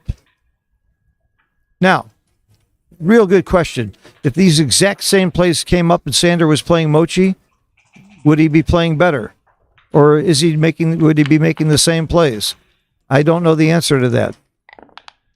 I suspect he would play better. I suspect he would give a lot more thought and care to every play. Good roll coming in. How do you come in? I come in on the 4 and play 6 to 5. He wants the anchor? Okay. My play was right. Sander made the wrong play here. I like the 6 to 5 to unstack. I don't think those back checkers are under much threat, so I would come in on the 4. It's a nice double and a big, big take. Nice double, Eaton. Nice job. That was a good one.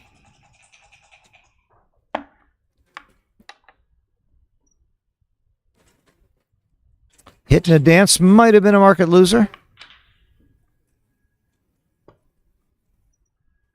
Now he dances, and it probably would have been a market loser. No, okay. It still was a nice double. If XG says it was a double, it was a double. Take XG's word for it. And if you're one of those people that says, I don't believe XG, please get your cash and come on over. And if you're one of those people that believes the dice online are rigged on Backgammon Galaxy or any of the other online sites, then get your cash and come on over. I'm willing to prove it. We'll bet on the rolls and look at 1,000 rolls and see if they're within a standard deviation. It's all been tested. They're honest. There's no reason they would cheat you. Okay, he hits. I love the hit there. It's a must. He's got his anchor. I didn't like the anchor, but he's got his anchor. And the ace point, I wouldn't have been there. Huh, same roll. Clearly the right play. You got to get off that ace point. And you must hit. You got to attack while you can. Hit and come down. Hit and come down is right. Not that bad not to hit. I'm surprised. I would have thought hitting was huge. This is the right play. You got him out. Oh, what a roll. Big, big anchor. Make that point. Wow, that was a huge, huge roll for Sander. Wow. All right, in and make a point. Make the 8. Sander needs a 6 or a 3. Oh, he needs a 6 or a 3. You got them both. This is clear.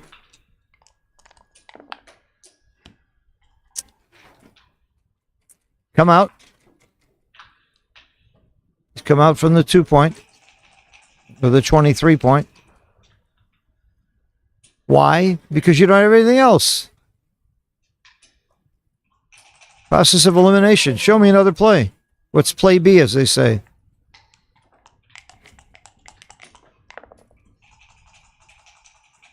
Ooh, not good, but so you just bring it around. Hope your opponent doesn't roll a 2. Again, what else can you do?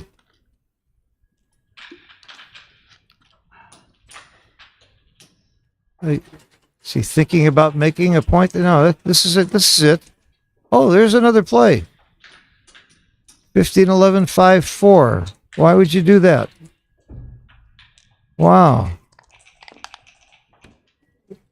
I have to think about that one.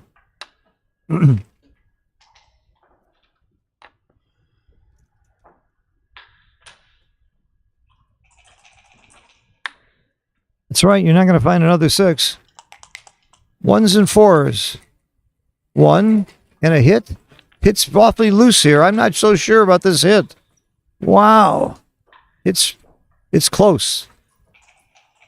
Remember, I immediately said not so sure. Not so sure is the right answer. 0.007 whether you hit or not. It's good to be not so sure when it's 0.007.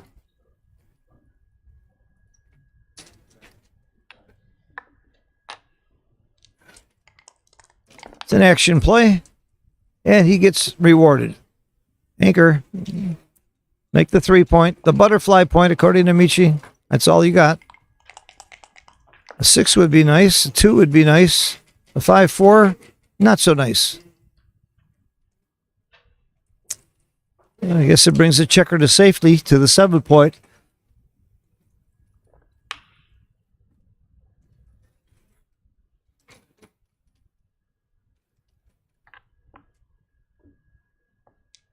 This play is reasonable. They're both reasonable. 9s don't do anything. In fact, 9 is a really bad one. Wow. That's the bad one. That's an anti-joker. No, you just run out. Just run out. Just come off the 3 point and just run it all the way. It's not pretty, but that's not terrible. I didn't see that at first. It's FBL, forced by logic. It's not a great play, but everything else is a worse play. He found it. There you go. No. That's 11. That's an 11, not a 9. Nice try. My apologies.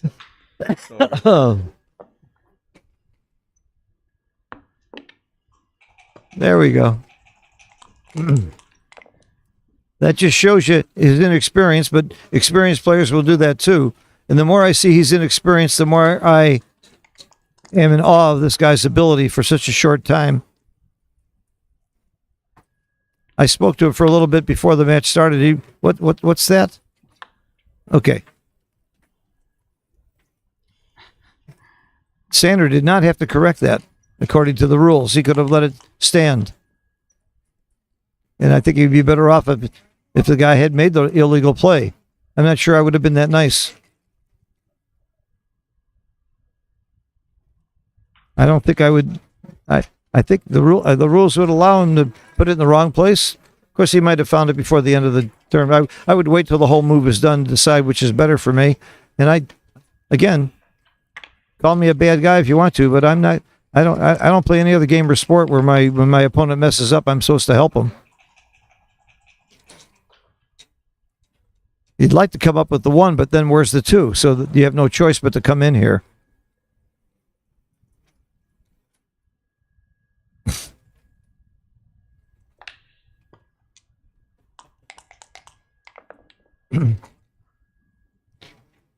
There's a lot of good rolls that Sander had here, and this was not one of them.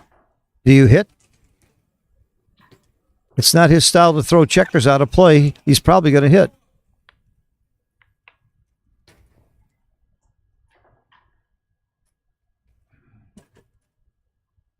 And it's close, real close to whether you hit that checker or not.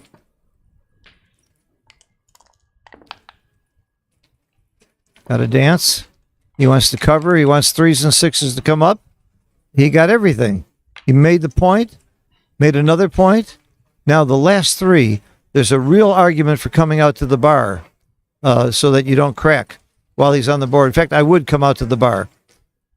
There's too many cracking numbers and too much inflexibility to play from the 24. What does XG say? It says you come out to the bar. Okay. The last one goes out to the bar. And you're going to have a recube very soon if he doesn't come in a couple of rolls.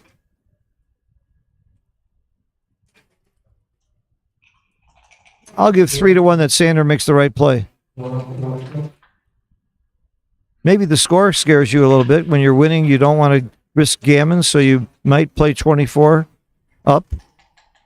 But I think it's pretty clear. And it is. Oh, XG says it's clear. Okay. So you should come out to the bar here. Charlie, would you come out to the bar? See, you just saw one of the greatest players in the world make the wrong play. He's much more stuck here. Yeah, Charlie would have gone to the bar. And now we know why. Look at this. Punished. The double 5 would have played 1, 2, 3. Yeah. That play, that mistake really cost Sander. And he's gonna be angry at himself later for that. It was not a small error either. This is a good roll. Out. Hope he doesn't get a 6. That was a major turnaround, not to come out to the bar and then get punished as badly as he did with the double 5. 1, 2, 3, and 4 is safe. And then to the ace point, into the ace. And the last one, forced by logic. Okay. I won't keep saying that. I know it gets tiresome. 5, 4 is forced. Not too many shot leaving numbers here. And this is not one of them. This is very simple. Then to the ace. Sander's going to run with one of them. He has to run with the 5. Does he stay with the 3? Yes. He could have come out with the 3 also, but he's better equity trying to get a shot. Uh-oh. And see, the guy did not shake. I hate that. But the good news is they're using a single set of dice. If they were 2 different sets of dice and he rolled double 4s twice in a row without shaking, I would reach for my gun. I'm sorry, I lived in Texas too long. It's just an expression. I really don't believe in guns. I don't like guns. I don't shoot people. Trust me.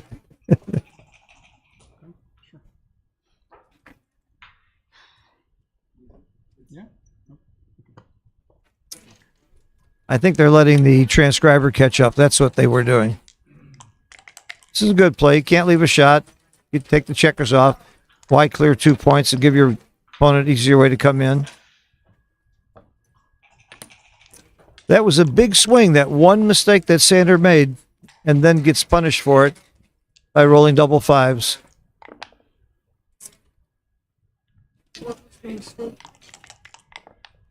That three where you said you had to come out to the bar, Charlie, and he didn't. If he'd come out to the bar, the double fives wouldn't have punished him so much, and he was supposed to come out to the bar. But Charlie Briggs sitting next to me here would have played it right because he had good coaching. I don't know what kind of coaching Sander had, but Charlie Briggs had Steve Sachs and Phil Simborg from the Backgammon Learning Center. As Steve said the other day, Charlie's 13. He's been coached for 16 years. When you combine all the coaching that he's had from the two of us, plus his dad, Jason.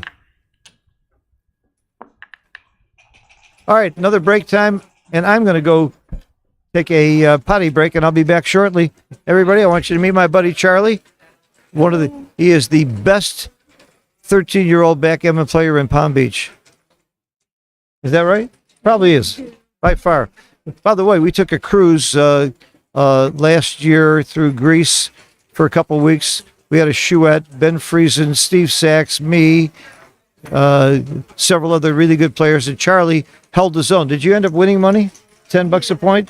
You didn't have to take the box, was the only requirement. But at $10 a point, I think he walked away with all the money. Is it wrong to teach a kid gambling? I don't think so. I think it's a real important life lesson. I sure taught my kids to gamble. I did. I got to run to the bathroom.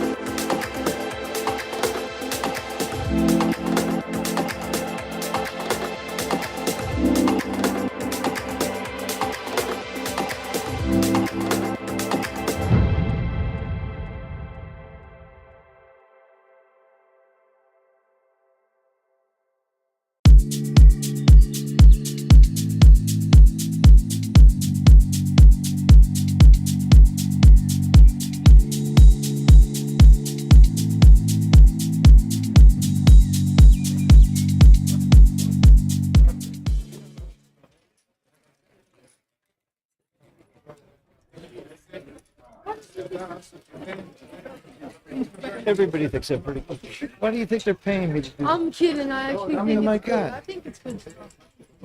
Why do you think I'm here? Is this thing on mute? Crap. All right, we're going to be back soon. We're live, by the way. Our mics are live, so watch your mouth. Watch your mouth.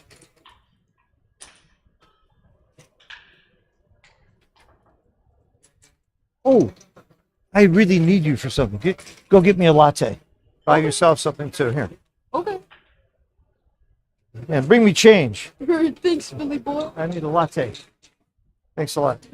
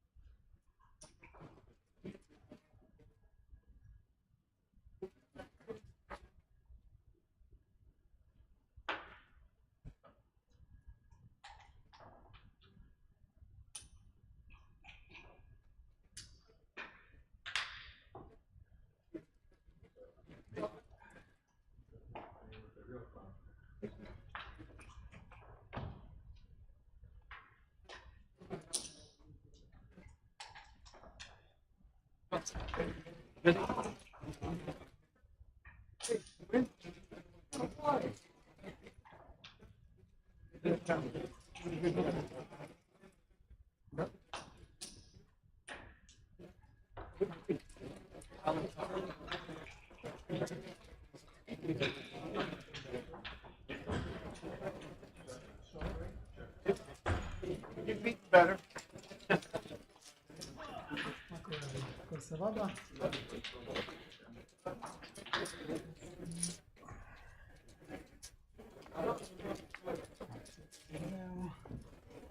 So 3-2, and then it went to 3. How are you doing? My computer just said low battery. Okay, it's charging now. It wasn't charging. Everything's good. All right, we're good. We're back in business. Okay. All right, here we go. 6-5. We got a close match. And PR wise, Sander is way over what we would expect of Sander. I wouldn't be surprised if Sander plays at 2 or even under 2. He's playing at 5. We saw that one blunder on the double 3. And somebody said, oh, now, you know, these top players play so good, the game has been mastered. That's baloney. Even Mochi and Sander, you're going to see make mistakes like that. It's rare that, not rare, but it's that mistake just happened to cost him terribly because he happened to roll one of the numbers that would have been protected by making the right play. Thank you, young man. This is your change. I didn't get it. Well, thank you, Charlie. My assistant, Charlie Briggs, Jason Briggs' son.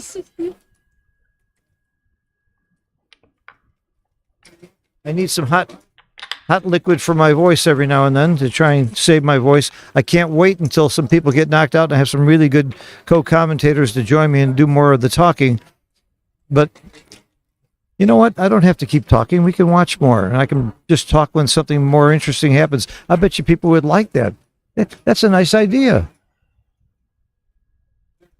Peter Albury said, let the boy talk. All right, we're going to turn your mic on. I don't care what they say.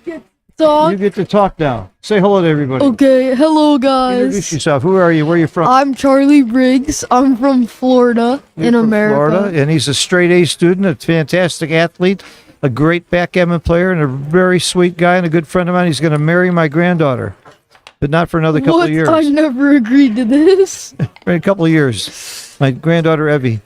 They're good friends anyway. I shouldn't make it harder for them to be friends by saying stuff like that.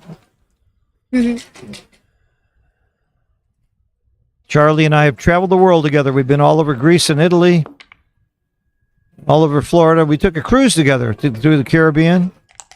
We had a lot of fun. Turn that on. Yeah. Okay. So here we go.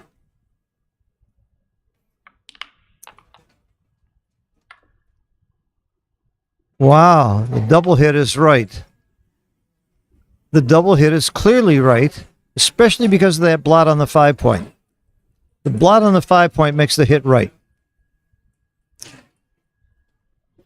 And nothing else is close, not even remotely close. And I know lots of people would miss that double hit here. The 2 is obvious. The 6 is not very obvious. Is this the first round? This is the first round. And we're watching Sander Liloff, who just made the right play. Sander is the world champion from last year and the number 2 giant in the world. And the winner of this match plays your buddy Mochi. Cool. Where are they playing? In that room right over there. Did you win, Mr. Sachs? No, Oh, I'm so sorry to hear it. Have a we're in the seat. middle of the match. Oh, you're in the middle of the match. I didn't win. Oh, you didn't win. Who are you playing? German guy, president. Okay. But don't believe anything this kid says. He's a liar. He's the best commentator I've had today. The best co-commentator I've had today. What was the score? David, how you doing? I'm ahead 13. Well, I'm ahead David Wells? Lucy. He's losing but not lost. He's in the other stream, on stream 2. You want to watch a great match. Dirk Sheeman and David Wells, that was the one I wanted to do. Not that this isn't a great one too, but that has got to be, I guarantee you the 2 PR averages there are well below what we're seeing here. Well, good luck, David. I wish you the best. Charlie, what do you think? Who's winning here? I think How about that? black. How about that roll? Is that a good roll or a bad roll? That is a very good roll. That is a very good roll. That You're is smart enough to see very that. good That roll. was that might have been his best roll, making that point at that moment. Making that anchor. That was an incredible point. Oh, David Wells pointed out double 4 would have been better. Comes in, hits, and makes a point. That's a little better. But his second best roll. And you know what? If you have Extreme Gammon, you can find out that stuff. You go to Dice Distribution. And if you don't have Extreme Gammon, buy it. It's the best software. And if you do buy it, then email me and I'll send you a 1-hour tutorial and everything on how to use it. It's $25 and every penny goes to the USBGF Boards for Kids program to send boards to kids all over the country. My email address is real easy. My name is Phil Simborg and my email address is phil@simborg, sim.org. phil@sim.org, and I'll send you that video. It's been approved by Xavier at Extreme Gammon. I helped him develop Extreme Gammon. And there is no good player in the world that doesn't have it that I know of. There's probably one out there somewhere. Peter Albury said it's Raymond. Is Ray Lightburn here? I don't know. I haven't seen him. I know Ray's a nice guy. All right, let's focus on this match a little bit. They're really bothering me by playing while I'm talking. Do you just come out all the way? 2013? I do. He does. Okay. I think because the score is closer, I think you're going to see Sander bearing down a little bit more. I mean, the over-under on his PR, I guarantee it's going to come down a point or two at least. Charlie, did you know that the fella that he's playing has only been playing backgammon for 6 months? Really? Is that amazing? And he's playing very well for a guy who's been playing 6 months. But he's had good training. He's had lessons from Tim Cross, who's a great teacher and player often from does he UK. play? How often does he play? I don't know. He's a owner of this website, Mind Sports Olympiad, that has a lot of different games. And he thought he's a chess master, and he thought he would get into backgammon. This is his first tournament. He sits down at the table in his first match, and he meets Sander Lila. Well, I don't even know why he's playing in the open division. That takes guts. There's an intermediate division for inexperienced players, for less experienced players, and even a lot of experienced players are playing intermediate. But here he is in the open division meeting the world champion, first round. This is a way to get experience. And he's holding his own. Look at this. Score is 7-5. He's holding his own. That's a good roll. That was a great roll. Great play. Sander needed to come in here. You would think about the cube here. You always should be thinking about the cube, and it is a double.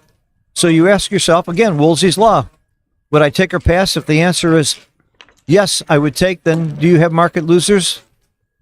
How big are they? How many are they? There's a lot of market losers here. Hit loose and not hit back is a market loser. Make the point, market loser. And it was a big, big take also. And a 6-4 is not the most productive roll, but you should hit. You need to put that second checker on the bar, and he does immediately. Good for him. And then 17-11. Get the builder. Get a 6 builder. There's no other 6. There you go. Nice play. Sander needs a 5. And he got it. That's a big, big roll for Sander. Doesn't roll a 5 there. He'd be looking at a lot of gammons. You got to hit again. You don't stop hitting in these situations. So Sander is the... Sander's in the white. Yeah, you can see the name on the bottom is Sander is the white.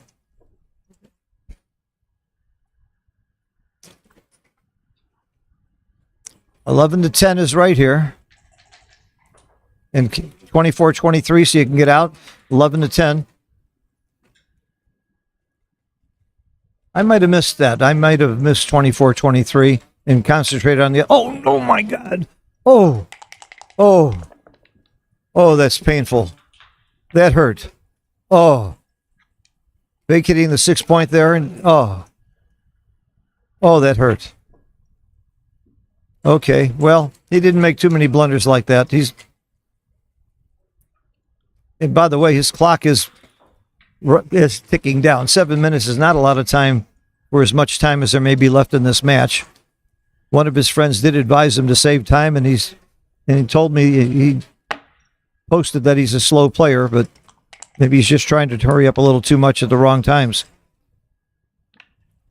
I used to say the 5 point's the most valuable point. I forgot to say the 6 point is pretty valuable too. Oh, that hurt. All right, that's a nice hit. Sander needs a 6, and that's still a decent roll. Very decent roll to anchor there. That's just about the same thing that... Yep. Now, do you hit or do you cover?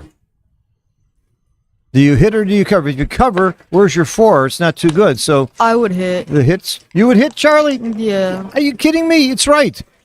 Attaboy. You had a good teacher. I can't see the dice. I know there's a 6, but the other one's covered up by the checker on the bar. I think it's a 4. You think it's a 4? I don't know though. It looks like it might be a 4.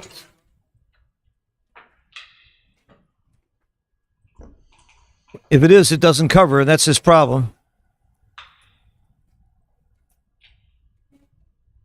6-2. You clear the blot. Huh. Come out and clear the blot is the right play, so it has to be a 4. Yeah. This is not an easy play.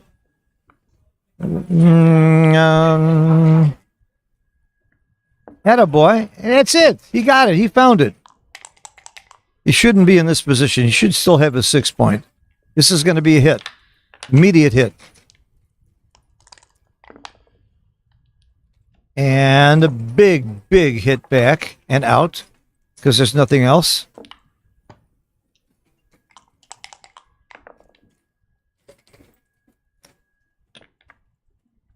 By the way, Sander is on the bottom. What color are the checkers on the bottom? Black. They're black, you idiot. When I told you they were white, why didn't you tell me I was an idiot? You idiot. You're an idiot for not telling me I'm an idiot. Like wearing white. Oh, he's wearing white. You're right. As He's wearing a white shirt. Yes. Sander's wearing the white shirt. And playing the black checkers.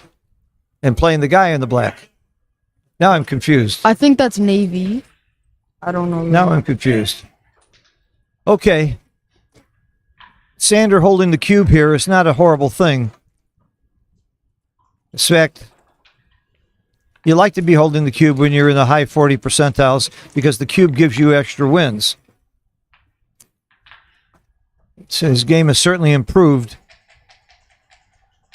And part of it was due to that couple of bad checker plays, mainly that shift. 2 is very, very big. The 5 plays easy. The old 6-4 holding game. The old 6-4 holding game. How often do you see that? I have not seen in any book how you defend the 6-4 holding game. Well, it's a double high anchor. It's not a hold. It's a double holding game. Double anchor game. Timing is not an issue. It's all about getting the shot when you're down 49 pips. So, the goal for Eton is to bring his checkers home safely, leaving the fewest number of shots. But the reason that you don't make this point is you want to clear from the rear. Let's say he's successful now. He's still got to clear those checkers that are in the back. And there are more ways to hit the checker that he left. So for 2 reasons, his play was wrong.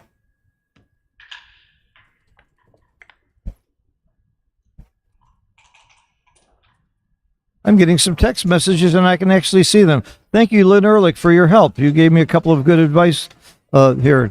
You told me to shut my mouth about... never mind. You gave me a lot of good advice. I always have. She's been a good friend. Okay.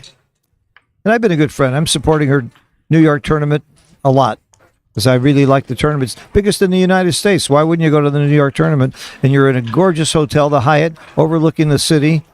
In about 3 minutes, you hop on the PATH train and you're in the World Trade Center. It's really an amazing setting. But enough about that. What's going on here? It's not a redouble.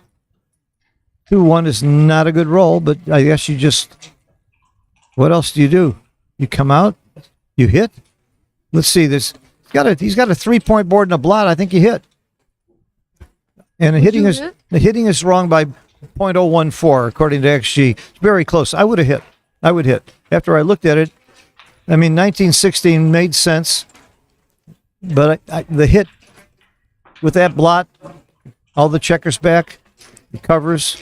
I don't know what I'd do here. Well, if you hit and you don't hit back, there you go. You hit and you don't get hit back. You got a monster game here. This is more of a gambling play. One reason you don't make this play against an inferior player, though, is his plays are automatic. He's either going to hit or not. The other plays make it trickier for him to play this checker. So that's one argument not to hit that Sander might be thinking about. I really don't know how much Sander is thinking about playing against the opponent. But you know what? He's a professional poker player. Of course you think about that. And we saw that in that cube action when that bluff cube that he waited on a cube that was a monster pass. Okay, he made the hit, made the big play. Again, picks up the dice, doesn't shake, and rolls. I would go nuts.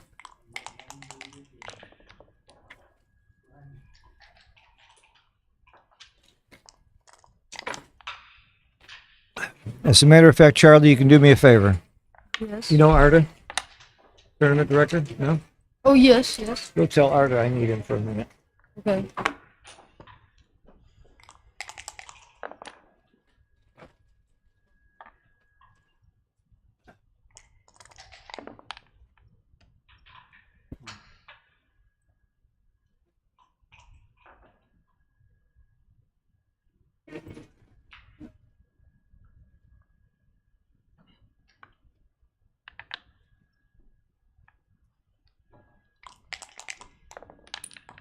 Sander needs to come in.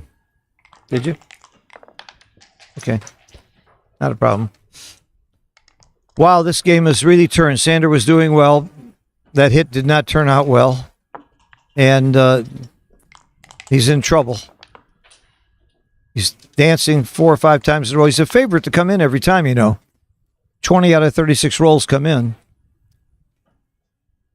Just bring it in. Sanders still got reasonable game if he can come in soon.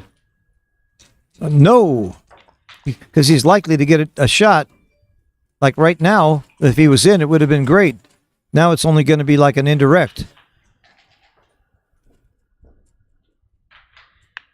Now he can only hit with 6-2, 4-2, double 4. If he was in, he would have 20 shots. Cock dice on the corner. 4-1 doesn't cut it. See, if he'd have been in, he would have hit there. Dancing all those times really, really cost him. Probably could have cost him the game and might well cost him a gammon. Oh, wait a minute. What do we have here? Oh, my God. Look at this roll. Oh, my goodness. The humanity. Oh, I didn't think of this roll. My God. Now, 1s, 4s. He has to do this. No, he is not forced. He could leave the shot on two. He could leave 2 shots outside instead of 1 outside and 1 in. But he should play the forced part first. 3 of them were forced, and then you have to decide on the last one. So this is a good lesson for anybody. Do what is forced, then you would see you had the choice between those 2. This is the better option, though. 1s, 4s, and 2s hit. That's a lot of shots. And he got it. Wow. That was one of the biggest anti-jokers you're going to see in a long time. I actually feel sorry for the guy. I feel sorry for anybody who rolls big anti-jokers. First you played the 6 and then the 1, right? No. Where is the 6? Where is the 6? Sorry, you're not on the bar. Yeah. Of course. Sorry. Okay. Yeah, it's all right. Let's see. He comes in with 1s, 2s, and 4s. You always think about duplication. Yeah, you don't want to give him another way to come in and hit you. If he doesn't come in now, it's game. This is it. Double pass. I don't think there's enough gammons to not recube here. Is it a double pass? It's a redouble pass. It's correct. Redouble, and he should pass. Now, Sander did not take a long time on this one. Maybe he thought it was too obvious. Maybe he doesn't want to play that game that much. And he's quickly passing as he should. That was really, really sad turnaround for Eton. And I feel for him. I feel for anybody who rolls anti-jokers. You don't like to lose that way.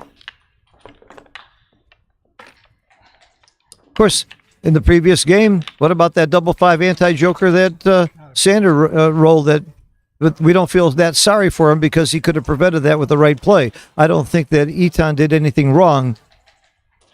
Maybe he did. I didn't catch it if he did anything wrong that could have prevented that double 4 from really killing him.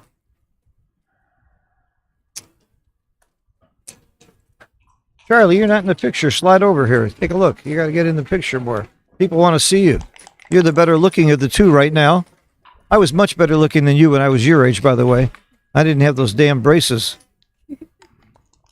And look at my teeth now. They're nice and crooked. So who's going to end up better, you or me?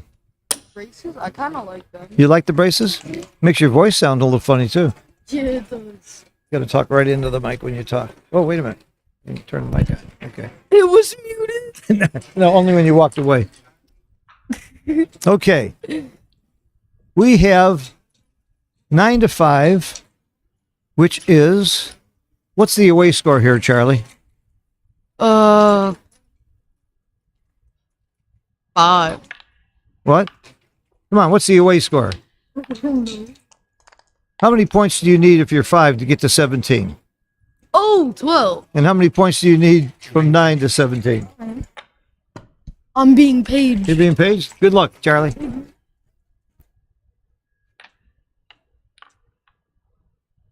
See, I want to have a scoreboard that shows the away score, and it is legal here in Monte Carlo to write the away score down on your score sheet. Mark Olson agrees with me that that's appropriate. That's appropriate scoring for backgammon. Okay, 5-6 doesn't do anything.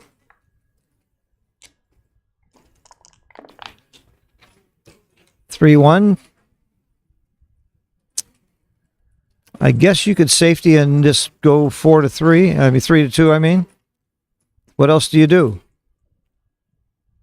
don't want to leave shots. You're winning the race. You're up.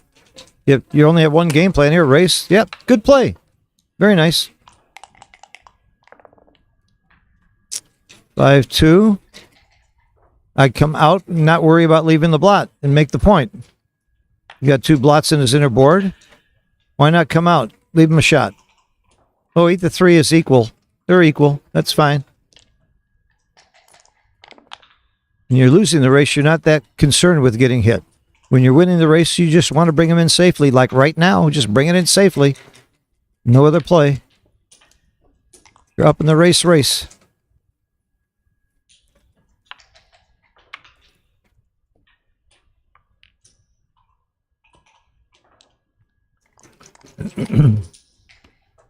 It just drives me nuts that he's not shaking the dice. That's why I like a baffle box too. And I don't care if they shake the dice. In fact, we don't even use the cups. I prefer not using cups with the baffle box. It's easier to put them in the box. Everybody should use a baffle box, and they should use mine. I sell them. I make them. I design them. I'm on my 17th design since I started making baffle boxes. And they get better every time. And you can go to the Galaxy store and buy very fine baffle boxes there.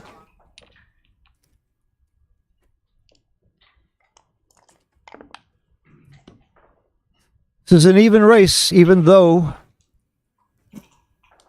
Sander has 2 checkers back. It's an even race.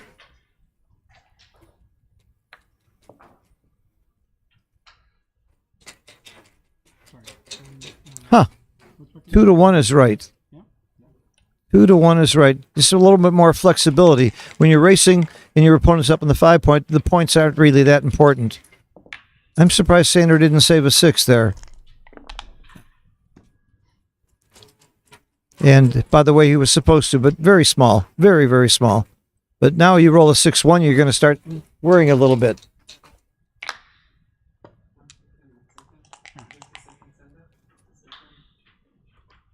What happened? Transcriber, probably. Yeah, they're waiting for the transcriber to catch up. Give them a little break here. Okay. We got a close one here. This game can go either way. Now, how do you know when to double if you're white? Grant Hoffman, one of the Backgammon Learning Center teachers, great player from New Zealand. He's also won the Australian a couple times. He came up with the rule of 4. If you have 4 or fewer checkers on the midpoint, a landing spot, let's 7 or 8 point to land on, and you're up 15% in the race, you have a cube. So obviously you don't have a cube here because you're not up 15% in the race. So the white's pip count is 114. 15% of 114 would be about 16 or 17 pips. That's what he would have to be ahead to have a cube, but he'd also have to have 4 checkers on the mid. So why is it 4 checkers on the mid? Because with 5 checkers on the mid, you can't lose your market. You can never clear that point. It can't happen. With 4 or less, you can roll doubles and clear the point. So there's too big a threat of losing your market by way too much if that's the case. It's a really great rule, and it works beautifully. And why 15%? Well, put it in XG. You're up 14% of the race, it won't be a double. You're up 15% in the race, it's going to be a double. It just works so well. He backed into the number. So we're taking a break here. I'm not sure if it's because of the transcription or if it's because of the players. See Sanders stretching. Now, here's what's really unusual about Sander. I guess it's too early in the day. He's usually drinking beer while he's playing. If you remember the World Championship finals with him and Mochi, he had a beer in his hand all day long, the entire match. The guy is legendary. They did a documentary. They were following him around with cameras from the very beginning of the tournament last year, and he ends up winning it. It was pretty great. Okay, we'll take a little break here, and I'll rest my voice a little bit. PRs aren't bad for E10. He's playing under 8. Nothing wrong with that. You consider he's made a couple of real big blunders, and he's still playing under 8. You got to give this kid credit. This young man credit. I'm pretty soon I'm going to be old enough where I'm going to be looking at people who are 60 and 70 and calling them kid.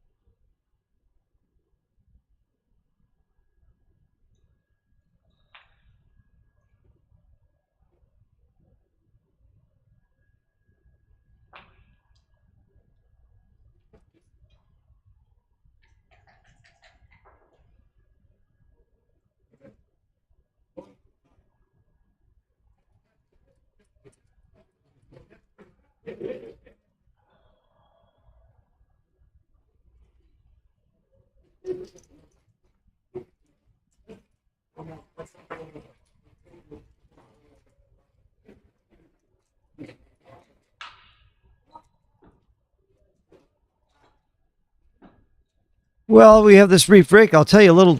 Charlie Briggs is one of my many, many young students. I charge much less money to teach kids and given a lot of free lessons to kids and a lot of college students. My first college student who was a student of mine was a guy named Ben Friesen, well known as a very top player these days. And I had a lot of other kids. I started clubs at 21 schools. I really am big on teaching kids backgammon. I think it's a wonderful thing to teach them math, to teach them probability, statistics, dealing with good and bad luck, and they can play it their whole life. And Charlie is one of my very, very star students, and I'm very proud of this kid.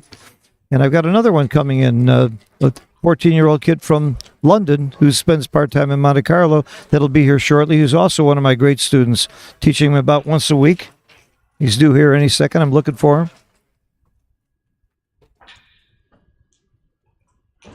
Right now, I probably have about 12 teenagers or under that I'm coaching, mostly online, but in New York, with the help of Rich Munitz. We had, I think we had 25 kids at a private club. There was maybe 18 kids and their parents. We're starting to see kids coming all over the place. I ran a tournament in Jamaica in June, and maybe half the people were very young. I would say under 30. More than half the people in the room were under 30. So we're getting a lot more young people into the game. Now, a lot of people say backgammon is almost the older people. There's a reason for that. You get out of college, you got to work on your job, you got to make a living. It's your move, yeah? I just played You got to establish yourself. You don't have time to travel all over the world playing in backgammon tournaments. I myself didn't start really playing until my kids went to college. Playing a lot, you know. Ezra, have a seat. How are you? Have a seat. Okay if I introduce you? This is my good friend and student, Ezra Namad. We're being streamed worldwide, and now I'm going to let you take over the commentary. You're in charge. Ezra, how old are you? 14? 15. 15. You're 15 years old. He's a very, very fine player. The Namad name is, I think, very well known. Is it your great uncle or your uncle that was a world champion? Great uncle. Great uncle is a world champion. Helly is a famous backgammon player. He's your cousin? Yeah, second cousin. And quite a family, and they're continuing and doing the right thing by taking lessons from Phil Simborg. So, if you have any questions or comments, I'm all ears. All right, We're watching Sander Liloff on the bottom in black. He's a world champion. He won last year. He's one of the best players in the world. He's ranked number 2 on the Giants list behind Mochi. Yeah. And he's playing a fella that has been playing for 6 months. From England, by the way, takes lessons from Tim Cross. But he's holding his own. He's doing very well. Okay, so the cube is in the center. Do you think the cube should have been turned? Yeah, I would say. Absolutely not, because the race is too close. Oh. You remember the rule of 4? Oh yeah. You do? What do you have the rule of 4? Don't you have to be? How much do you have to be up in the race to double? 25%. 15%. But he's only up 4 pips, so he's nowhere near enough to double. Yeah. So part of learning is remembering. So you blew that one. Okay. This double 5 is a big roll, but he's up in the race. So you race. He's up 12 pips. Now he's up 5 pips, but staying back and trying to get a shot is not as big odds to get a shot, hit it, and win. It's just winning a race when you're winning the race.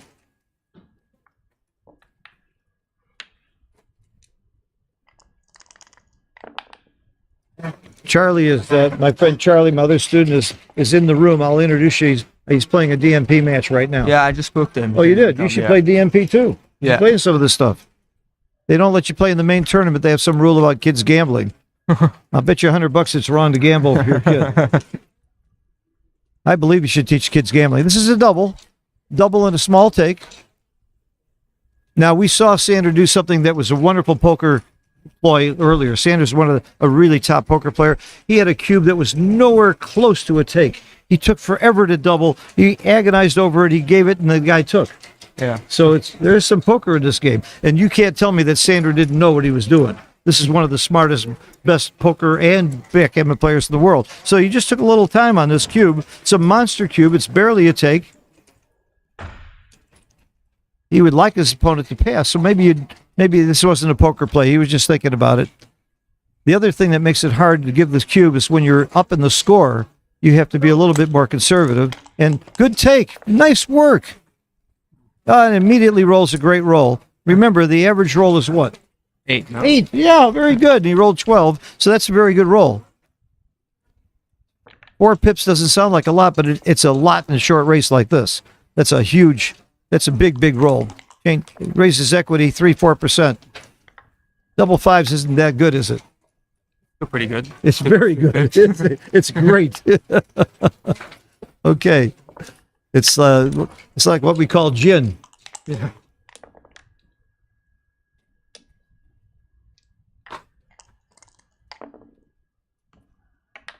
Ezra, why don't you take off and maybe we'll meet for dinner tomorrow. Yeah, sure. Let's play some Whenever you ping pong. I'm gonna kick your butt in ping pong tomorrow, okay? All right. And I'll let Rory step in here. I need some help here, and Rory, I need some brains on this thing. Come here, Rory, join me. Thanks, Ezra. Good seeing you. We'll talk some more. Actually, I wasn't looking to join. I was literally just watching. I need your help. I need your help. Take it away. I got to save my voice too. I think the race is pretty much over. So let me ask you something. Just a deep analysis there. Is it better to be at 11 or 5? Which is better, Rory? If you're 5 away, it's better than being 11 away. I know that. Well, I'm a big proponent of the away score. That's a good answer. Thank you. What have you been doing with yourself? Why you been fooling around and looking at the pool all day? Unfortunately, I've missed 3 pool days in a row. I got to the pool the first day here, and I've unfortunately missed it the last 3 because I've just been too busy trying to get things done to get this tournament going. Oh, you took all the registrations? Yes. 198 and 64, 262. Let me ask you the most important question. Where the hell's all the money? we got 200. Fortunately, no longer in my possession. Yeah. I've handed it off to the big boss. Wait a minute. Do the math for me. I know you're great at math. Let's say we have 200 players. If the entry fee is what? $12.50. $12.50. How much money is that? A lot. Okay, let's watch this game. Help me. Have you seen? It was a double and a take, and he missed the double. He missed the double. Yeah, early double 5 when you're trailing this big in a match. Yeah. Good 2s, 4s, 3s, 5s, 6s. Yeah, but bad ones. The 4-3, he should be attacking here. Just attack from the middle. I mean, yeah, you can make the advanced anchor, but that's not the strategy here. You just want to attack and double them out potentially. Yeah.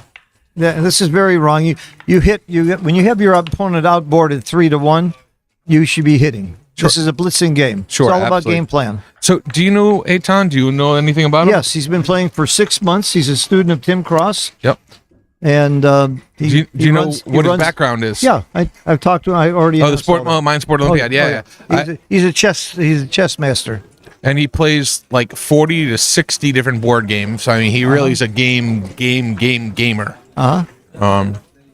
So he waited too long to double. Yep. I didn't see the screen.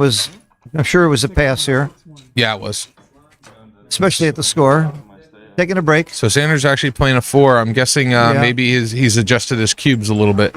I don't know. He made one real bad checker blunder that cost him. So there's some big checker errors there. Yeah. He made five checker blunders. So I know why Sanders taking a break. He's going to go get some coaching because he needs somebody to help him. I think you're mistaken. You just sat back down. If you're one of the 2 best players in the world, who do you go for coaching? To the other best player in the world? I would know who Sander goes to, actually. Do you know who Sander goes to? Svobodny? No. Gus? Mark Olson. Mark Olson. He and Mark Olson. Mark Olson. They play a match virtually every single day. Oh, okay. So he gets coaching from Mark. And Mark Olson is a grandmaster, and no question, and a great thinker. You don't have to be a great player to be a great teacher. I'm proof of that. Are you? You're such a I great got half player, of it. I I got half of it. I thought done. you got the great. I thought No, you were no, the great no. player. No, I got one half right. All right, make the anchor. I mean, make the 9 point. 9 point. Sure. 9 point is the 9 point. It's a good point. It's a good priming point. 5-3. This is. I think you anchor here. Absolutely, and just slot the 4. Well, you could also make the 3 point. You're making the 3 points right. Is it Yep, really? It is right. That's somewhat surprising. But not by a that's whole lot. That's a lot surprising to me. A point's a point. And- Jake Jacobs' favorite saying: "A point's a point." He also says, "Pips are pips." Wow, I am Very not, profound. I am not surprised he made this play because it was mine. 3-1. He's just making the 5 point. Terrible play. I'm kidding, of course. It's always right. Almost always right. 4. You covering with the 4, and are you leaving him a 1 or a 3 and a 7? 3 and an 8. I think you probably slot in front of him, unstack the big 6 point. They're both very close. I picked the second best play again. At least I'm consistent. Well, you're Mr. Two-Ply. And you can't say it's the second best play when it's .05 and 4-ply. You haven't rolled it out. Ooh, We haven't double- done plus. Double 2s. I make the bar and come up. But that's wrong by .025. So I would have made the second best play here. This is my play, and I'm happy to say I made the same mistake Sander made. I don't think I would have switched, but he's glad he did now. Cover, make the point and bring one down. Yep. Oh, he went for the attack. The attack was pretty bad. Yeah. Pretty big blunder. Volunteering shots. Yeah. When you're winning the position and the race. We can see he's playing a lot. Eton was playing way too slow, and he was warned about that. Oh, wait a minute. He hadn't finished the play. But now he did, and it was a pretty big blunder to hit. 5-1, you're just going Comes in with the 1 and 5 down. No, 5. It clears. Okay. Stay for sure. blot. Play with one blot. Sure. That's going to make a point. It's driving me nuts that he doesn't shake his dice. I would not allow that, but Sanders not saying anything. I would not either.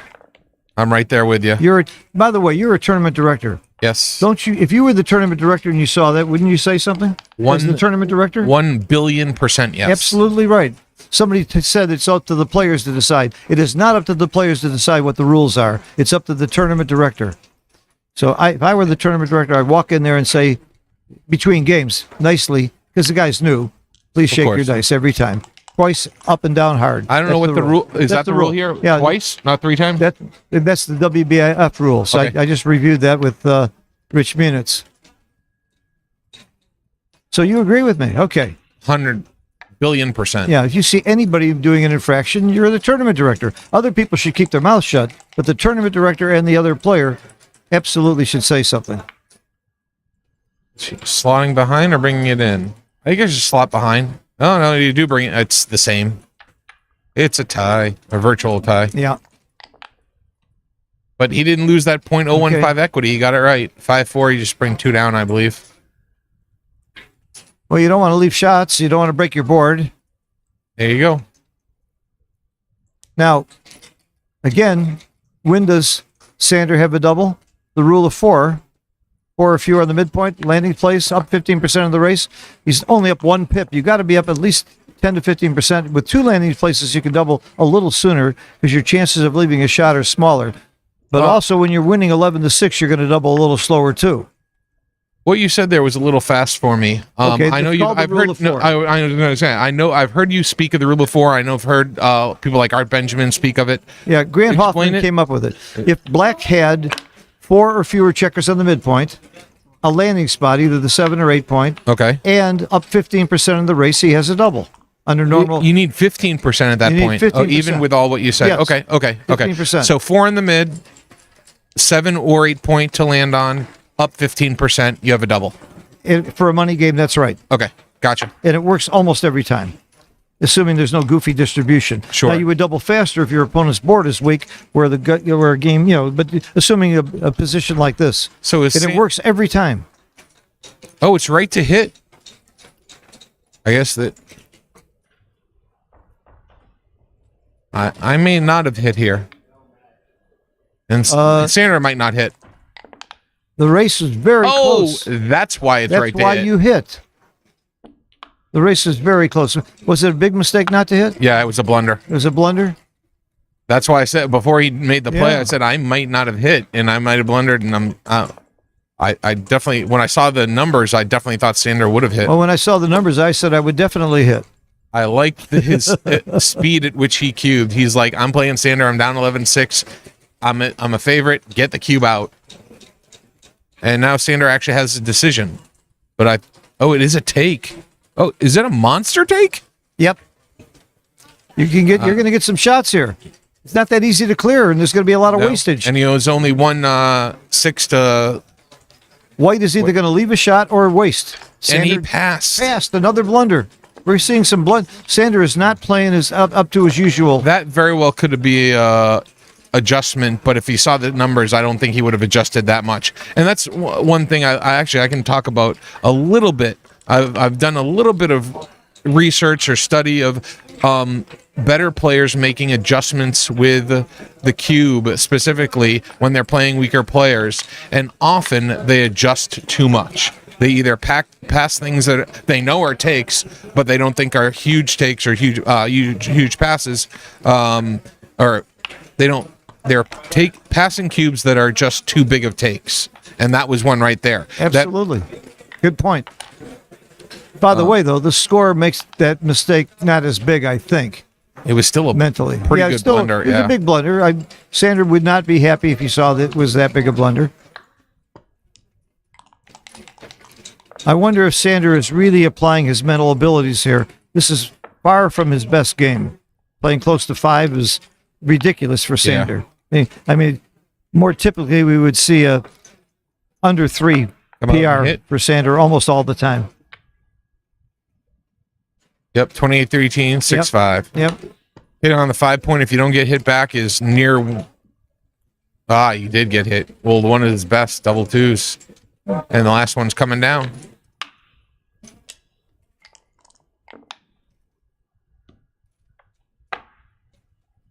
Oh, double fours are a pretty good response. Do you hit twice or is that too wide open? Yep, no, hitting twice is right. Hand me that remote control for the TV. Thank you. He switched? He switched?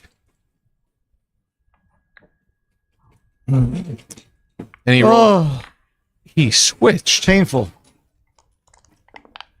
That's shocking. He does not like his 6 point. Aviv, if you can hear us, can you go back to the switch and see what kind of error that was? I can't go back. You don't want to see it. You don't want to see that. I don't want to do that too. I'm too nice a guy. I'm just shocked. I'm too nice a guy. The same thing happened a few games ago. Yeah. He does not believe in the 6 point. See, he read a book that says the 5 point's important. Yeah. He didn't read. There's no book that says it doesn't say anything about the 6. No book says how important it is to keep the 6 point. I'm writing a new book too. It's called How to Play Forced Moves. Nobody's written that book yet. I saw Eitan actually had a forced move and he played it right earlier. It was a 6-5. Yep. All right. Do you make the 18 here? Yeah, this is off the charts. How many times has Sander been in this position? Right. This is not a standard This position. is off the charts. I like the 4 point myself. Yeah, I'm sure he's there right. Are plenty of shots in the outfield to be had. Yeah. Making the 18 is real close, though. I was tempted to do that. There's a clock issue. Okay, well, why don't we just play without the clock? He has 1 minute and 24 to go. Is that right? Or Is that right? Yeah, he's really almost out of time. That's what's Has happening he been here. using that much time the whole match? Yes, he's been way too slow. And one of his friends warned him. Somebody must be telling him to watch the clock. I don't know what. Oh, it's not running right now. That's very generous. That's going to help. If he runs out of time, he's got. What are they taking the clock away? What's going on? Sander let him put the clock away. Sander might be the nicest guy in the world. Would you do that? Yeah, right. Do you remember when you and I played doubles and we timed out against Bob Coca and we were winning? I'm allowed to do that, yeah? I was having a nice weekend. Yeah, that was the last time you and I timed out. It's the only time I've ever timed out in my entire life too. in live backgammon. Me too. You and I were playing doubles. It's the And last time we played doubles together too. Well, actually, it goes to my philosophy of playing doubles. Actually, it's the reason I have one of the reasons I have the philosophy I do is I never play with someone that I think I have a very similar PR skill set and PR to. Either I want to be clearly the better player, or clearly not the weaker player. So, because if I'm the weaker player, my job specifically is to not let the better player miss a play. And that what I mean by that is actually make sure he sees it. Make sure he sees it. Well, you're gonna love going to New York. Lynn's tournament, she's gonna have non-consulting doubles. Then if you had two good players playing, taking turns without consulting, that's where you'd have a good game with two equal players. She'll also have regular. She's gonna have non-consulting doubles and regular doubles. So that's in New York in January 4th. Interesting. Okay, then we can play so together. what they're doing, yeah, right. So what they're doing now is they're using the clock, I guess, just to change the dice. They've turned the clock off. Maybe somebody's clock was running during the. You know what it was? I bet you his clock was running during the break, and neither of them turned it off. So they've agreed to get the clock out of the game. And you know that's a fair way to do it. That's probably what happened. You said fair, and we're talking about backgammon at the same time. That's crazy to me. Sander is not going to want to win this match by a mistake like that. And by the way, if the clock is running while they're walked away, it's both players' fault, not just the one that guy's running. That is true. It's really, you can't. In tournament backgammon, if you're playing with a clock and you take a break, what you should do is take a picture or at least write down the times. Yeah. Yeah. And so if it does malfunction or someone accidentally resets. Yeah, but they're being streamed. If you had a really good commentator, he would notice that. But we don't. No. That's right. Clearly. I missed it. That's a fantastic play by Aitan. I don't know if it was right or not, but I liked it. I don't like that the board's crooked. Oh, wait a second. He left him a direct shot. Yeah, he left him a direct 6. But did he had to leave but he had to leave a shot anyways, right? But I'm not sure it was right.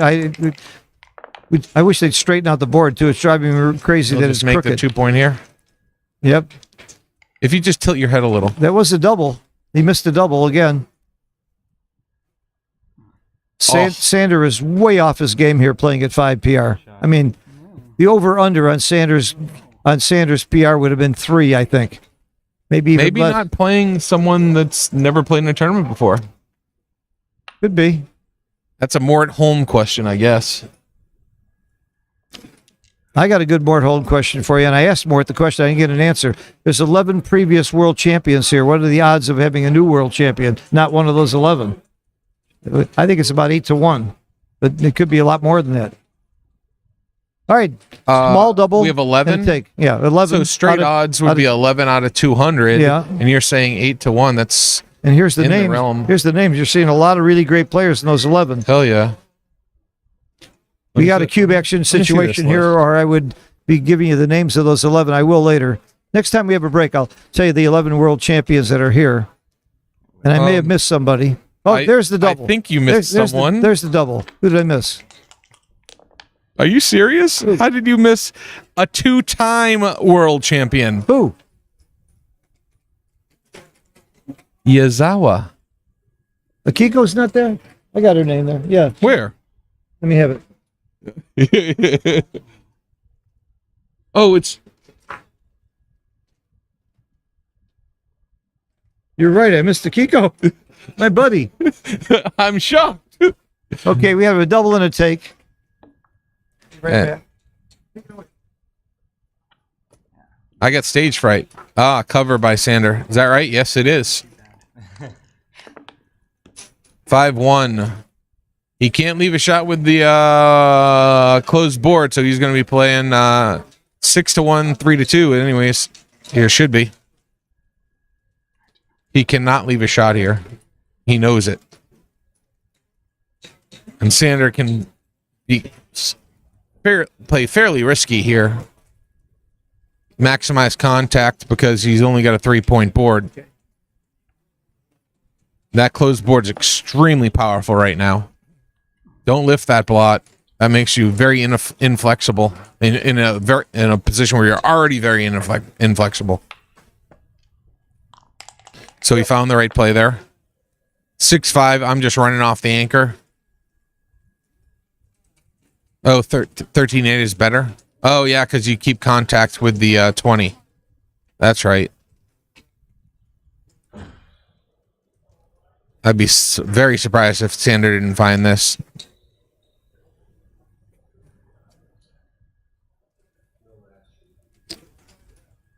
So we had a proper double intake.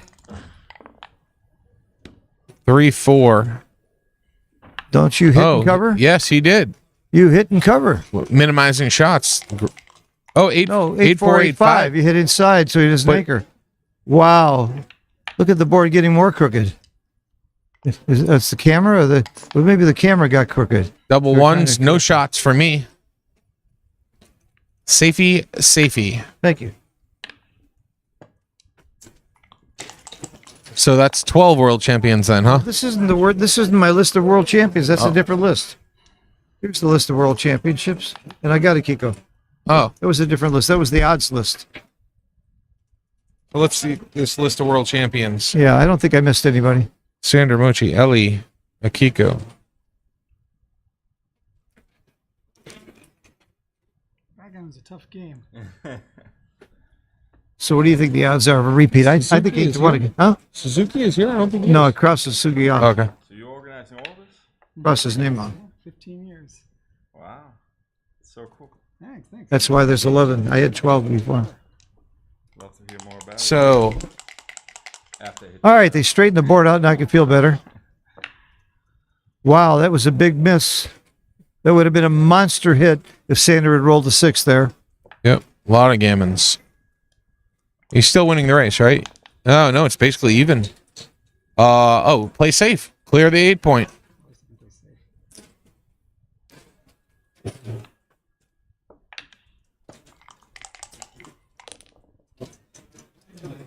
He's got to stay back for the shot. Yes, sir. There's a lot of rolls here that leave shots. He should be thinking about a recube. I don't think it's right, but he should definitely have thought about it a little bit longer. Huh? Especially at the score when you're down. This plays automatic. You come in, you got to volunteer an 8 shot.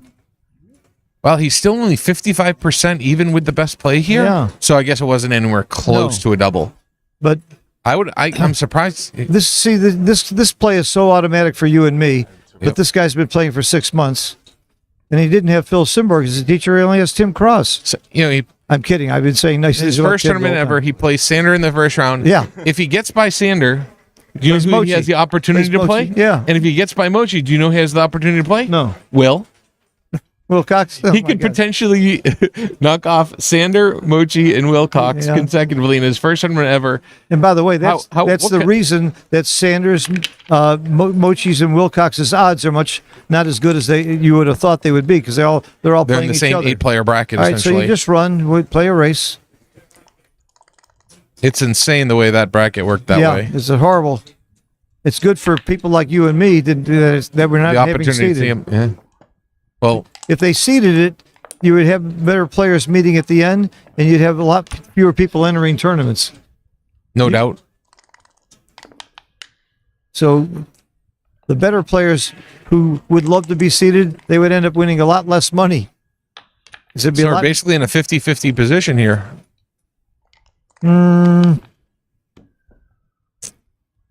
two hands. Come on, one hand. Shake the dice. If I were the tournament director, I would coach him between games about the rules. Sanders not saying anything. You and I would say something. Yeah. And I would be very nice about it, knowing that it's his first tournament. Absolutely. You do it very, very nicely. And the dude is super nice himself. I mean, he has a great energy. He does a lot of YouTube streaming. And he has just a great tone and joy in what he does. He really does. That's great. You look at the list of games that are here. It's an incredible list of games. Yeah. One of my favorites is Battleships. There's plenty of games on there I've never even heard of as well. Absolutely. Absolutely. All right, we got a real tough, close race here. 2, 4, 6. Almost a recube. Not quite. Not hoping he doesn't roll a 5 without a 6. Oh, he needed that That's a great 6 roll. big. That's a great roll. Big. He could have a double next time. In fact, he will. He will have a double next time. This is a recube. Yes, he will. This is a big recube. And I think it's a take. You think it's a take? I think it's a pass at this score. It's super close. It's a big pass, .016. Yeah. I see the 3-2, 3-1, or the 1-1, or back-to-back one potential. I'm shocked that it's this close. I thought it's a big pass. Are you more shocked because you're looking at the position, or because I said it was a take? Well, both. Oh man, it's a huge double though. Yeah. 0.4 mistake not to double, And there's especially no at the chance in score. the world Sander is taking that. Yeah. See, this would be an appropriate adjustment by Of a course. top player, Of course, good double. Attaboy. even if it was a take. Yeah, and you're right. Sanders should pass against this guy. I think Sander made some joke about you need to hit the clock. That's right. That's right. Well, they're playing with the clock off, so he doesn't really need No, to hit but it. true. That's true. It's not a double if he doesn't hit the clock. I guess it's a double. Anyway. Very, very. Please, Yeah. it is plus. Good. He passed. That absolutely. I think you would pass if it was 4% or 5%. Yeah. You're absolutely right. Okay. Oh, Eitan's Israeli. I didn't know that. Well, he lives in the London. UK. Yeah, he lives right, in right. London. He's But- raised in Israel, and he's also an American citizen. He wasn't sure which flag Really? to put in. Yeah, he's also an American citizen. He's a worldly. But he's got something else in common with you and me. He's Jewish. Everywhere you go, there's always someone Jewish. Good play. Makes the point. Camp song from when I was a kid. Mm-hmm. I probably shouldn't sing on the stream. That probably won't help the audience. Not with your voice. You shouldn't be streaming. Actually, I'm going to go ahead and step away. I appreciate you inviting me to have a seat for a few minutes. Anytime, man. Pleasure to have you. I love what you do, man. Yeah, and having someone like you here makes me look good.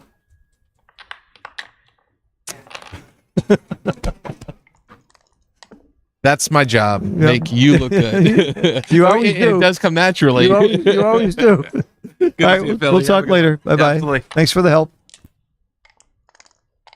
Okay, everybody, you should know that after this match, there won't be another match until 2200, till 10 o'clock, Monte Carlo time. We're going to have a big break, a big dinner break, and I'm going to have a big dinner.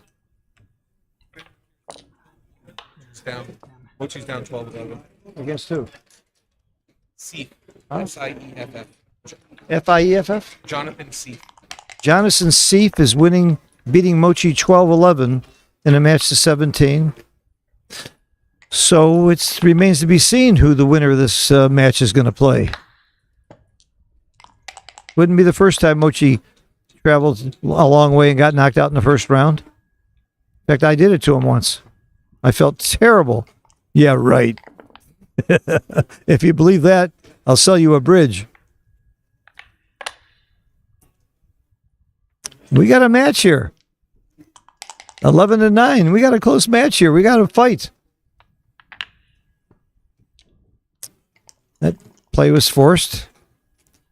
It's going to hit and come out. Hit and come out. That's all you got. Yogi Berra, when you come to a fork in the road, take it. You got no other way to go but come out with a 5. What else can you do?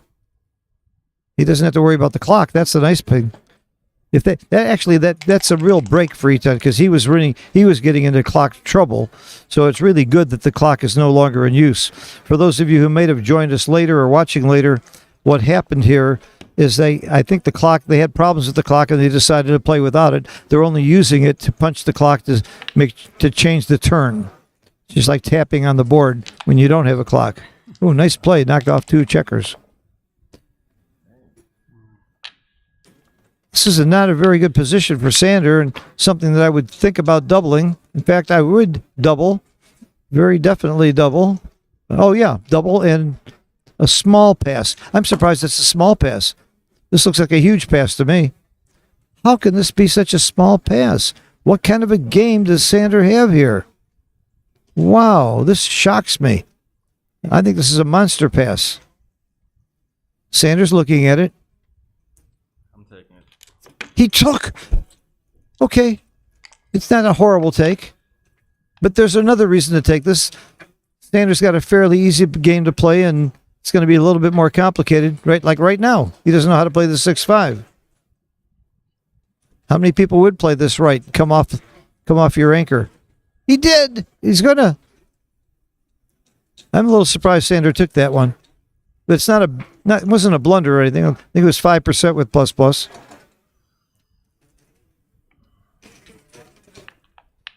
Yeah, this is a pretty bad play. This blunder, and that's one reason that Sander may have taken it, thinking he's going to get some bad checker plays out of his opponent, and maybe a bad recube action too. 2 down.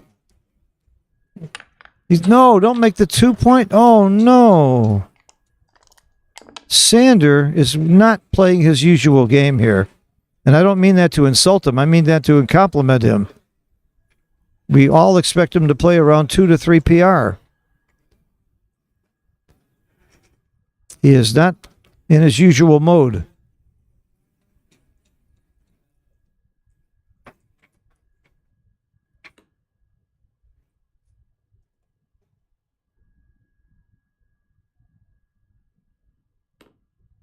Oh, boy.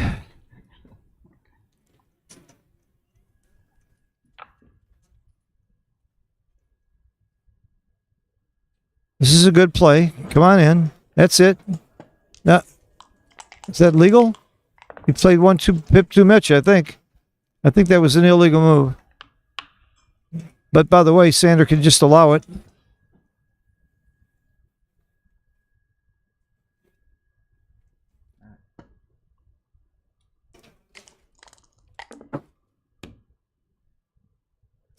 Do you make the ace and preserve some checkers on the outside? That might be right. I'd be tempted to make the ace. You can just go to the ace and come in. I like this play, and it's right. 3-2 doesn't do anything. Does less than anything. It's a bad roll. It means you got to throw a checker away, not to leave a direct shot. Which you don't like to do. Throw a checker to the ace.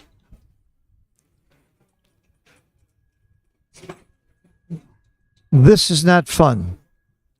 This is not an easy play for an inexperienced player to know that he's supposed to split here. It's very scary to split here. I'm willing to bet you he breaks the bar. No, he's not going to do that. Where's the 2? Oh, he is going to make the split. He did it. Very nice. Very, very nice. Out and hit and pray. Out, hit, pray. That's the right play. He doesn't roll a 5 here. He's got game. Okay. In and hit. Hitting is so mandatory in these kinds of situations, especially when you see all those blots around the board, and especially when you've got a 4-point board. Oh, no. That justifies Sanders' take right there. Right there. And a lift. It's a pretty big blunder not to hit there.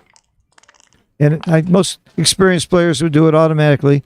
Let's give Eton a break, though. He's been playing for 6 damn months. You got to give him guts just for entering the open division. Could have played intermediate. I guess as Coach Tim Cross said, you'll get better experience. I tell a lot of my students that too.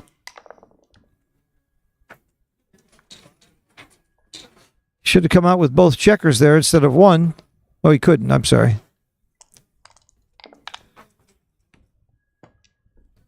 A 6 would be monstrous here. A 6 would be, that's a pretty good roll. You may have a recube anyway. A dance. Now what? You need a 6. I don't think it's a redouble, but you need that 6. Okay. Now it's the battle of the 6s. No pun intended. Need a 6. No.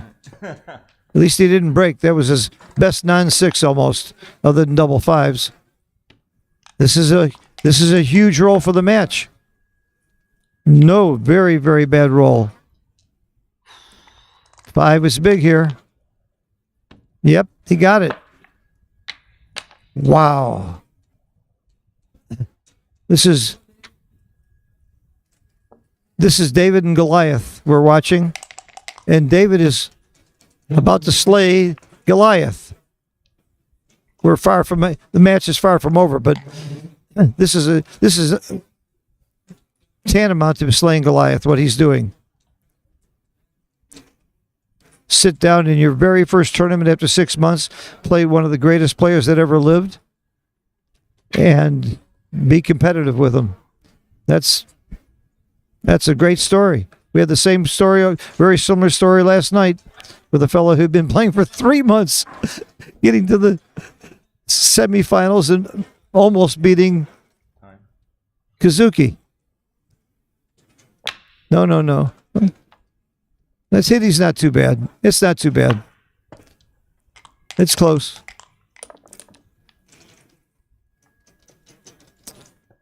This is probably not going to be a gammon. There's not that many gammons here. And the match will be tied. 6 away, 6 away. If I'm his coach, if I'm Tim Cross, I would be thrilled to see my student at this point with Sander. Absolutely thrilled. Somebody said, why cancel the clock? They didn't know where to reset it, I'm sure. And the clock was running and it was both their faults. So they canceled it. But what should have been done is the tournament director should have been called and he should have made the decision on what they do with the clock. And I don't know that that was the case. And if I was the tournament director, they would still have a clock. I would just try and come up with some kind of a fair number. But I want some number. I don't want the players to be able to play for the next 12 hours. I want some clock pressure. So I don't know that they called the tournament director. They should have. Oh, big roll. Big roll.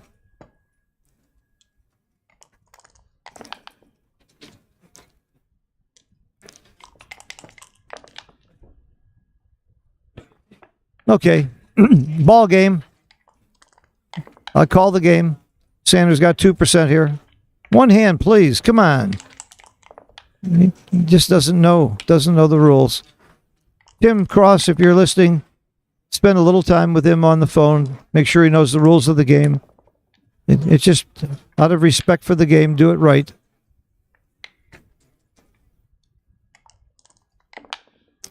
I don't blame him for not knowing, but I blame people for not telling him.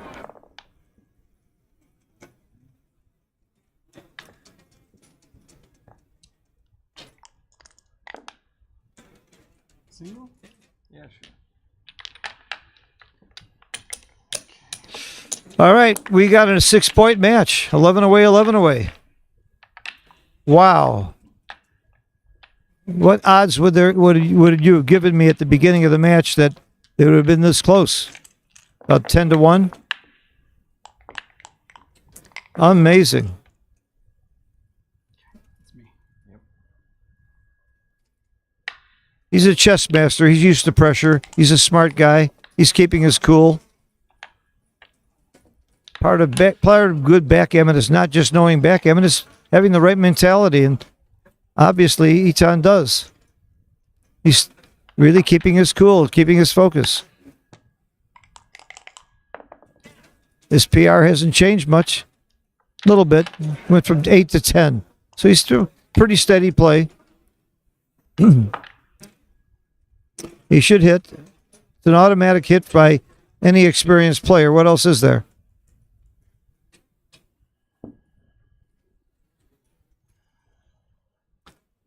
Oh, he has a 6 to play, not a 5. Oh, 5, 6, sorry. And if he plays it wrong and hits the clock, I'm just seeing crazy. Sander can let it stand. You're not playing legal moves, but Sander's too nice a guy. Much nicer than me.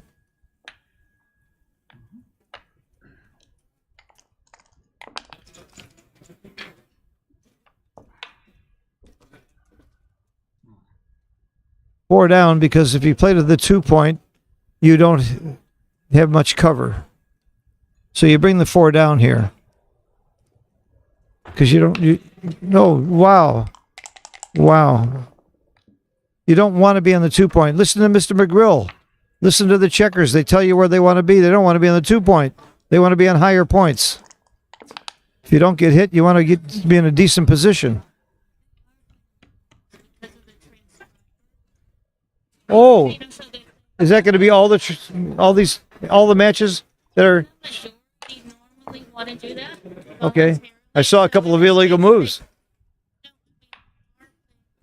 So Okay. if they make an illegal move, the transcriber will alert them. Okay. Tara just gave me some really good information that I didn't know. On the stream matches, they are playing legal moves because it helps the transcriber. And if the transcriber sees an illegal move, he will point it out. Who made the decision not to use a clock? See, that should not be done. The tournament director should be called. The players are not allowed to decide they're not going to use a clock. That's very wrong.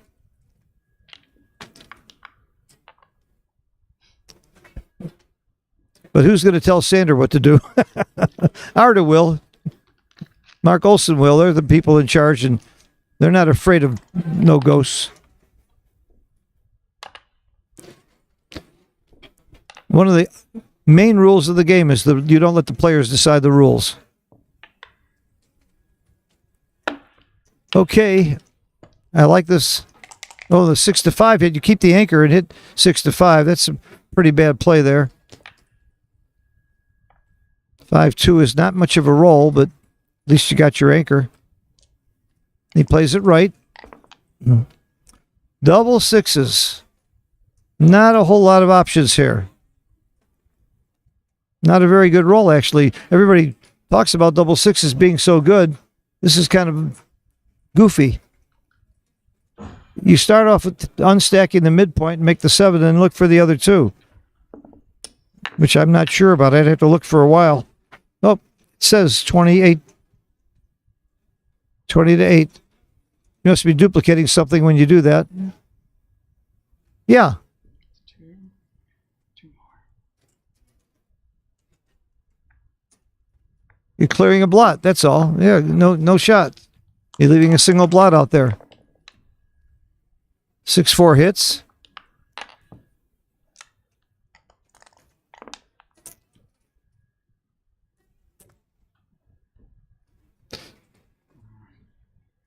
You got to challenge him. You got to come in on the 20 point. You don't want to get stuck on the ace point. You don't want to commit to a 1-2 back game when you don't have good timing. No. You got to come in on the 20 there. Is it a double? I wouldn't double a good player here. I think you can develop a 1-2 back game. He might get a pass. I'd like to see the cube action here. I'm not sure this is a double. It is a double. Good solid double. See, just like I said, 6 away, 6 away. Take points are going to be pretty close to money. Gammon value is elevated, though. A little bit. Probably 0.7. It's a double and a take. I wasn't sure of the double. I would take it because I love playing 1-2 back games. It's actually my favorite if you have any kind of timing at all. Timing's not close, though, at 25 pips. A really good 1-2 back game needs 100 pip timing. I would have missed this double, I have to tell you. I would have missed this double. He snaps it up. Good for him.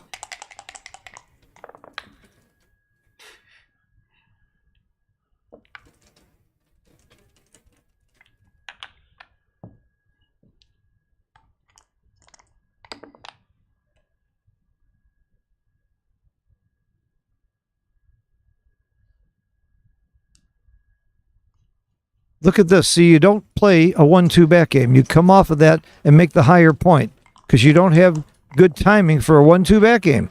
You need to be down 100 pips. Should have come up and made the 3 point. Now they're tapping the board instead of the clock. If you're playing in a tournament and there's any kind of problem with the clock or anything else, you call the director. You don't just decide what to do. Okay, I won't harp on the rules. I'm sorry, but I'm always big on the rules. We're still having a great match. 2 gentlemen, and they worked out the problems in a fair way. It's just not my way. So really fine players know you have to time this game. You want to leave shots. You want to get hit. You want to play wacko gammon. You want to get hit. I don't know how much training he has in playing back games and trying to time them. He's probably going to play safe, which is wrong.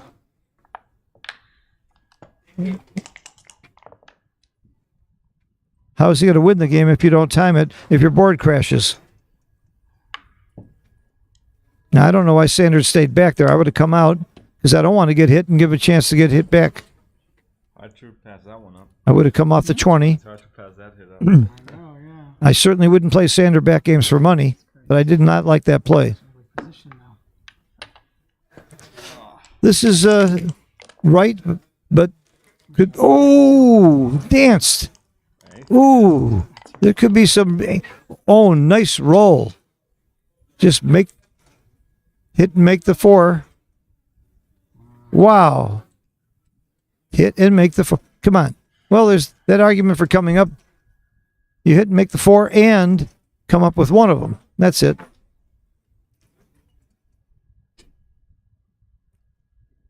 This could be a big turnaround again. Oh my God.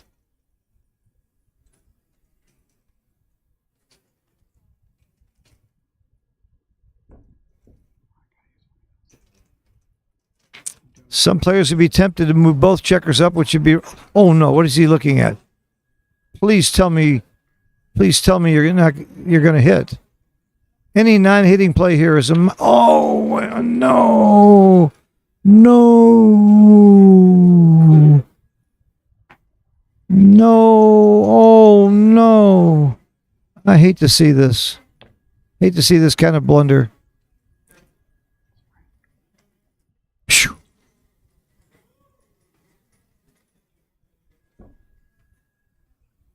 Hit, cover, split.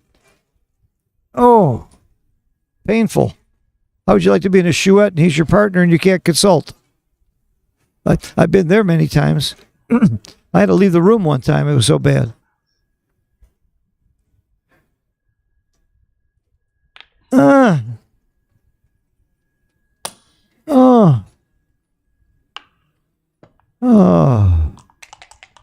So sorry to see that. Not that I'm rooting for him. I'm just rooting for a good match and good plays. There it is. And another dance. This play's going to work. Watch this. See if I can Almost. You still have to hit. You can't let him anchor there.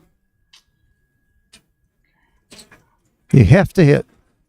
Yes. That's the 3. Take a chance. Any non-hitting play, it looks like a 0.7 error.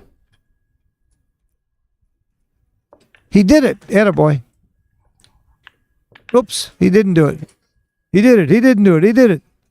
Oh. Okay. Nice.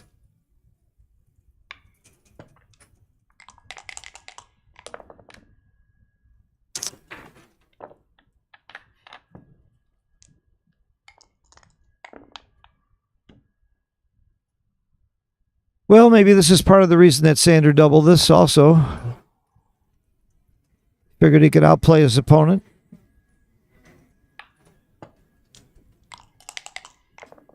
That was a good play. Come out. Certainly. Duping 3s. He rolls a 3. And what else is there? You come in to the 6.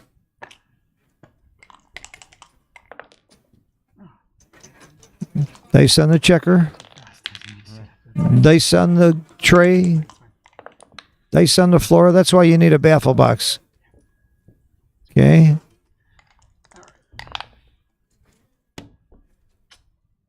Makes the 4 point. Nothing else to look at. Automatic. Finish today? Is your match over? Who won? Wells was up 9-2. Never scored another point. Here. Wells was up 9-2 against Dirk and never scored another point against Dirk Sheeman. Wow. Those are Late in the match. I never did 6-5. Late in the match. Wouldn't that have been nice? Like 2-5. How do you know? You didn't have transcription, did you? Oh, somebody? They're both playing in the 2s late in the match. That's what I expected. That's why we selected Wells and Sheeman to play on the other stream. They both played in the low 2s. A little different from this match.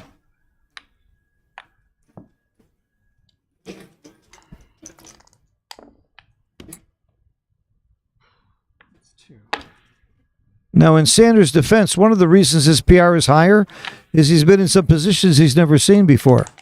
A couple of times when there was no 6-point, his opponent didn't have a 6-point. You don't see that often. But my good friend Mike Svobodny tells me they play a lot of variations. He and Gus and Sander and Falafel when he was around, the three of them with Mike Svobodny and Jim Pasco, they played all these different variations, and that Sander and Gus were masters at it. What? I'm taking it. What, a .44 error redouble? Oh my goodness. Oh my goodness. Whew. That was sad. That was a very, very, very bad redouble. I'm here? Yeah, I am here. And it might work. Could win him the match. Sander needs a 4. Maybe. Sander needs a 4. This redouble could really be working. Could be a brilliant redouble. You should keep them spread out, not make the point. Oh, he does make the point. You do make the point. Okay. Don't want to get hit there. I was thinking about spreading him out. He needs a 4 badly. This could be the match.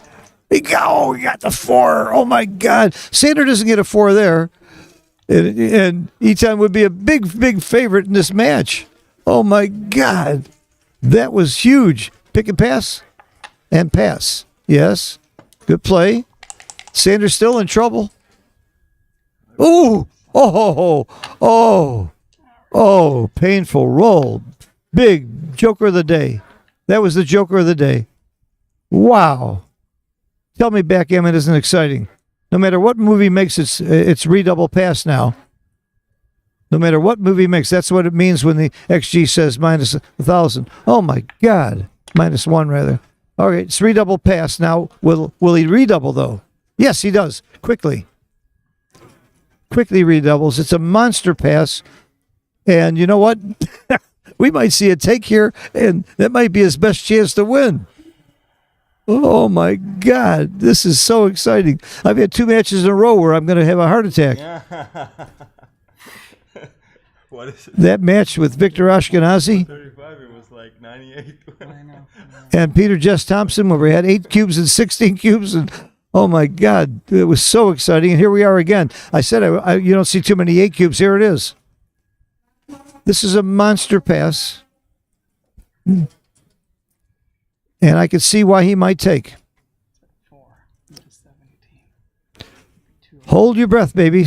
If he does take, I promise you, Sander wants him to pass. Sander would not be happy when he takes his cube. Sure. Thanks. Yeah, of course. You got 15% winning chances to win the match. Get him now. It might be the last game. Sander would not be happy, even though he knows it's a monster pass. I'll bet you Sander would love to see him pass. Wow. I would take my time since I'm not using a clock.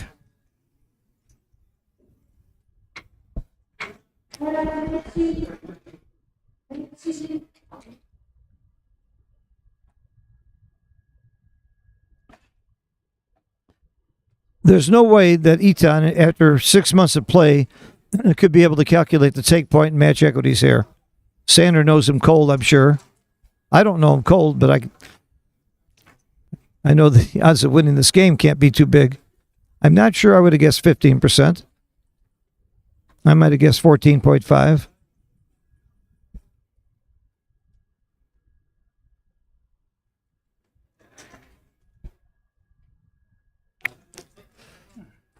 I can see why it might take. There's some bad rolls here. 6-5 is, of course, bad. Any number that's less than an 8 leaves a shot, at least an indirect. Are there direct shots? I guess 6-5 is the only direct shot. 6-1? No way, yeah, 6-1. 5-3? 5-3 comes in. That's okay. So 6-1 and 6-5, is it?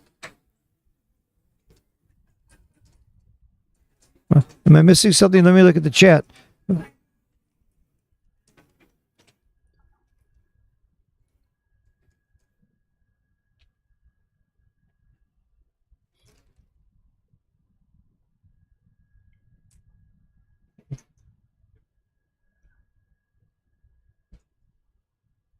This is why there should have been a clock, and this is why the player should not have been allowed to do that. I guess as the commentator, I should have called the director. I did try to. I actually sent Charlie to find Arda, and he couldn't find him. And then he disappeared. Because I think they should have a clock, and I think they should be playing properly. But that's just my never wrong opinion.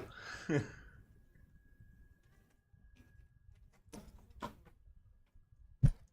pass. What do you think? Did it take a pass? That's probably He passed. Okay. I think Sanders relieved. Give the guy that kind of a shot to win. All right. 6 away, 2 away. Again, I'll remind people, I've said it before. The doubler should double faster here, even though you double your opponent to win the match, because losing 1 point's pretty bad anyway, and there's no cube big. When you give your opponent the cube here, he never redoubles you. So you should be doubling faster. How much faster? 8% faster. 8% above the take point. So what is Sanders' take point here? Probably around 20%, 22%, something like that, in that range. So you double when you think your opponent has around 30%. Now, if there's gammons, you'll double even faster. This is not gammon adjusted. You're supposed to hit here? Yeah, he does. Good.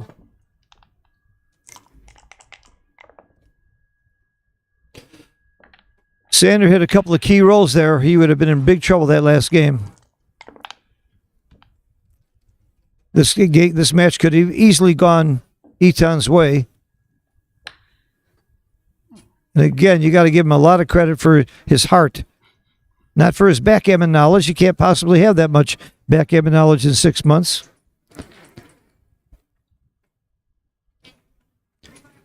But this, I said this the other night when we had a guy who had played for 3 months and almost beat Kazuki, one of the best in the world. Backgammon is, there's some luck in it, and anybody can win. It's really exciting. I didn't think anybody could win a 17-point match against Sander Liloff.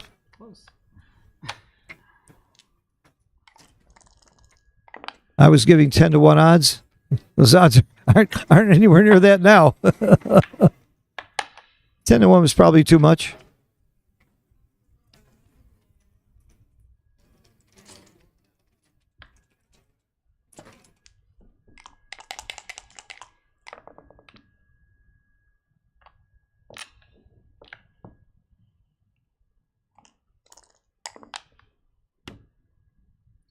Now, Sander is playing 4.5 PR. That's probably about 2 PR more than he usually plays. But still, with the opponent playing at 11 PR, it shouldn't make that big a difference. And there were 2 situations where I think Sander played his opponent. He dropped a cube that you would take against Mochi, I'm sure. And he gave a bluff cube that I'm sure was a bluff. He might deny it, but I don't think there's any denying he had a bluff where he took a long time to double a clear pass, and he got a take. But he's allowed to do that. That's not in any way being anything wrong. That's what you're supposed to do. I even teach that.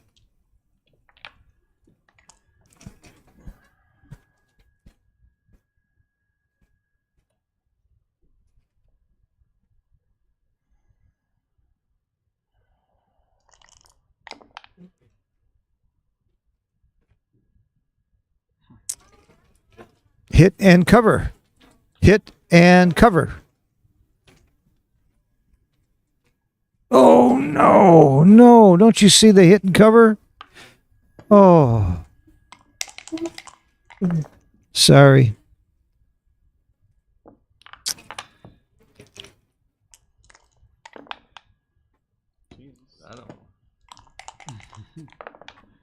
I was feeling bad to begin with that Sander was playing somebody less challenging for the stream, but I'm not sad anymore because it's been exciting. It's been fun when we're learning.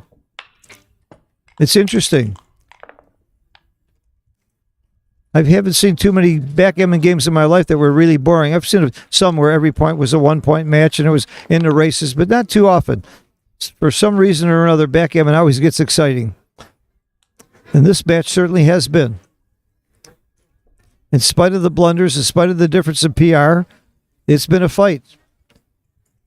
That last game was nip and tuck. Could have gone either way. Love this game. I love this game. Nothing like backgammon. And nothing like backgammon at the World Championships.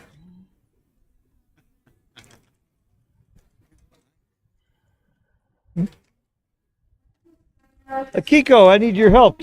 Did you win your match? You lost. The world champion is knocked out. Everybody, this is my little friend Akiko from Japan. Hey. You're on. So Sander is playing a guy who's been playing for 6 months. 6 months. 6 months. He's been learning from a very good teacher, though, Tim Cross, but he's not playing real great. You can see his PR is 11, almost 12. So Against Sander, and it was close. We had a 4-cube on the last game, and it was really close. Could have gone either way. It's been very exciting. The young man is playing with great heart. He is the owner of Mind Sports Olympiad, and he's a chess master. He's a very smart guy. I love your hair. Thank you. Are you a natural blue? Natural blue. Natural blue? I hope so. So Akiko, one of our few 2-time champions, is back, but she lost in the first round. Who'd you lose to? That's okay. That's okay. Obviously, it wasn't. But my opponent was very strong. Very strong. Yeah. Good. Well, Player. it's a very strong field. I don't think there's ever been a stronger field than this year's field. So Well, I don't know. It's not that strong. I'm not playing. That kind of weakens the field, right? Because I'm not playing. Okay. 2 away, 6 away. Again, the trailer should be doubling faster, but he clearly doesn't have anything close to a double yet. You don't want to just give it away. This is not much of a roll. Race is very, very close. This is spy versus spy, both double holding games. Not much you can do here, but just bring it in safely. It would be very bad to clear the 8-pointer here, I think. I think you just come off the midpoint. What do you think, Akiko? So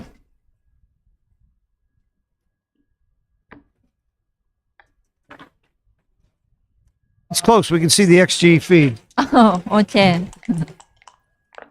Yeah, making 3 is important. Yeah, making 3 would have been Yeah. a consideration.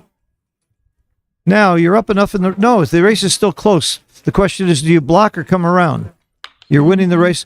But, when you're ahead in the match, you want to play more of a racing game. You're not really looking for contact. You want to just win a race like DMP. Because you don't want gammons either way. You don't need gammons either way. But it is right to block. It is a little bit better to block. This play is right. It's a little easier to bring home. So white has not so many spare checker here. So making 9 is best play. And he's wrong. This is not a great match for Sander playing at 4.36, but some of that I'm sure he was playing his opponent. We got to give him credit for that. So especially opponent is a beginner. He played only 6 months, right? Yeah, 6 months. And I'm sure there's no question that Sander can tell from the plays that he's not playing a champion. And some of the cube action.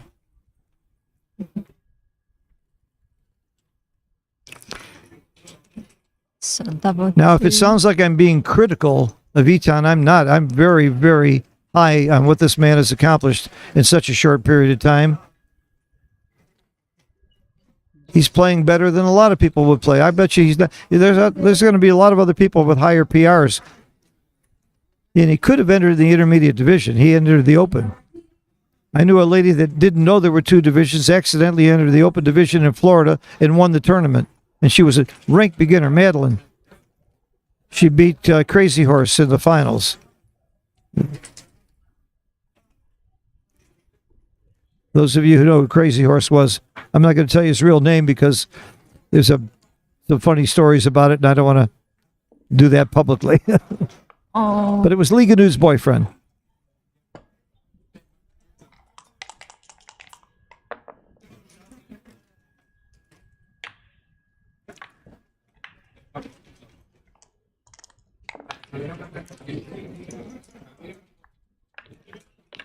This is really close. Very close. Sanders being punished a little bit for that wrong play last time. This wouldn't be this situation had he made the right play, according to XG. Their clock ran out, so they decided to not use the clock. That's why you don't see any time on the clock, Akiko, which I think is very poor to allow that to happen, but it happened. So no clock? No clock. It got messed up, so they used no clock. They should have called the tournament director, and he should have reset the clock to something. But now they have unlimited time to play. I should get paid overtime for this, right? Wouldn't you pay me overtime? So I could be playing Pineapple Bluff Gammon with you instead of wasting my time doing commentary. And you could be getting richer. So maybe Steve Sachs, he's around. So who? Steve Sachs. Yeah, Steve Sachs is around. He can I let him take over. And, I need you. You need me. You need my money. You need me to take you to our favorite restaurant. Remember what kind of restaurant that was? In LA? So Ethiopian, right. Wasn't that great? It cost you $40 to buy my dinner. The time before I won, and I think it cost me $300 at Masahiro. All right, what's going on here? Double one. Is he thinking about coming closer? He's got to count the race is the point, but he shouldn't come closer. I don't think. He's losing the race, and what would you do here? I don't. It's right not to come closer. You play 16-14 with two. It is right to come closer. Why is that? So Pips is very close. Yeah, but aren't you going to get more shots? I guess you leave. You're the one that leaves more shots if you stay back. I guess because you're going to run out of sixes first. I guess that's it. I'm surprised at 16-14. I would have thought you got to scroll down to my play.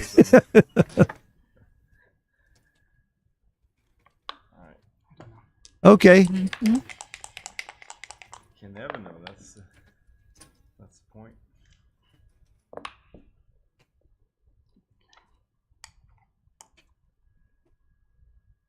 So no double take. Not even close to a double. It's a 60-40 game. But he doubles. Okay. How long did it take Sander to take? 0.5 seconds? But against Sander, good double. Maybe so. I agree with you. Not a horrible double against Sander. And look at this. Sander's got to break. You got to break his board. That's all he could do. I'm sure Sander knew it was a big take, but wasn't happy. You don't volunteer, even against a 4-point board with a blot. You don't volunteer, partially because Sander is stiff also with those 2 points. You got to break your board. I wish you could scroll down and see how bad the volunteer is. It's probably pretty bad.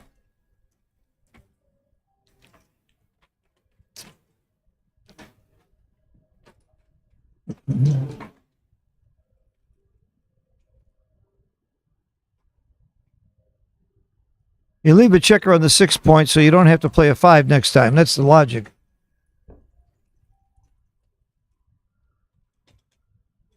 I'm going to have to call time again. All right. That's reasonable. Uh-oh. Bad rolls for Sander. I don't know if that's a good roll or a bad roll. Be able to wait.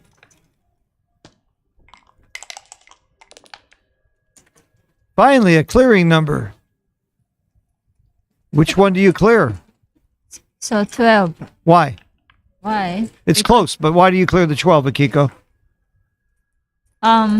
So next load, opponent's next load. You get a shot? Yeah. More likely to get a shot. Yeah. You're right, but it's .006. It's very close. But when you clear the 13, you don't leave a direct shot in your inner board. Oh, look at this. Double fours. This match is going to go on for a while. What is he looking at?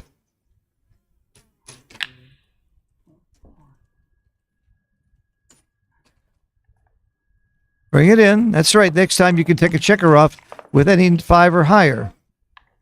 What a brilliant double. Wow. We could see this might be the upset of the tournament if he upsets him. It will be the upset. I don't think there'll be a bigger upset possible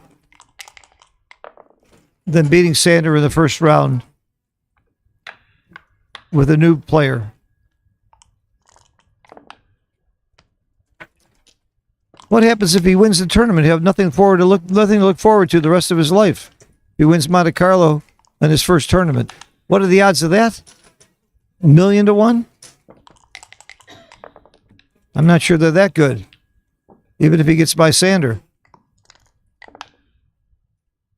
His next match would be Mochi. They're still playing if Mochi wins. He was losing. All right. We got quite a game here. 2 away, 4 away. I wonder if he has gotten that lesson. We all know it's like gammon go. You double quickly if there's any gammons at all. Last night I asked Galen, who'd been playing for 3 months, if he knew the take point at 2-away, 4-away before the game. He said, "What's the take point?" I'm serious. And he almost beat Kazuki. Kazuki's not any good, though, is he? Kazuki played 2 matches under 2 last night. Wow. Under 2, both of them. You got a lot of competition in Japan. Yeah. Tough country. And too many good players didn't play abroad or over the sea. Today? In Japan. In Japan? What Too many strong players don't play overseas. Like yet. your husband. Yeah. Your husband's a great player. He doesn't play. And Othello, Ichitaka, whatever. Yeah. Who else? Othello. And that we've never seen. Hideaki's not here for some reason. And Yoshi, he didn't play overseas long time. Right. And, Suzuki isn't here. Suzuki. He's a world champion. Yeah, he didn't play. He didn't play. So in addition to all the great Japanese players, there's a bunch we never see. So the local Japanese tournaments are pretty tough. Yeah. What year was it that you won the Vegas Open? Vegas. Las Vegas. You won Las Vegas. You don't remember that? You won so many tournaments you don't remember? Maybe 2014 and 15. 2014 or 15? At the same day that Akiko won the Las Vegas tournament, her husband won the Osaka tournament, didn't he? Yeah. Same day. Same day. Same day. I mean, how many times has that ever happened in the history of backgammon? The husband and wife have both won a major tournament on the same day. Separate tournaments. That's really amazing. And people ask about couples that play backgammon. I don't think there's a stronger couple in the world, maybe ever, than you and your husband. If you look at the skill level, I can't think of any other couple. I mean, Mika Ladoff was great. I don't think Rick Barabina was quite as good as your husband, and I don't think Mika's quite as good as you. But they would be close. That's the only other one I could think of that would be at that level. Paul and Mary Franks, I love them, but they're not quite at that level. What's happening? They're taking a break? Okay.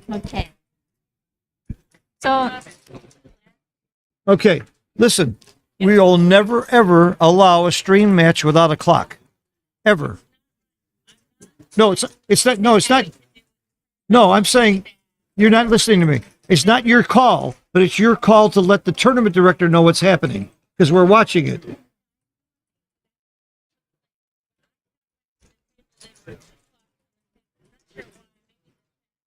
We don't need to know why. All we need to know is that it's not being run properly, and we should tell the tournament director. I'm not saying we should make a ruling. That's not my job either. But we do see it, and we should let Arda know. That's all I'm saying in the future.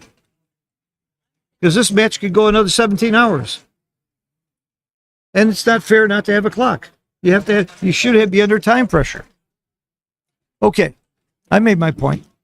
17 times, I know, I'm sick of hearing it. Akiko, you lost in the first round, but you can still win the world championship for the third time. You can still win. Excuse me. What? Are you kidding me? One player wants to play with a clock, they have to use a clock. Oh my God. Agree not to use a clock. We just heard a ruling that I didn't know. Clocks are not mandatory in this tournament. If either player wants it, you have it. If they both agree, you don't have to have a clock. How can you run a tournament this way?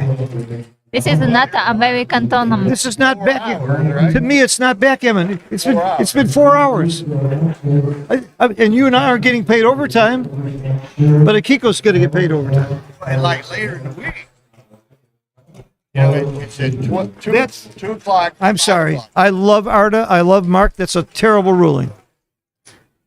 Every major match should have a clock. Because clock management is a part of this game. And how about tournament management? Horrible. And everybody should have 2 baffle boxes. I'll sell twice as many that way. And they stopped. I mean, it even further complicates it. They were playing with the clock. Yeah. And then they decided not to. I guess. I didn't think you could do that. Oh, ridiculous. By the way, that really helped Etan. He was the one that was running out of time, not Sander. Sander. Wow. Sander's a nice guy. He's too nice a guy. And this is, yeah, no, he won't regret it. He'll never regret being a nice guy. He's too good a guy. He'll regret not drinking beer, though, if he loses. Right. Good luck. He drinks a lot of beer. Have you ever drank while you were playing? Yeah. Yes. At my house. Times. Remember the time at my house we had a 36-hour chouette? You and me and Paul Weaver and Carter and Bob Zavarol? You were drinking. Yeah. Yeah. How much did you lose that night? That was your only loss ever I've seen you.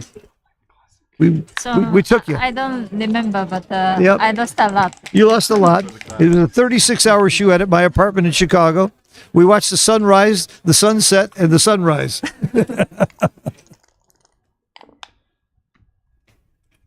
So All right. let's play again. It was fun. It was worth losing all that money just to be with me, wasn't it? Why are you laughing? So let's focus. I hate to rush you. Okay, we got an exciting match here, 2-way, 4-way, and because Sander was sharp enough to make a high anchor, there's not going to be a double real early like you would normally have at this score. Because it's all about the gammons. You don't want to just give him a 2-cube when he needs 2 points to win the match, unless there's some gammon risks. And when you're anchored on the 4-point, you don't get very many gammons. So Etan was going to be a long time before he has a cube here, if he ever has a cube. Now, when should Sander double? People really don't realize this, but you need to know your opponent's take point is about 18.5%. So you should double when your opponent is really close to that. Now, if you're a much better player, you might wait until he has like 16 or 15% and then hope he takes. Or you don't care if he takes or passes. But technically, you should double when he's very close to his take point, where it doesn't hurt you if he takes and recubes. Somebody said, what happened to the clock? The 2 players decided for whatever reason not to use the clock, and that's legal in this tournament. That's your answer, and that's ridiculous, in my opinion. Clock should be mandatory. Hell, you play a Joe Russell Chouette online, they use a clock.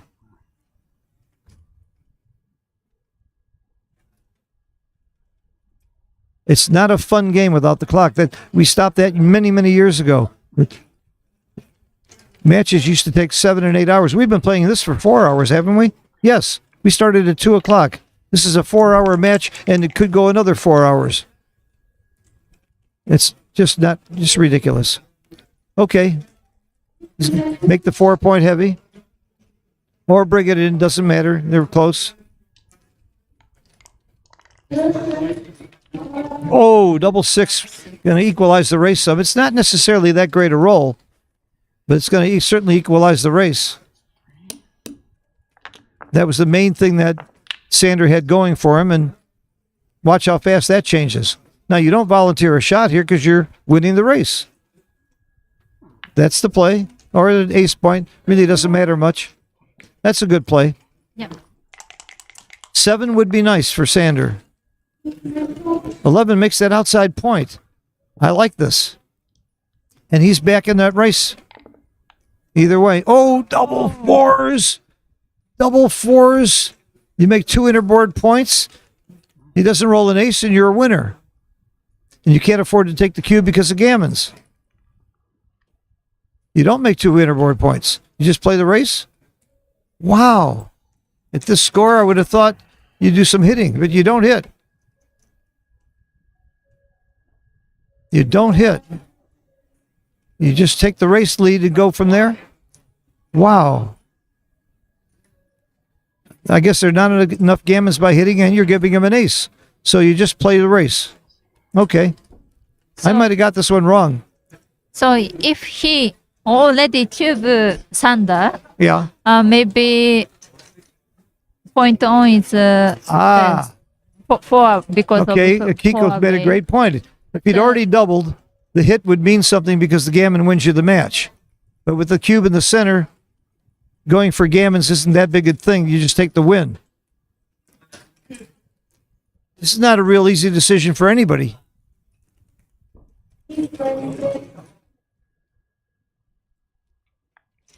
Okay, he's going to go for the blood. You gotta make a play, bro. You know. It's a pretty big blunder that I might have made. If he doesn't roll an ace, you love this position, but you've overshot your market by way too much now. That's the other problem. It's a big double and a big pass, so you overshot the market. That's a thing you don't want to do. You double now, he's passing, and you don't double, you're taking a risk of losing. You lose this game 30% of the time. You might not cover. You might roll a 5 something. So you still have to double, but you're sorry you made such a big play. You were sorry if it wasn't successful, and you're sorry if it is. So I guess that would teach you the lesson. Does he think he's too good? Gammons aren't worth that much. And an undoubled game. 5-6. Boom. Ooh, 1-6.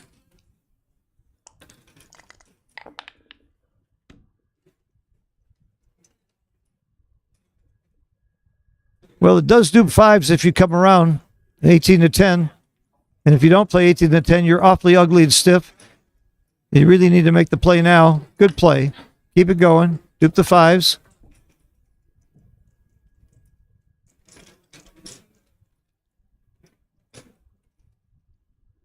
I just can't imagine the World Championship match being played without a clock. I'm sorry. So let's forget the clock. About clock.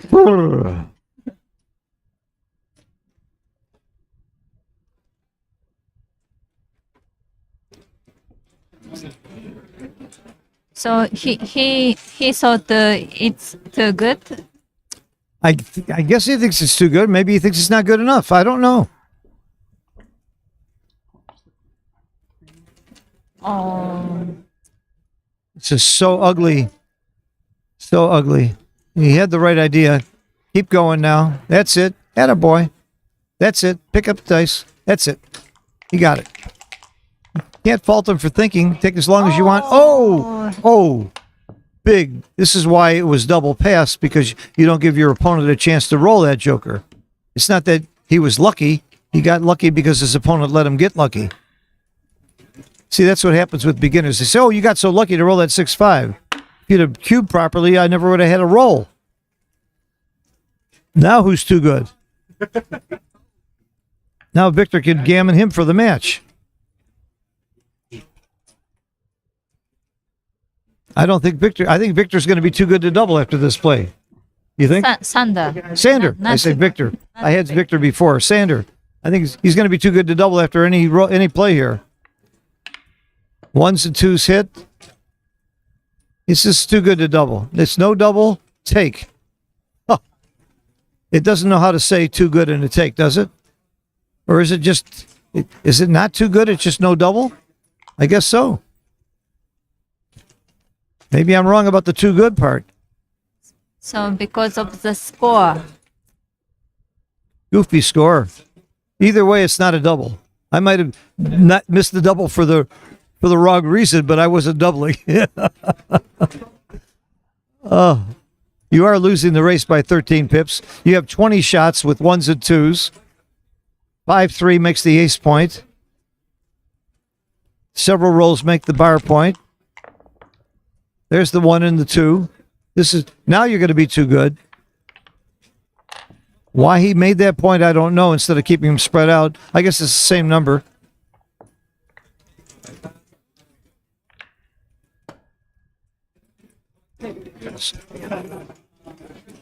So we know the take point is he's right on the take point. 18.5, I was going to say, is the take point. If he passes, he'd have to win 3 games because of the gammon chance. That's 18.5. He's got 18.8. This is a .004 take. I don't know anybody in the world that would know this is 18.4 and be able to calculate that number. Would you take or pass?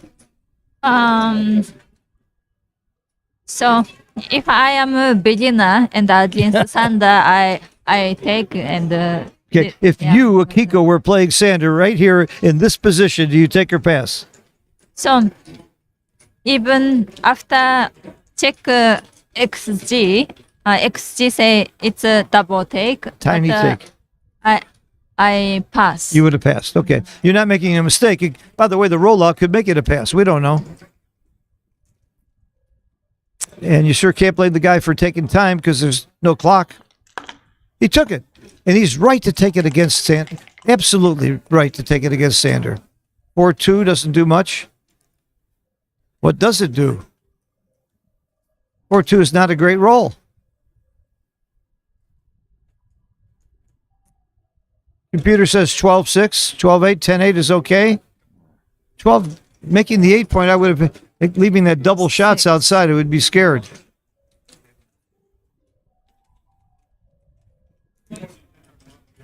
I'm pretty sure I would have played 12-6 here. What would you play, Charlie? Yeah, Charlie would have played 12-6.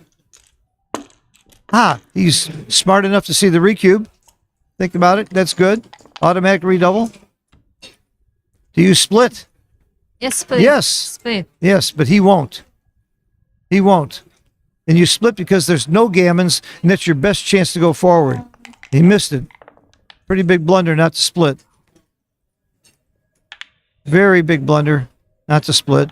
And look at this. We might have a new winner right now. This is it. Double match point of 6 is all it needs for the biggest upset I've ever seen. He got it. I'm sorry. Oh my God. Wow. Oh my God. Sander, world champion against the guy who's been playing for 6 months. This will be the story of the tournament almost no matter what happens. The game isn't over though. This is unbelievable. Unbelievable. I gave 10-1 odds on Sander at the beginning of this match. Oh my God. Oh my God. Sander's about to go down to a guy who's been playing for 6 months. Tim Cross, you got to be the greatest teacher that ever lived. When can I take lessons from you? I want to sign up. Me too. Oh my God. What do you mean you too, Charlie? You take lessons from me. Oh my God. It ain't over. I don't think there's ever been a bigger upset in the history of the World Championships. I know there's been some big upsets. I won't name them. I'm sure Liga Nude won't mind when I tell her it was an upset when she beat Joe Dweck, but not like this. Lee was a fine player. Still is a fine player. That's a finals upset. Oh my God. Sander had about the only roll that left a shot, and he got hit. Oh my God. Yes. All right. Let's give it. This guy really deserves his guts. First tournament he's ever played in the World Championship against the world champion, and he wins. That's backgammon, baby. Wow. Wow. I'm breathless. Oh, what do you think, Kiko? So his next opponent is Mochi. Did Mochi win? I don't know yet, but If Mochi won, if he's so, next. If he beats Mochi, by the way, if he wins that one, the next one is somebody else really great also in the list. Oh my God. I got to do a little interview with this guy. They're in the room over there. I want to interview him real quick. but Let me get him. game. Yeah. Can I help you, Phil?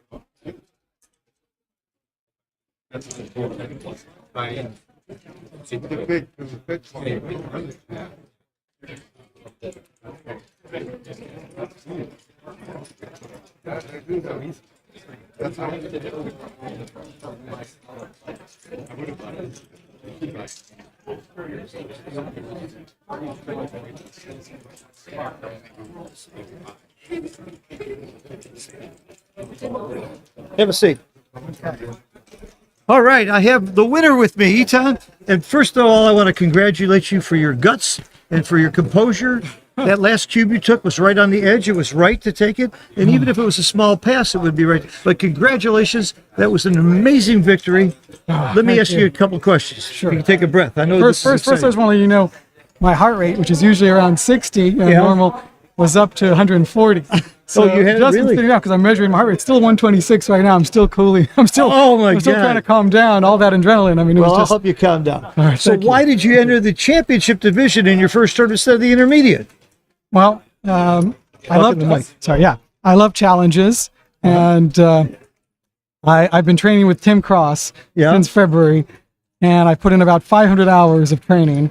I think I played better than the PR during the match, but yeah, I wanted a real challenge, and today being able to play, it doesn't matter what the result is, just being able to play with the world champion. I mean, it's such an honor, it's such a privilege, and I'm just in complete shock and awe, basically. I'm on record as saying I thought your odds were 10-1 against winning this match. at 71 minutes. I'm sure I was wrong. I was probably closer to 8-1 or 7-1, but it was still this is a big upset. It's a huge upset. I mean, although there was, I don't know if you saw, there was a stage where he rolled a 5-6 off the bar. Did you see that? And yes. Then, and he came got back. lucky. If he hadn't rolled that, I could have been way ahead without all of this. Absolutely. I mean, so we both had a lot of luck both ways. Absolutely. You were right In fact, it's kind of ironic because at one point I rolled a 4-4 that helped me kind of win a game, sorry. And then I rolled a 4-4 that crunched that made me lose. So I had bad 4-4s and good 4-4s, and then he had a great 6-5 off the bar, and I had a 6-5 at the end that got me also. Do you remember the match where the game where he crashed with a double 5? Yes. He made a very bad play not to come up with the 3 that he wouldn't have crushed. He stayed back on the 3, and that was a blunder for him. So that was one of his few real big blunders, and he immediately got punished with that double 5. That's right. But a typical backgammon match will have a lot of those. You'll be able, and just about, you haven't had that much experience. No, not at all. Just about every backgammon match, you'll have a bunch of rolls where you were super lucky and you were super unlucky and vice versa. That's going to be part of the game. But you kept your composure. I can't believe your heart rate was up that much. And you played with great gusto and guts. Now, you took a horrible cube that hurt your PR, where he took a real long time to double. I'm sure he was bluffing. I'm sure the reason he took a long time to double that 4 cube, you took a 4 cube earlier, was because he knew it was a big pass. He's a poker player. I thought that was a poker play where he got you. He did get me. He got you. Absolutely. Because thought maybe it wasn't double. I thought if he's thinking that long, he knows something that I don't know. That's exactly why I took it. Yes, and that's exactly why he took so long. So that was a very clever play on his part. He might have been thinking he was too good. Let's give him credit for that too. Yeah. But I'm pretty sure he was bluffing a little bit. Well, regardless, I want to say he is such a class act. Yeah. I don't think, I mean, Oh, he's a class I mean, guy. Thanks. unbelievable. All right. And I want to say, I come from chess. I'm a chess master. You're a chess master? Yeah, I am. What's your And rating? It's 2200. 22. Okay. So it's all Very right. impressive. Sorry, thank you. Okay. And chess is so different to backgammon. You know, the fact that you can play the world champion and have a shot. You know, I don't care what the odds are. I'll take it. I mean, try playing Magnus Carlsen. There's no way in hell you're going to win No the match. way in hell. So, Right. Yeah, so- they're 1,000 million to 1. yeah, something like Yeah. that. So, so that was amazing. And and I mean, I've put in about 500 hours. I have this theory, they say you need 10,000 hours to master something. I'm far from that, but I believe that in 500 hours, you can at least become pretty decent I at don't something. believe in the 10,000 hours anymore because Oh, now we good. have the computers that help you and shorten that. Yeah. Before we had computers, that's when they came up with the 10,000 hours. I I think see. it's half that because you have Extreme Gammon and Yeah. you have computers and you got Tim Cross. I mean, you got a great coach. I love Tim. I was just going to say a shout out to Tim. Thank you for everything. You've been such an inspiration. He's both a friend and a mentor. And also I have to say, backgammon is also teaching me a lot about life because, you have to roll with the punches. And this is something that's very different to chess. In This chess, is why I think backgammon is the right game for kids. 100%. They teach math. It teaches them math, statistics, and rolling with the punches, dealing with good and bad luck. That's right. And actually, I want to say I run an event called the Mind Sports Olympiad in London, and kids play with adults, and they can win overall events, but also there are prizes just for kids as well. We have backgammon, we have chess, we have all these Euro games like Catan, Ticket to Ride, all that. And I will say, I think chess is very good, obviously, but backgammon, it teaches you so much. I mean, there's so much depth to it. What took you so long to find backgammon?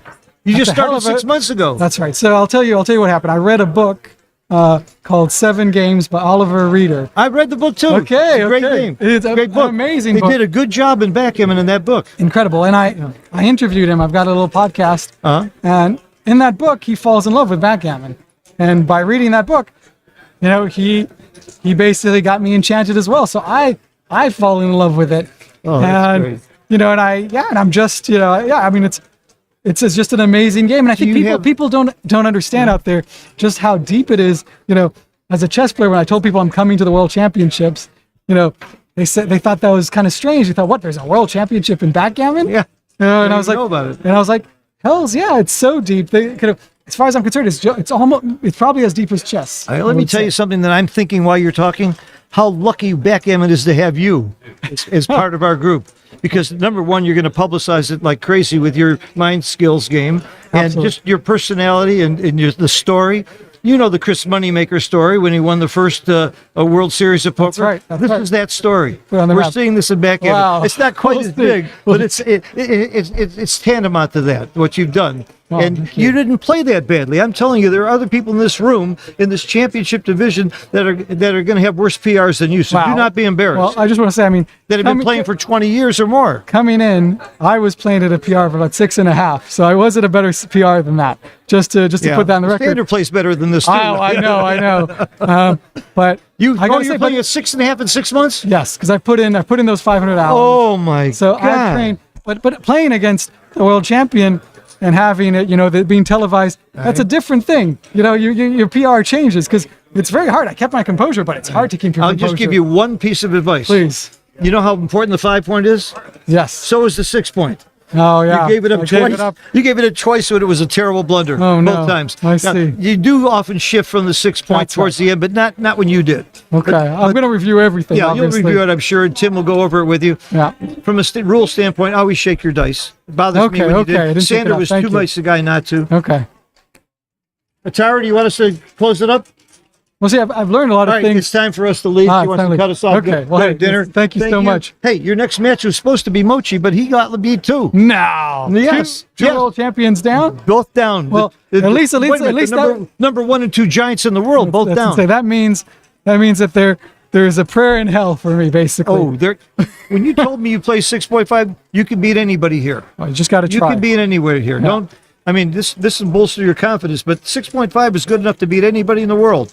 Thank you. So Yeah. happy to have you in this game. Oh, no, I thank love you. your attitude. I love I love your energy. I love what you're doing, and you're going to help bring backgammon No, up where it belongs. absolutely. I'm going to be an ambassador for You and I got backgammon. to talk more.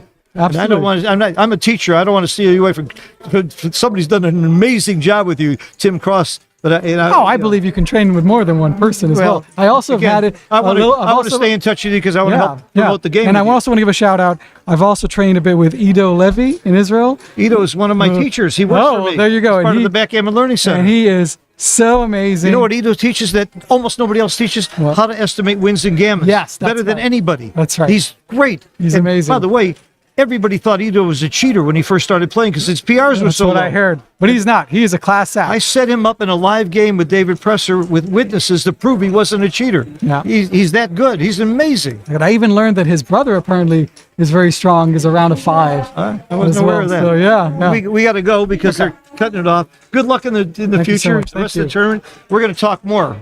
You and I are going to 100%. promote this game a lot more. I need your help. I'm your ambassador. Thank you, sir. I love it. Thank you, I love sir. it. Thank Great you. what you did. Thank you, everybody, for watching. Hope you enjoyed the interview as much as I did.